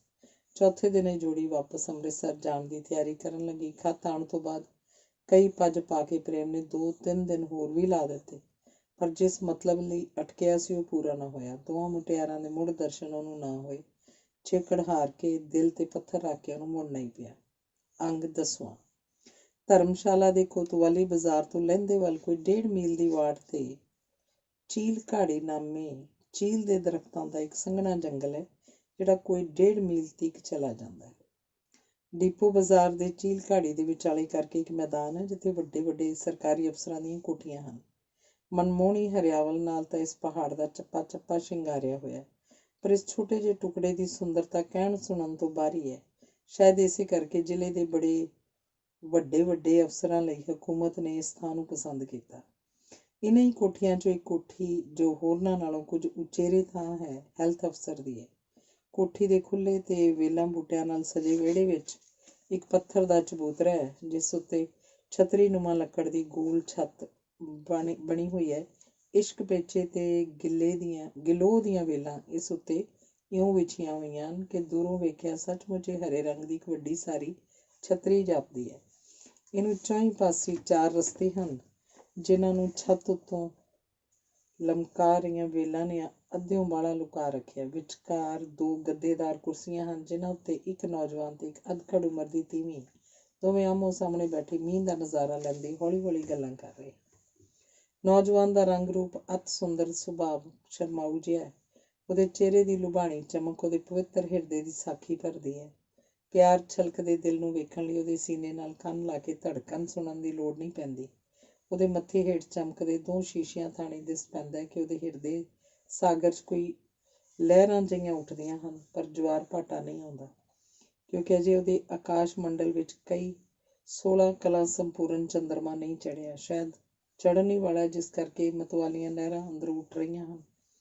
ਮੀਂਹ ਇੰਨੇ ਜ਼ੋਰ ਦਾ ਹੋ ਗਿਆ ਕਿ ਉਹਨਾਂ ਨੇ ਸਿਰ ਉਤਲੀ ਲੱਕੜ ਦੀ ਛੱਤ ਤੇ ਜ਼ੋਰ-ਜ਼ੋਰ ਦੀ ਕੜਾਹਟ ਹੋਣ ਲੱਗੀ ਤੇ ਦੂਰ ਤੱਕ ਫੈਲੀ ਹੋਈ ਹਰਿਆਵਲੀ ਘਾਟੀ ਕਾਲੇ ਬੱਦਲਾਂ 'ਚ ਲੁਕ ਗਈ। ਸਹਿਮੀ ਜਿਹੀ ਨਜ਼ਰ ਨਾਲ ਮੀਂਹ ਵੱਲ ਤੱਕ ਕੇ ਦ੍ਰੋਪਦੀ ਬੋਲੀ, ਅੱਜ ਤੇ ਮੁੰਡੇ ਸਕੂਲ ਜਾਂਦਿਆਂ ਤੋੜੀ ਛਤਰੀਆਂ ਵਿੱਚ ਵੀ ਭਿੱਜ ਜਾਣਗੇ। ਸੁੰਦਰਦਾਸ ਬੋਲਿਆ, ਪਤਾ ਹੁੰਦਾ ਜੇ ਏਡੀ ਜ਼ੋਰ ਦੀ ਬਾਰਿਸ਼ ਆ ਜਾਣੀ ਹੈ ਤੇਰਾ ਤਾਂ ਠਹਿਰ ਕੇ ਭੇਜ ਦਿੰਦੇ, ਪਰ ਕੋਈ ਡਰ ਨਹੀਂ, ਸੋਨੂੰ ਨਾਲ ਗਿਆ ਇਹ ਰਾਹ ਵਿੱਚ ਕਿਤੇ ਕਿਸੇ ਵਰਾਂਡੇ ਥੱਲੇ ਖਲਵਾ ਲਏਗਾ। द्रौपदी बोली, यशपाल दा ते फिकर कोई नहीं, कोट पाया होया सू, पर रामपाल कमीज नाल ही दौड़ गया है। ਵਿਚਾਰੇ ਨੂੰ ਠੰਡ ਲੱਗਦੀ ਹੋਏਗੀ ਤਾਂ ਹੁਣ ਜਿਸ ਵੇਲੇ ਸੋਹਣੂ ਆਏਗਾ ਉਹਦੇ ਹੱਥ ਕੋਟ ਭੇਜ ਦੇਣਾ। ਯਸ਼ਪਾਲ ਤੇ ਰਾਮਪਾਲ ਇਹ ਦੋਵੇਂ ਦ੍ਰੋਪਦੀ ਦੀਆਂ ਅੱਖਾਂ ਦੇ ਤਾਰੇ ਹਨ, ਉਹਦੇ ਸਵਰਗਵਾਸੀ ਪਤੀ ਦੀ ਮਾਤਰ ਨਿਸ਼ਾਨੀ। ਜਿੱਥੋਂ ਥੋੜੀ ਦ੍ਰੋਪਦੀ ਦੀ ਨਜ਼ਰ ਜਾਂਦੀ ਹੈ ਦੌੜਾ ਕੇ ਉਹ ਨੌਕਰ ਨੂੰ ਉਡੀਕਣ ਲੱਗੀ, ਪਰ ਬੱਦਲਾਂ ਦੀ ਧੁੰਦ ਤੇ ਮੀਂਹ ਦੀ ਭਰਮਾਰ ਇੰਨੀ ਸੀ ਕਿ ਲਾਗੇ ਤੁਰਿਆ ਜਾਂਦਾ ਮਨੁੱਖ ਵੀ ਨਹੀਂ ਸੀ ਦਿਸਦਾ। ਇਸੇ ਧੁੰਦ 'ਚ ਦੂਰੋਂ ਉਹਨੂੰ ਕਿਸੇ ਮਨੁੱਖੀ ਬੁੱਤ ਦਾ ਝੋਲਾ ਪਿਆ। ਉੱਠਦੀ ਹੋਈ ਬੋਲੀ, ਸੋਹਣੂ ਤੇ ਘਰੇ ਆਉਂਦਾ ਪਿਆ ਉਹ, ਮੈਂ ਜਾ ਕੇ ਕੋਟ ਫੜ। ਉੜਦੀ ਉੜਦੀ ਉਹ ਫੇਰ ਬੈਠ ਗਈ। ਨਾਲ ਹੀ ਉਹਦਾ ਅੰਤਲਾ ਸ਼ਬਦ ਵੀ ਮੂੰਹ 'ਚ ਹੀ ਰਿਹਾ।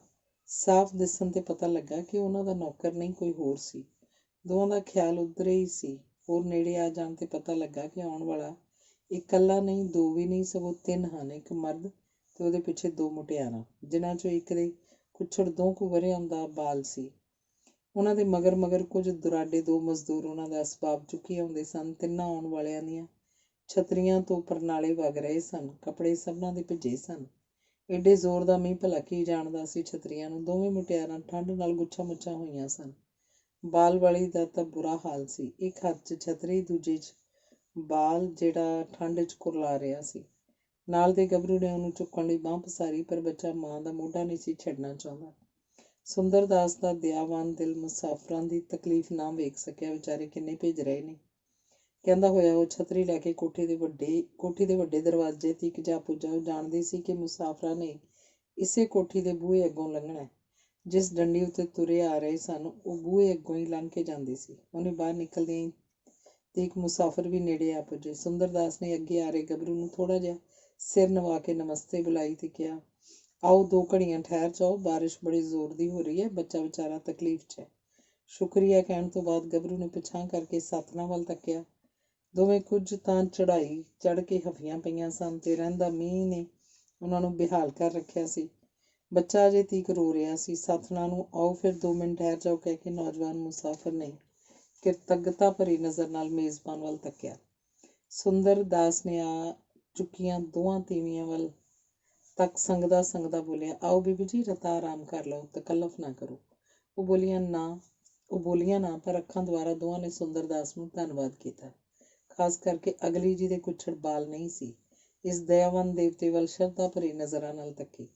ਮੈਂ ਤੁਹਾਡਾ ਬੜਾ ਮਸ਼ਕੂਰ ਹਾਂ ਭਾਈ ਸਾਹਿਬ, ਮੀਂਹ ਨੇ ਤਾਂ ਅੱਜ ਉੜਕ ਕਰ ਦਿੱਤੀ ਏ, ਕਹਿੰਦਾ ਹੋਇਆ ਮੁਸਾਫਰ ਬੂਹੇ ਅੰਦਰ ਲੰਘਿਆ। ਉਹਦੇ ਪਿੱਛੇ ਦੋਵੇਂ ਤੀਵੀਆਂ ਤੇ ਉਹਨਾਂ ਤੋਂ ਬਾਅਦ ਦੋਵੇਂ ਕੁਲੀਆਂ ਨੇ ਅਸਬਾਬ ਵਰਾਂਡੇ 'ਚ ਰੱਖ ਦਿੱਤਾ। ਦ੍ਰੋਪਦੀ ਉੱਠ ਕੇ ਉਹਨਾਂ ਵੱਲ ਆ ਰਹੀ ਸੀ, ਪਰ ਸ਼ਾਇਦ ਉਹਦੀਆਂ ਲੱਤਾਂ ਨੂੰ ਕੁਝ ਤਕਲੀਫ ਸੀ, ਜਿਸ ਕਰਕੇ ਛੇਤੀ ਨਹੀਂ ਸੀ ਤੁਰ ਸਕਦੀ।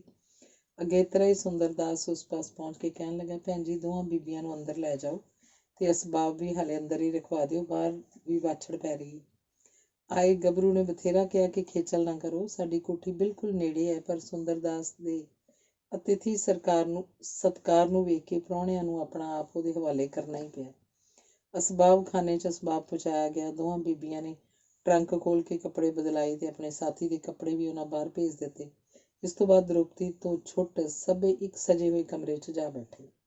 ਥੋੜ੍ਹੀ ਦੇਰ 'ਚ ਹੀ ਚਾਹ ਤਿਆਰ ਹੋ ਗਈ ਤੇ ਸਭ ਪੀਣ ਲੱਗੇ। ਚਾਹ ਦੀ ਮੇਜ਼ ਅੱਗੇ ਚਾਰੇ ਆਮੋ ਸਾਹਮਣੇ ਬੈਠੇ ਸਨ। ਇੱਕ ਪਾਸੇ ਸੁੰਦਰ ਦਾਸ ਤੇ ਉਹਦਾ ਪ੍ਰਾਹੁਣਾ ਤੇ ਸਾਹਮਣੇ ਕੁਰਸੀਆਂ ਤੇ ਦੋਵੇਂ ਪ੍ਰਾਹੁਣੀਆਂ। ਦ੍ਰੋਪਦੀ ਰਸੋਈ 'ਚ ਸੀ। ਅੱਜ ਕੱਲ੍ਹ ਦਾ ਰਿਵਾਜ ਨਹੀਂ ਕਿ ਘਰ ਆਏ ਕਿਸੇ ਸ਼ਰੀਫ ਆਦਮੀ ਨੂੰ ਬੂਹੇ ਵੜਦਿਆਂ ਹੀ ਘਰ ਵਾਲਾ ਪੁੱਛਣ ਲੱਗ ਜਾਏ, ਕੌਣ ਹੋ, ਕਿੱਥੋਂ ਆਏ ਹੋ।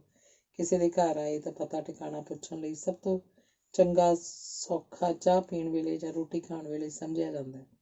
ਸੋ ਇਸੇ ਕਾਇਦੇ ਅਨੁਸਾਰ ਚਾਹ ਪੀਂਦਿਆਂ ਮੇਜ਼ਬਾਨ ਨੇ ਮਰਦ ਪ੍ਰਾਹੁਣੇ ਨੂੰ ਪੁੱਛਿਆ, ਸ਼ਾਇਦ ਤੁਸੀਂ ਹੁਣੇ ਆ ਰਹੇ ਹੋ ਇੱਥੇ, ਪਰ ਲਾਰੀ ਸ਼ਾਇਦ ਅੱਜ ਛੇਤੀ ਆ ਗਈ ਜਾਪਦੀ ਹੈ। ਅੱਗੇ ਤੇ ਰੋਜ਼ ਪੌਣੇ 9 ਵਜੇ ਆਉਂਦੀ, ਅੱਜ ਤੇ 8:30 ਹੋਏ ਨੇ। ਪ੍ਰਾਹੁਣਾ ਬੋਲਿਆ, ਸਾਨੂੰ ਆਇਆਂ ਤੇ ਭਾਈ ਸਾਹਿਬ 10-12 ਦਿਨ ਹੋ ਗਏ ਨੇ, ਪਰ ਕੋਠੀ ਅੱਜ ਬਦਲਣੀ ਪੈ ਗਈ। ਸ਼ਾਇਦ ਪਹਿਲੀ ਕੋਠੀ ਮਨ ਮਰਜ਼ੀ ਦੀ ਨਹੀਂ ਹੋਣੀ, ਹੁਣ ਕਿਹੜੀ ਲਈ ਜੀ। ਇੱਥੇ ਨੇੜੇ ਹੀ ਕਿਤੇ 55 ਨੰਬਰ ਕੋਠੀ ਤੇ ਪਹਿਲੀ ਵੀ ਬੜੀ ਚੰਗੀ ਸੀ, ਪਰ ਐਵੇਂ ਸਾਹਮਣੀ ਮੁਟਿਆਰ ਵੱਲ ਤੱਕ ਮੇਰੀ ਭੈਣ ਦੀ ਸਲਾਹ ਨਹੀਂ ਸੀ ਉੱਥੇ ਰਹਿੰਦੀ।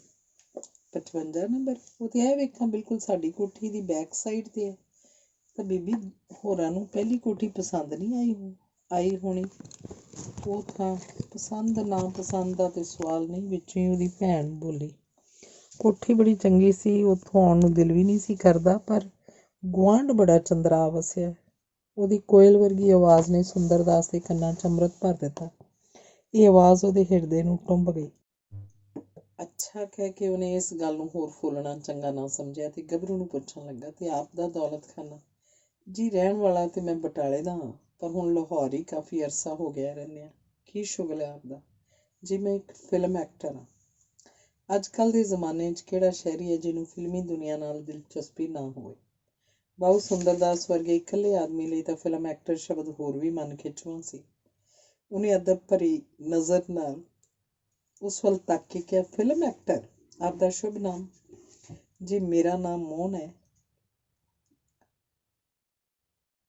ਬਾਲ ਵਾਲੀ ਤੀਵੀਂ ਵੱਲ ਇਸ਼ਾਰਾ ਕਰਕੇ। ਇਹ ਮੇਰੀ ਵਾਈਫ ਸ਼੍ਰੀਮਤੀ ਸਰਲਾ ਦੇਵੀ ਹੈ, ਤੇ ਦੂਸਰੀ ਵੱਲ ਤੱਕ ਕੇ ਇਹ ਮੇਰੀ ਸਿਸਟਰ ਸ਼ਾਂਤੀ ਦੇਵੀ।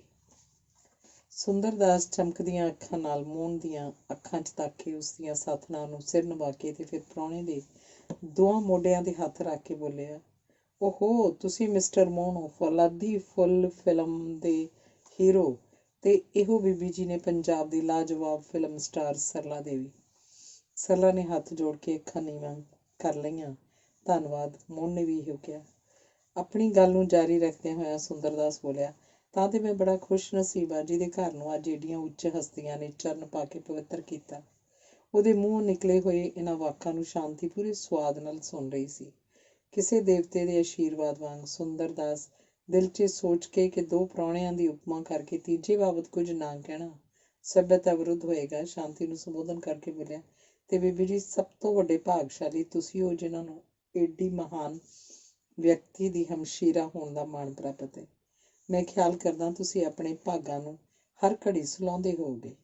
ਸ਼ਾਂਤੀ ਨੂੰ ਸੁੰਦਰਦਾਸ ਦਾ ਹਰ ਇੱਕ ਸ਼ਬਦ ਬੜਾ ਪਿਆਰਾ ਲੱਗਦਾ ਸੀ, ਇਉਂ ਜਿਵੇਂ ਉਹਦੇ ਹਿਰਦੇ 'ਚ ਕੋਈ ਉਚੇਰੀ ਥਾਂ ਅੱਗੇ ਹੀ ਬਣੀ ਹੋਈ ਹੈ। ਉਹਨਾਂ ਵਾਕਾਂ ਨੂੰ ਸੁਣਨ ਤੇ ਸੁਣ ਕੇ ਸਾਂਭ ਰੱਖਣ ਲਈ ਉਹ ਨਿਮਰਤਾ ਨਾਲ ਬੋਲੀ, ਮੇਰੇ ਨਾਲੋਂ ਵੱਡੀ ਭਾਗਸ਼ਾਲਨੀ ਇਹੋ ਨੇ ਜਿਨ੍ਹਾਂ ਮੇਰੇ ਸਾਰੇ ਭਰਾ ਉੱਤੇ ਕਬਜ਼ਾ ਕਰ ਲਿਆ। ਹੱਸਦਾ ਹੋਇਆ ਮੋਹਨ ਬੋਲਿਆ, ਸ਼੍ਰੀਮਾਨ ਜੀ ਇਹ ਲੜਕੀ ਬੜੀ ਨਟਖਟ ਹੈ। ਆਪਣੀ ਭਰਜਾਈ ਨੂੰ ਇਹ ਹਰ ਘੜੀ ਟਕੋਰਾਂ ਕਰਦੀ ਰਹਿੰਦੀ ਹੈ। ਪ੍ਰਭਾਤ ਵਾਲੀ ਸ਼ਾਂਤਾ ਆਪਟੇ ਦੀ ਚੇਲੀ ਸਮਝੋ। ਸਰਲਾ ਵੀ ਕਦੋਂ ਚੁੱਪ ਰਹਿ ਸਕਦੀ ਸੀ। ਉਹ ਬੋਲੀ, ਇਹ ਸਾਰੀ ਗਲਤੀ ਇਹਨਾਂ ਦੀ ਹੈ ਜਿਨ੍ਹਾਂ ਇਹਨੂੰ ਬਹੁਤ ਸਿਰੇ ਚੜਾ ਰੱਖਿਆ। ਸੁੰਦਰਦਾਸ ਹੱਸਦਾ ਬੋਲਿਆ, ਤੁਸਾਂ ਸਾਰਿਆਂ ਨਾਲੋਂ ਵੱਡਾ ਭਾਗਸ਼ਾਲੀ ਤੇ ਮੈਂ ਹਾਂ ਜਿਹਦੇ ਸੁੰਨੇ ਘਰ ਨੂੰ ਅੱਜ ਭਾਗ ਲੱਗੇ ਨੇ। ਸ਼ਾਂਤੀ ਫਿਰ ਬੋਲੀ, ਤੇ ਸਾਰਿਆਂ ਨਾਲੋਂ ਵੱਧ ਭਾਗਸ਼ਾਲੀ ਸਰਲਾ ਦੇ ਕਾਕੇ ਦੀ ਗੱਲ ਤੇ ਧੱਪਾ ਮਾਰ ਕੇ, ਇਹ ਬਿੱਲੀ ਦਾ ਬੱਚਾ ਹੈ ਜਿਹੜਾ ਹੁਣੇ ਜੈਕੀ ਕੂਗਨ ਦੀ ਪਿੱਠ ਲਾਉਣ ਲਈ ਲੱਤਾਂ ਭੁੜਕਾ ਰਿਹਾ ਹੈ। ਜੈਕੀ ਕੂਗਨ ਅਮਰੀਕਾ ਦਾ ਇੱਕ ਬਾਲ ਐਕਟਰ ਜਿਹਨੇ ਉਸ ਜ਼ਮਾਨੇ ਸਾਰੀ ਦੁਨੀਆ 'ਚ ਧੁੰਮਾਂ ਪਾਈਆਂ ਹੋਈਆਂ ਸੀ। ਸੁੰਦਰਦਾਸ ਬੋਲਿਆ, ਇਸ 'ਚ ਕੀ ਸ਼ੱਕ ਹੈ? ਪਿਓ ਨੇ ਭਾਰਤੀ ਐਕਟਰਾਂ ਦੀ ਪਿੱਠ ਲਾਈ ਹੈ, ਪੁੱਤਰ ਅਮਰੀਕਨਾਂ ਨੂੰ ਹਰਾਏਗਾ। ਇਸ ਤੋਂ ਬਾਅਦ ਮੋਹਨ ਨੇ ਸੁੰਦਰਦਾਸ ਨੂੰ ਪੁੱਛਿਆ, ਤੁਸੀਂ ਤੇ ਮਾਲੂਮ ਹੁੰਦਾ ਇੱਥੇ ਹੀ ਮੁਸਤਕਲ ਤੌਰ 'ਤੇ ਰਹਿੰਦੇ ਹੋ? ਜੀ ਮੈਂ ਅੱਜ ਕੱਲ੍ਹ ਇੱਥੇ ਹੈਲਥ ਆਫਿਸਰ ਲੱਗਾ ਹੋਇਆ, ਨਾਲੇ ਇੱਥੋਂ ਦੇ ਮਹਿਕਮਾ ਜੰਗਲਾਤ ਦੀ ਜ਼ਿੰਮੇਵਾਰੀ ਦਾ ਫਾਹ ਵੀ ਕੁਝ ਦਿਨਾਂ ਲਈ ਮੇਰੇ ਹੀ ਗਲ ਪਿਆ ਹੋਇਆ। ਲਾਲਾ ਜਗਨਨਾਥ ਕੁਝ ਦਿਨਾਂ ਲਈ ਛੁੱਟੀ ਚਲੇ ਗਏ ਨੇ, ਜਿਸ ਕਰਕੇ ਅੱਜ ਕੱਲ੍ਹ ਮੇਰੇ ਸਿਰ 'ਤੇ ਦੂਰੀ ਪੰਡ ਰਹਿੰਦੀ ਹੈ। ਸਗੋਂ ਚੰਗਾ ਹੀ ਹੈ ਕਿ ਇਹਦਾ ਸਾਨੂੰ ਹੋਰ ਵੀ ਕੁਝ ਨਾ ਕੁਝ ਲਾਭ ਹੀ ਹੋਏਗਾ। ਮਹਿਕਮਾ ਜੰਗਲਾਤ ਦੇ ਆਫਿਸਰ ਦੇ ਗੁਆਂਢ ਰਹਿ ਕੇ ਬਾਲਣ ਮੁੱਲ ਨਹੀਂ ਲੈਣਾ ਪਏਗਾ, ਜਦੋਂ ਜੀ ਕੀਤਾ ਵੱਢ ਲਿਆਏ। ਹੱਸਦਾ ਹੋਇਆ ਸੁੰਦਰਦਾਸ ਬੋਲਿਆ, ਨਹੀਂ ਸ਼੍ਰੀਮਾਨ ਜੀ, ਤੁਸੀਂ ਭੁੱਲਦੇ ਹੋ, ਸਾਡਾ ਕੰਮ ਲੱਕੜਾਂ ਮੁਫਤ ਦੇਣਾ ਨਹੀਂ, ਸਗੋਂ ਮੁਫਤ ਚੁਰਾਉਣ ਵਾਲਿਆਂ ਨੂੰ ਗ੍ਰਿਫਤਾਰ ਕਰਨਾ ਹੈ। ਇਸੇ ਲਈ ਤਾਂ ਅੱਜ ਤੁਸੀਂ ਜ਼ੇਰੇ ਹਿਰਾਸਤ ਕੀਤੇ ਗਏ ਹੋ।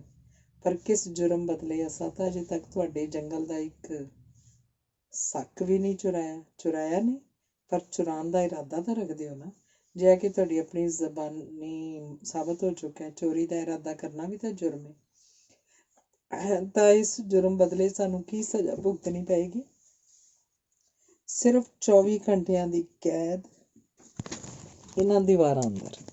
ਸ਼ਰੀਫ ਆਦਮੀਆਂ ਲਈ ਜਿਹੀ ਇੱਕ ਦਿਨ ਦੀ ਕੈਦ ਹੀ ਉਮਰ ਭਰ ਦੀ, ਪਰ ਖੈਰ ਹੁਣ ਫਸੀ ਤਾਂ ਫਟਕਣ ਕੀ। ਸ਼ਾਂਤੀ ਇਹਨਾਂ ਗੱਲਾਂ 'ਚੋਂ ਅਨੋਖਾ ਰਸ ਲੈ ਰਹੀ ਸੀ। ਸੁੰਦਰਦਾਸ ਦੀ ਹਰ ਇੱਕ ਗੱਲ ਦਾ ਉੱਤਰ ਦੇਣ ਲਈ ਉਹਦਾ ਦਿਲ ਉਤਾਵਲਾ ਹੋ ਰਿਹਾ ਸੀ, ਤੇ ਉਹ ਮਸੇ ਇਸ ਖਾਸ਼ ਨੂੰ ਰੋਕ ਰਹੀ ਸੀ। ਚਾਹ ਪੀਂਦੇ ਪੀਂਦੇ ਇਹ ਸਾਰੇ ਇਸ ਤਰ੍ਹਾਂ ਆਪੋ 'ਚ ਹਿਲ ਮਿਲ ਗਏ ਜਿਵੇਂ ਕੋਈ ਬਹੁਤ ਪਹਿਲਾਂ ਦੇ ਜਾਣੂ ਪਛਾਣੂ ਹੋਣ। ਜਿੰਨਾ ਭੈੜਾ ਗੁਆਂਢ ਛੱਡ ਕੇ ਉਹ ਆਏ ਸਨ, ਉਸ ਤੋਂ 1000 ਗੁਣਾ ਵੱਧ ਚੰਗਾ ਉਹਨਾਂ ਨੂੰ ਮਿਲਿਆ। ਉਧਰ ਬਾਊ ਸੁੰਦਰਦਾਸ ਆਪਣੀ ਥਾਂ ਖੁਸ਼ੀ 'ਚ ਨਹੀਂ ਸੀ ਸਮਾਉਂਦਾ ਕਿ ਇਹੋ ਜਿਹੇ ਰੱਸੇ ਮਿਲਾਪੜੇ ਤੇ ਖੁੱਲ੍ਹ ਦਿਲੇ ਟੱਬਰ ਨਾਲ ਉਹਦਾ ਵਾਹ ਪਿਆ। ਉਹਨੂੰ ਹਮੇਸ਼ਾ ਤੋਂ ਇੱਕ ਤਜਰਬਾ ਜਿਹਾ ਸੀ ਕਿ ਕਿਸੇ ਵੀ ਸੁੰਦਰੀ ਦੇ ਬੁੱਲ੍ਹਾਂ ਦੀ ਮੁਸਕਾਨ, ਪੁਤਲੀਆਂ ਦੀ ਥਰਕਾਹਟ ਤੇ ਗਲੇ ਦੀ ਲਚਕ ਇੱਕ ਨੌਜਵਾਨ ਦੇ ਅੰਦਰ ਅੱਗ ਜਿਹੀ ਲਾ ਦਿੰਦੀ ਹੈ, ਮਨੋਭਾਵਾਂ ਨੂੰ ਸਿੱਤਲ ਤੇ ਤਲਕ ਕਰ ਦਿੰਦੀ ਹੈ। ਪਰ ਉਹਨੇ ਸ਼ਾਂਤੀ ਨੂੰ ਜੋ ਕੁਝ ਵੇਖਿਆ ਇਹ ਉਹਦੇ ਸਦਾ ਖਿਆਲਾਂ ਤੋਂ ਉਲਟ ਸੀ। ਸ਼ਾਂਤੀ ਸੁੰਦਰਤਾ ਦੀ ਦੇਵੀ ਸੀ, ਪਰ ਕਿਸੇ ਠੰਡੇ ਮਿੱਠੇ ਤੇ ਸਵਰਗੀ ਹੁਸਨ ਦੀ ਉਹਦੀ ਮੁਸਕਾਨ ਸੀ। ਅੰਤ ਬਾਊ ਸੁੰਦਰਦਾਸ ਦੀ ਲਾਈ ਹੋਈ ਸਜ਼ਾ ਉਹਨਾਂ ਪਰਦੇਸੀ ਮੁਲਜ਼ਮਾਂ ਨੂੰ ਭੁਗਤਣੀ ਪਈ। ਰਾਤ ਉਹਨਾਂ ਨੇ ਉਸੇ ਕੋਠੀ 'ਚ ਬਿਤਾਈ ਤੇ ਦੂਜੇ ਦਿਨ ਸੁੰਦਰਦਾਸ ਦੇ ਨਾਲ ਜਾ ਕੇ ਉਹਨਾਂ ਦਾ ਉਤਾਰਾ 55 ਨੰਬਰ ਕੋਠੀ 'ਚ ਕਰਾ ਦਿੱਤਾ। ਅੰਗ 11ਵਾਂ। ਮੋਹਨ ਤੇ ਉਹਦੀਆਂ ਸਾਥਣਾਂ ਨੂੰ ਨਵੀਂ ਕੋਠੀ 'ਚ ਆਇਆ 12-13 ਦਿਨ ਹੋ ਗਏ ਸਨ। ਬਾਊ ਸੁੰਦਰਦਾਸ ਤੇ ਉਹਦੀ ਭੈਣ ਦਾ ਇਹਨਾਂ ਨਾਲ ਇੰਨਾ ਗੂੜ ਪੈ ਗਿਆ ਕਿ ਇਹ ਸਭ ਇੱਕੋ ਟੱਬਰ ਦੇ ਬੰਦੇ ਜਾਪਣ ਲੱਗ ਪਏ। ਸਰਲਾ ਤੇ ਮੋਹਨ ਨੇ ਸੁੰਦਰਦਾਸ ਦੇ ਘਰ 'ਚ ਦ੍ਰੋਪਦੀ ਤੋਂ ਬਿਨਾਂ ਕਿਸੇ ਹੋਰ ਤੀਵੀਂ ਨੂੰ ਨਾ ਵੇਖ ਕੇ ਕਈ ਕਿਸਮ ਦੇ ਅਨੁਮਾਨ ਲਾਏ। ਜੇਕਰ ਸਰਲਾ ਨੇ ਇਹਦਾ ਕਾਰਨ ਪੁੱਛ ਹੀ ਲਿਆ, ਦ੍ਰੋਪਦੀ ਪਾਸੋਂ ਉਹਨਾਂ ਨੂੰ ਪਤਾ ਲੱਗਾ ਕਿ ਸੁੰਦਰਦਾਸ ਅਜੇ ਵਿਆਹਿਆ ਨਹੀਂ, ਕੁਆਰਾ ਹੈ, ਕਿਤੇ ਮੰਗਿਆ ਹੋਇਆ।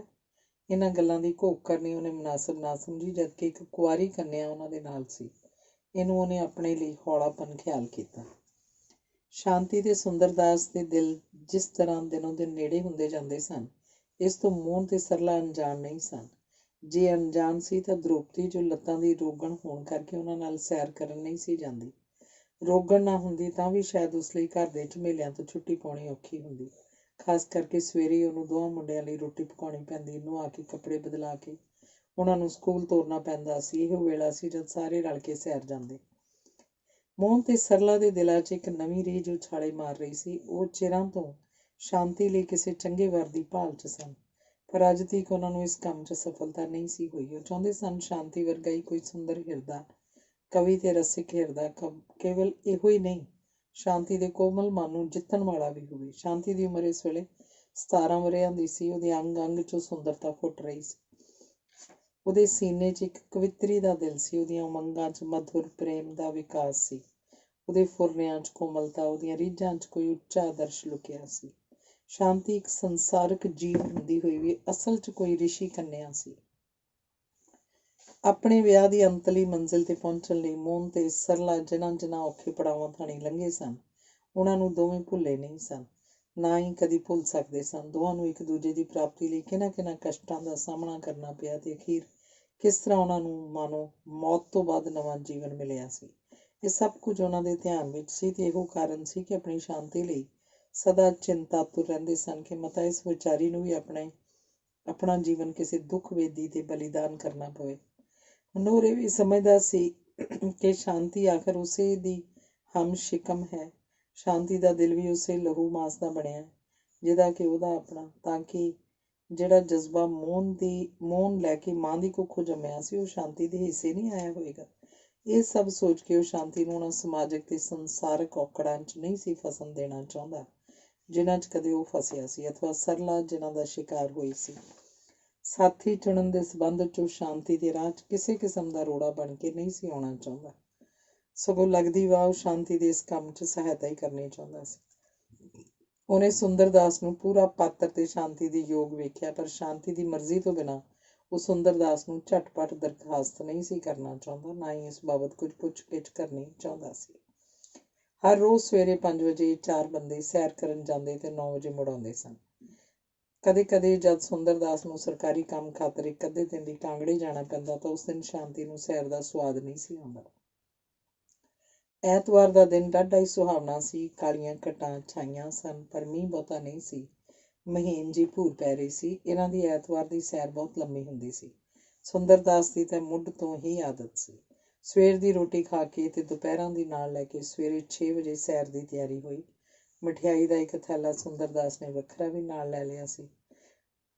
ਚੌਂ ਦੇ ਥਾਂ ਅੱਜ ਤਿੰਨਾਂ ਨੇ ਜਾਣਾ ਸੀ, ਕਿਉਂਕਿ ਕਾਕੇ ਨੂੰ ਰਾਤ ਤੋਂ ਕੁਝ ਖੰਘ ਆ ਰਹੀ ਸੀ, ਜਿਸ ਕਰਕੇ ਸਰਲਾ ਨੇ ਅੱਜ ਜਾਣ ਦੀ ਸਲਾਹ ਹਟਾ ਦਿੱਤੀ ਸੀ। ਸੋ ਸੁੰਦਰਦਾਸ, ਮੋਹਨ ਤੇ ਸ਼ਾਂਤੀ ਤੁਰੇ, ਪਰ ਥੋੜ੍ਹੀ ਦੂਰ ਜਾ ਕੇ ਮੋਹਨ ਵੀ ਸਿਰ ਪੀੜ ਹੁੰਦੀ ਹੈ ਕਹਿ ਕੇ ਘਰ ਪਰਤ ਗਿਆ। ਸਾਥ ਅਧੂਰਾ ਰਹਿ ਜਾਣ ਕਰਕੇ ਸੁੰਦਰਦਾਸ ਤੇ ਸ਼ਾਂਤੀ ਨੇ ਵੀ ਮੁੜਨ ਦੀ ਸਲਾਹ ਕੀਤੀ, ਪਰ ਮੋਹਨ ਨੇ ਉਹਨਾਂ ਨੂੰ ਮੁੜਨ ਨਾ ਦਿੱਤਾ।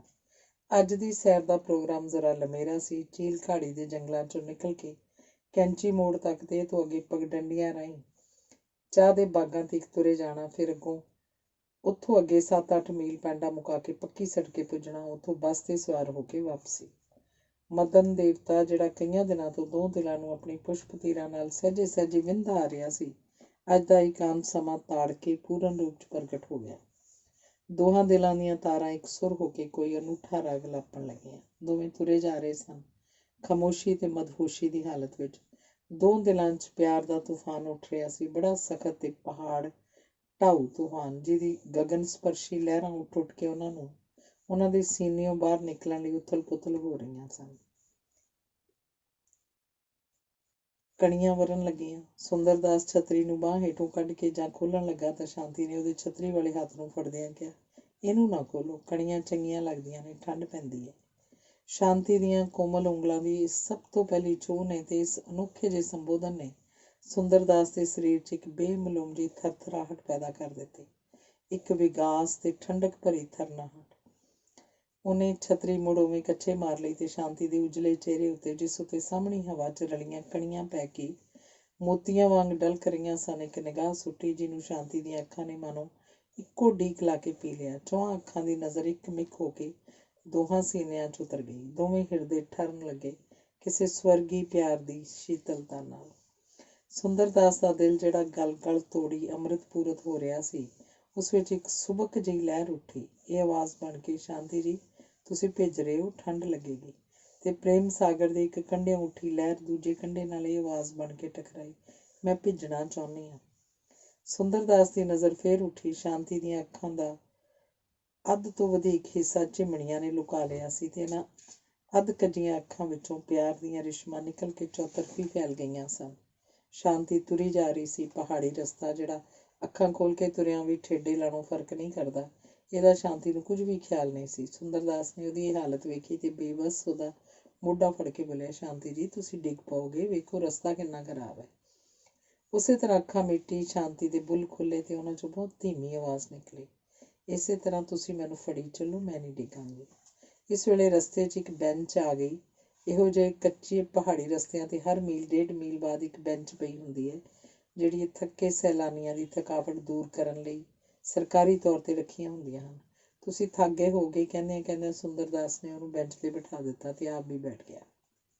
ਸ਼ਾਂਤੀ ਨੇ ਅੱਖਾਂ ਪੂਰੀ ਤਰ੍ਹਾਂ ਖੋਲ੍ਹੀਆਂ। ਉਹਦਾ ਸੱਜਾ ਹੱਥ ਸੁੰਦਰਦਾਸ ਦੇ ਦੋਹਾਂ ਹੱਥਾਂ 'ਚ ਸੀ। ਕਈ ਮਿੰਟ ਦੋਵੇਂ ਨਿਸ਼ਬਦ ਵਾਕਾਂ ਦੁਆਰਾ ਆਪੋ ਵਿੱਚ ਗੱਲਾਂ ਕਰਦੇ ਰਹੇ, ਕੇਵਲ ਦਿਲ ਦੀ ਭਾਸ਼ਾ 'ਚ। ਇਸ ਚੁੱਪ ਨੂੰ ਤੋੜਦਿਆਂ ਸੁੰਦਰਦਾਸ ਨੇ ਉਹਦੇ ਮੱਥੇ ਤੋਂ ਮੀਂਹ ਦੀਆਂ ਬੂੰਦਾਂ ਰੁਮਾਲ ਨਾਲ ਪੂੰਝੀਆਂ ਤੇ ਕਿਹਾ, ਸ਼ਾਂਤੀ ਜੀ। ਉਹ ਸੁੰਦਰਦਾਸ ਦੇ ਮੋਢੇ ਨਾਲ ਸਿਰ ਜੋੜ ਕੇ ਬੋਲੀ, ਮੈਂ ਸ਼ਾਂਤੀ ਨਹੀਂ, ਮੇਰੇ ਹਿਰਦੇ ਦੀ ਸ਼ਾਂਤੀ ਤੁਸੀਂ ਹੋ। ਉਹਦੇ ਮੱਥੇ ਤੇ ਪਾਣੀ ਨਾਲ ਭਿੱਜ ਕੇ ਪਲਮ ਰਹੀ ਵਾਲਾਂ ਦੀ ਲਿੱਟ ਨੂੰ ਸਵਾਰਦਾ ਸੁੰਦਰਦਾਸ ਬੋਲਿਆ, ਤੇ ਸੁੰਦਰ ਫਿਰ ਕੌਣ ਹੋਇਆ? ਤੁਸੀਂ ਕਿ ਕੋਈ ਹੋਰ? ਤੇ ਸੁੰਦਰ ਤੋਂ ਬਾਅਦ ਮੈਂ, ਬਾਕੀ ਰਹਿ ਗਿਆ ਕੇਵਲ ਦਾਸ। ਮੈਨੂੰ ਅੱਜ ਤੋਂ ਸ਼ਾਂਤੀ ਦਾਸ ਸੱਦਿਆ ਕਰੋ, ਇਹ ਨਾ ਮੈਨੂੰ ਫੱਬਦਾ। ਤੇ ਮੈਂ ਕੀ ਰਹਿ ਗਈ? ਤੁਸੀਂ। ਜਦ ਸ਼ਾਂਤੀ ਨਹੀਂ ਰਹੇ ਤਾਂ ਬਾਕੀ ਸਿਰਫ ਦੇਵੀ ਰਹਿ ਜਾਂਦੀ ਹੈ। ਚੰਗਾ, ਅੱਜ ਤੋਂ ਮੈਂ ਤੁਹਾਨੂੰ ਦੇਵੀ ਸੱਦਿਆ ਕਰਾਂਗਾ ਤੇ ਤੁਸੀਂ ਮੈਨੂੰ ਦਾਸ। ਪ੍ਰੇਮ ਗਦਗਦ ਹੋ ਕੇ ਸ਼ਾਂਤੀ ਨੇ ਆਪਣਾ ਸਿਰ ਉਹਦੀ ਹਿੱਕ ਤੇ ਸੁੱਟ ਦਿੱਤਾ ਤੇ ਦੋਹਾਂ ਹੱਥਾਂ ਨਾਲ ਉਹਦੇ ਕੋਟ ਨੂੰ ਸਵਾਰਦੀ ਬੋਲੀ, ਨਹੀਂ, ਮੈਂ ਅੱਧੇ ਨਾਂ ਨਾਲ ਕਦੇ ਨਹੀਂ ਸੱਦ ਸਕਦੀ।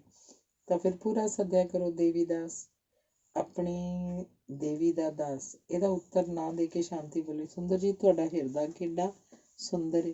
ਸੁੰਦਰਦਾਸ ਨੇ ਸ਼ਾਂਤੀ ਦੀ ਆਤਮਾ ਨੂੰ ਆਪਣੇ ਹਿਰਦੇ 'ਚ ਲੁਕਾਉਣ ਦਾ ਯਤਨ ਕਰਦਿਆਂ ਕਿਹਾ, ਜਿਸ ਹਿਰਦੇ 'ਚ ਸ਼ਾਂਤੀ ਦਾ ਨਿਵਾਸ ਹੋਵੇ, ਉਹ ਕਿਉਂ ਨਾ ਸੁੰਦਰ ਹੋਵੇ।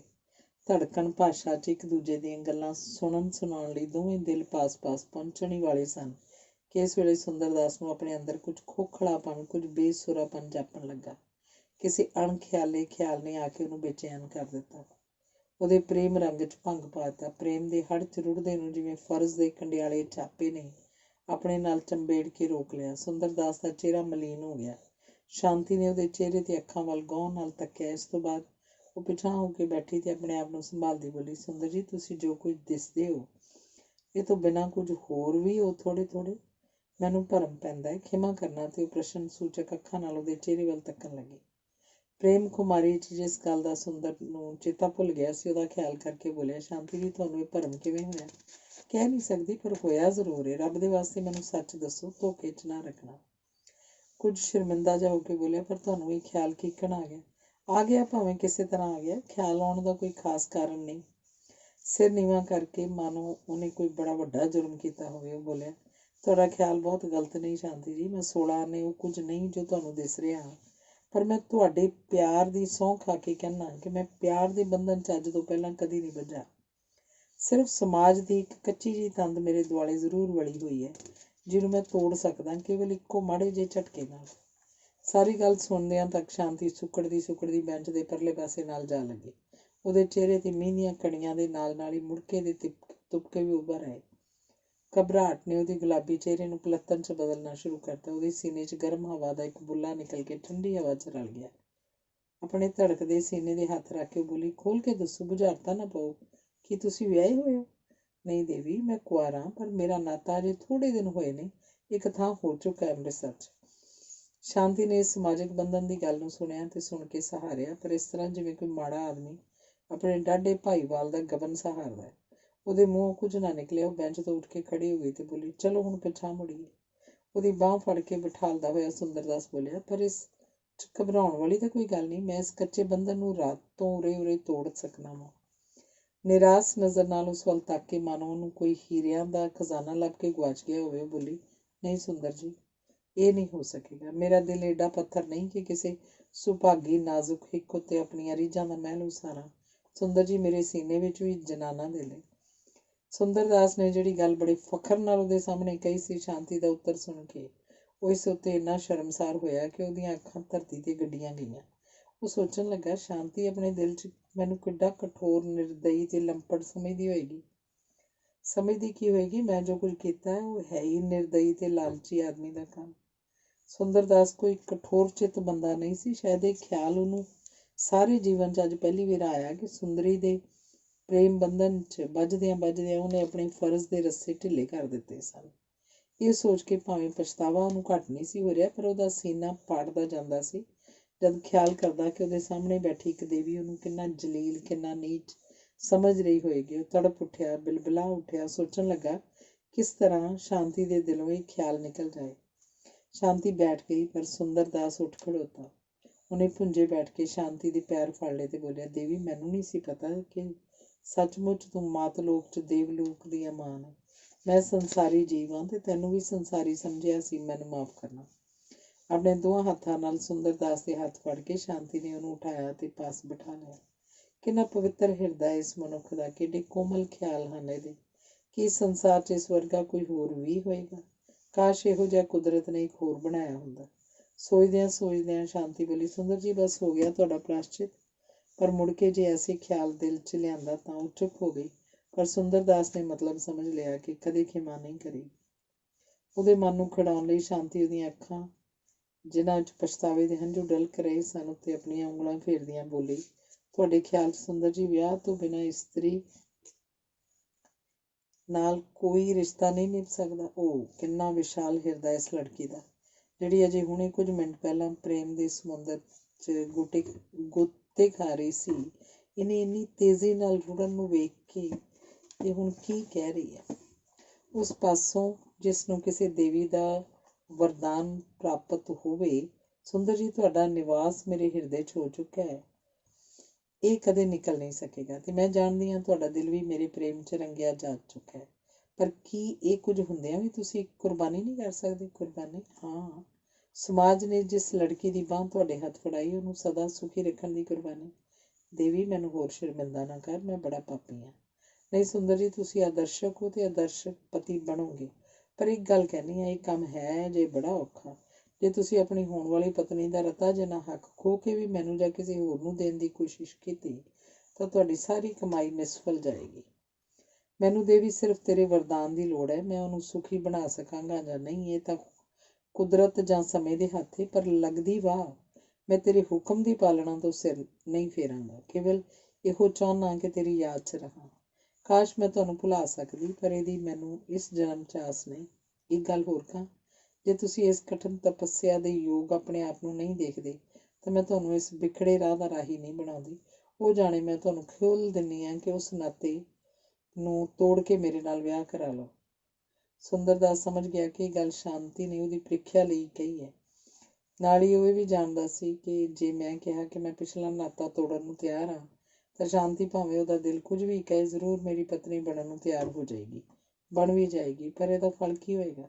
ਸਦਾ ਲਈ ਤੇ ਸਾਰੀ ਉਮਰ ਲਈ ਸ਼ਾਂਤੀ ਮੈਨੂੰ ਇੱਕ ਲੰਪਟ ਵਾਸ਼ਨਾ ਦਾ ਭੁੱਖਾ ਤੇ ਪੱਥਰ ਸਮਝਦੀ ਰਹੇਗੀ।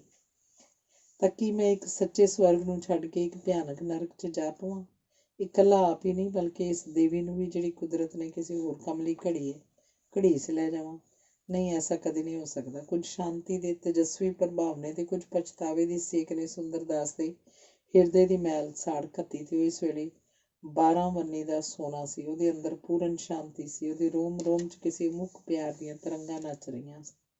ਉਹਨੇ ਉੱਤਰ ਦਿੱਤਾ, ਅੱਖਾਂ ਨੂੰ ਸ਼ਾਂਤੀ ਦੇ ਪੈਰਾਂ ਤੇ ਗੱਡ ਕੇ, ਨਹੀਂ ਦੇਵੀ, ਹਰਗਿਜ਼ ਨਹੀਂ, ਮੈਂ ਤੈਨੂੰ ਸਮਝ ਨਹੀਂ ਸੀ ਸਕਿਆ। ਅੱਜ ਤੇਰੀ ਬੇਨਕਾਬ ਆਤਮਾ ਦੇ ਦਰਸ਼ਨ ਕਰਕੇ ਮੈਂ ਕਿਰਤਾਰਥ ਹੋ ਗਿਆ। ਤੂੰ ਮੇਰੇ ਲਈ ਪੂਰਨ ਯੋਗ ਹੈ। ਤੇਰੀ ਪੂਜਾ ਅੰਤਲੇ ਦਮ ਤੱਕ ਇਸੇ ਤਰ੍ਹਾਂ ਕਰਾਂਗਾ। ਤੈਨੂੰ ਪਤਨੀ ਬਣਾ ਕੇ ਇੱਕ ਸਧਾਰਨ ਜਨਾਨੀ ਦੇ ਰੂਪ 'ਚ ਵੇਖਣ ਦੀ ਮੇਰੇ 'ਚ ਹਿੰਮਤ ਨਹੀਂ ਰਹੀ। ਇਸ ਤਰ੍ਹਾਂ ਕਰਨ ਨਾਲ ਤੇਰੀ ਸੁੰਦਰ ਆਤਮਾ ਦੀਆਂ ਕਿਰਨਾਂ ਮੇਰੇ ਉੱਤੇ ਨਹੀਂ ਪੈ ਸਕਣਗੀਆਂ। ਮੈਂ ਪ੍ਰਣ ਕਰਦਾ ਕਿ ਆਪਣਾ ਪਿਆਰ ਦੇ ਕੇ ਤੇਰੀ ਪਵਿੱਤਰ ਆਤਮਾ ਨੂੰ ਹੀ ਬਣਾਵਾਂਗਾ। ਭਾਵੇਂ ਹਾਲ ਦੀ ਘੜੀ ਮੈਂ ਤੇਰੇ ਸਰੀਰ ਨਾਲ ਪ੍ਰੇਮ ਕਰਨ ਤੋਂ ਆਪਣੇ ਮਨ ਨੂੰ ਨਹੀਂ ਰੋਕ ਸਕਦਾ, ਪਰ ਲੱਗਦੀ ਵਾਰ ਕੋਸ਼ਿਸ਼ ਕਰਾਂਗਾ ਇਹਨੂੰ ਰੋਕਣ ਦੀ। ਇੱਕ ਸੱਚੇ ਰਿਸ਼ੀ ਦਾ ਆਤਮਕ ਪ੍ਰੇਮ ਜਿੱਤ ਕੇ ਸ਼ਾਂਤੀ ਆਪਣੇ ਆਪ ਨੂੰ ਧਨ ਸਮਝਣ ਲੱਗੀ। ਹੁਣ ਤਾਂ ਪਹਿਲਾਂ ਉਹ ਵੀ ਸੁੰਦਰ ਦਾਸ ਨੂੰ ਕਿਸੇ ਹੋਰ ਰੂਪ 'ਚ ਵੇਖਣ ਦੇ ਸੁਪਨੇ ਲੈ ਰਹੀ ਸੀ, ਪਰ ਉਹਦੇ ਸਵੈ ਵਿਸ਼ਵਾਸ ਭਰੇ ਵਾਕਾਂ ਨੇ ਸ਼ਾਂਤੀ ਨੂੰ ਪਹਿਲੇ ਕਲਪਤ ਸੁੱਖਾਂ ਨਾਲੋਂ ਵੀ 1000 ਗੁਣਾ ਵੱਧ ਸੁਖੀ ਕਰ ਦਿੱਤਾ। ਇਸ ਵੇਲੇ ਸ਼ਾਂਤੀ ਦੀ ਆਤਮਾ ਪੂਰਨ, ਸਥਿਰ, ਨਿਰਸਵਾਰਥ ਤੇ ਸ਼ਾਂਤ ਭਰਪੂਰ ਸੀ। ਸੁੰਦਰ ਦਾਸ ਦੀ ਸ਼ੁੱਧ ਆਤਮਾ ਦਾ ਨਿੱਘਾ, ਮਿੱਠਾ ਤੇ ਅਮਿੱਟਵਾਂ ਪ੍ਰਭਾਵ ਉਹਦੇ ਹਿਰਦੇ ਨੂੰ ਰਸ ਰੂਪ ਬਣਾਉਣ ਲੱਗਾ। ਮੀਂਹ ਕਿੰਨਾ ਚਿਰ ਵਰਦਾ ਰਿਹਾ ਤੇ ਕਦੋਂ ਠਹਿਰ ਗਿਆ, ਇਸ ਵੇਲੇ ਦੋਵਾਂ ਹੀ ਬੇਖਬਰ ਸਨ। ਕੱਪੜੇ ਦੋਹਾਂ ਦੇ ਭਿੱਜੇ ਸਨ। ਸੁੰਦਰ ਦਾਸ ਕਹਿਣ ਲੱਗਾ, ਚਲੋ ਗਾਂਹ ਚੱਲੀਏ, ਇੱਥੇ ਬੜਾ ਵਕਤ ਗੁਜ਼ਾਰ ਦਿੱਤਾ।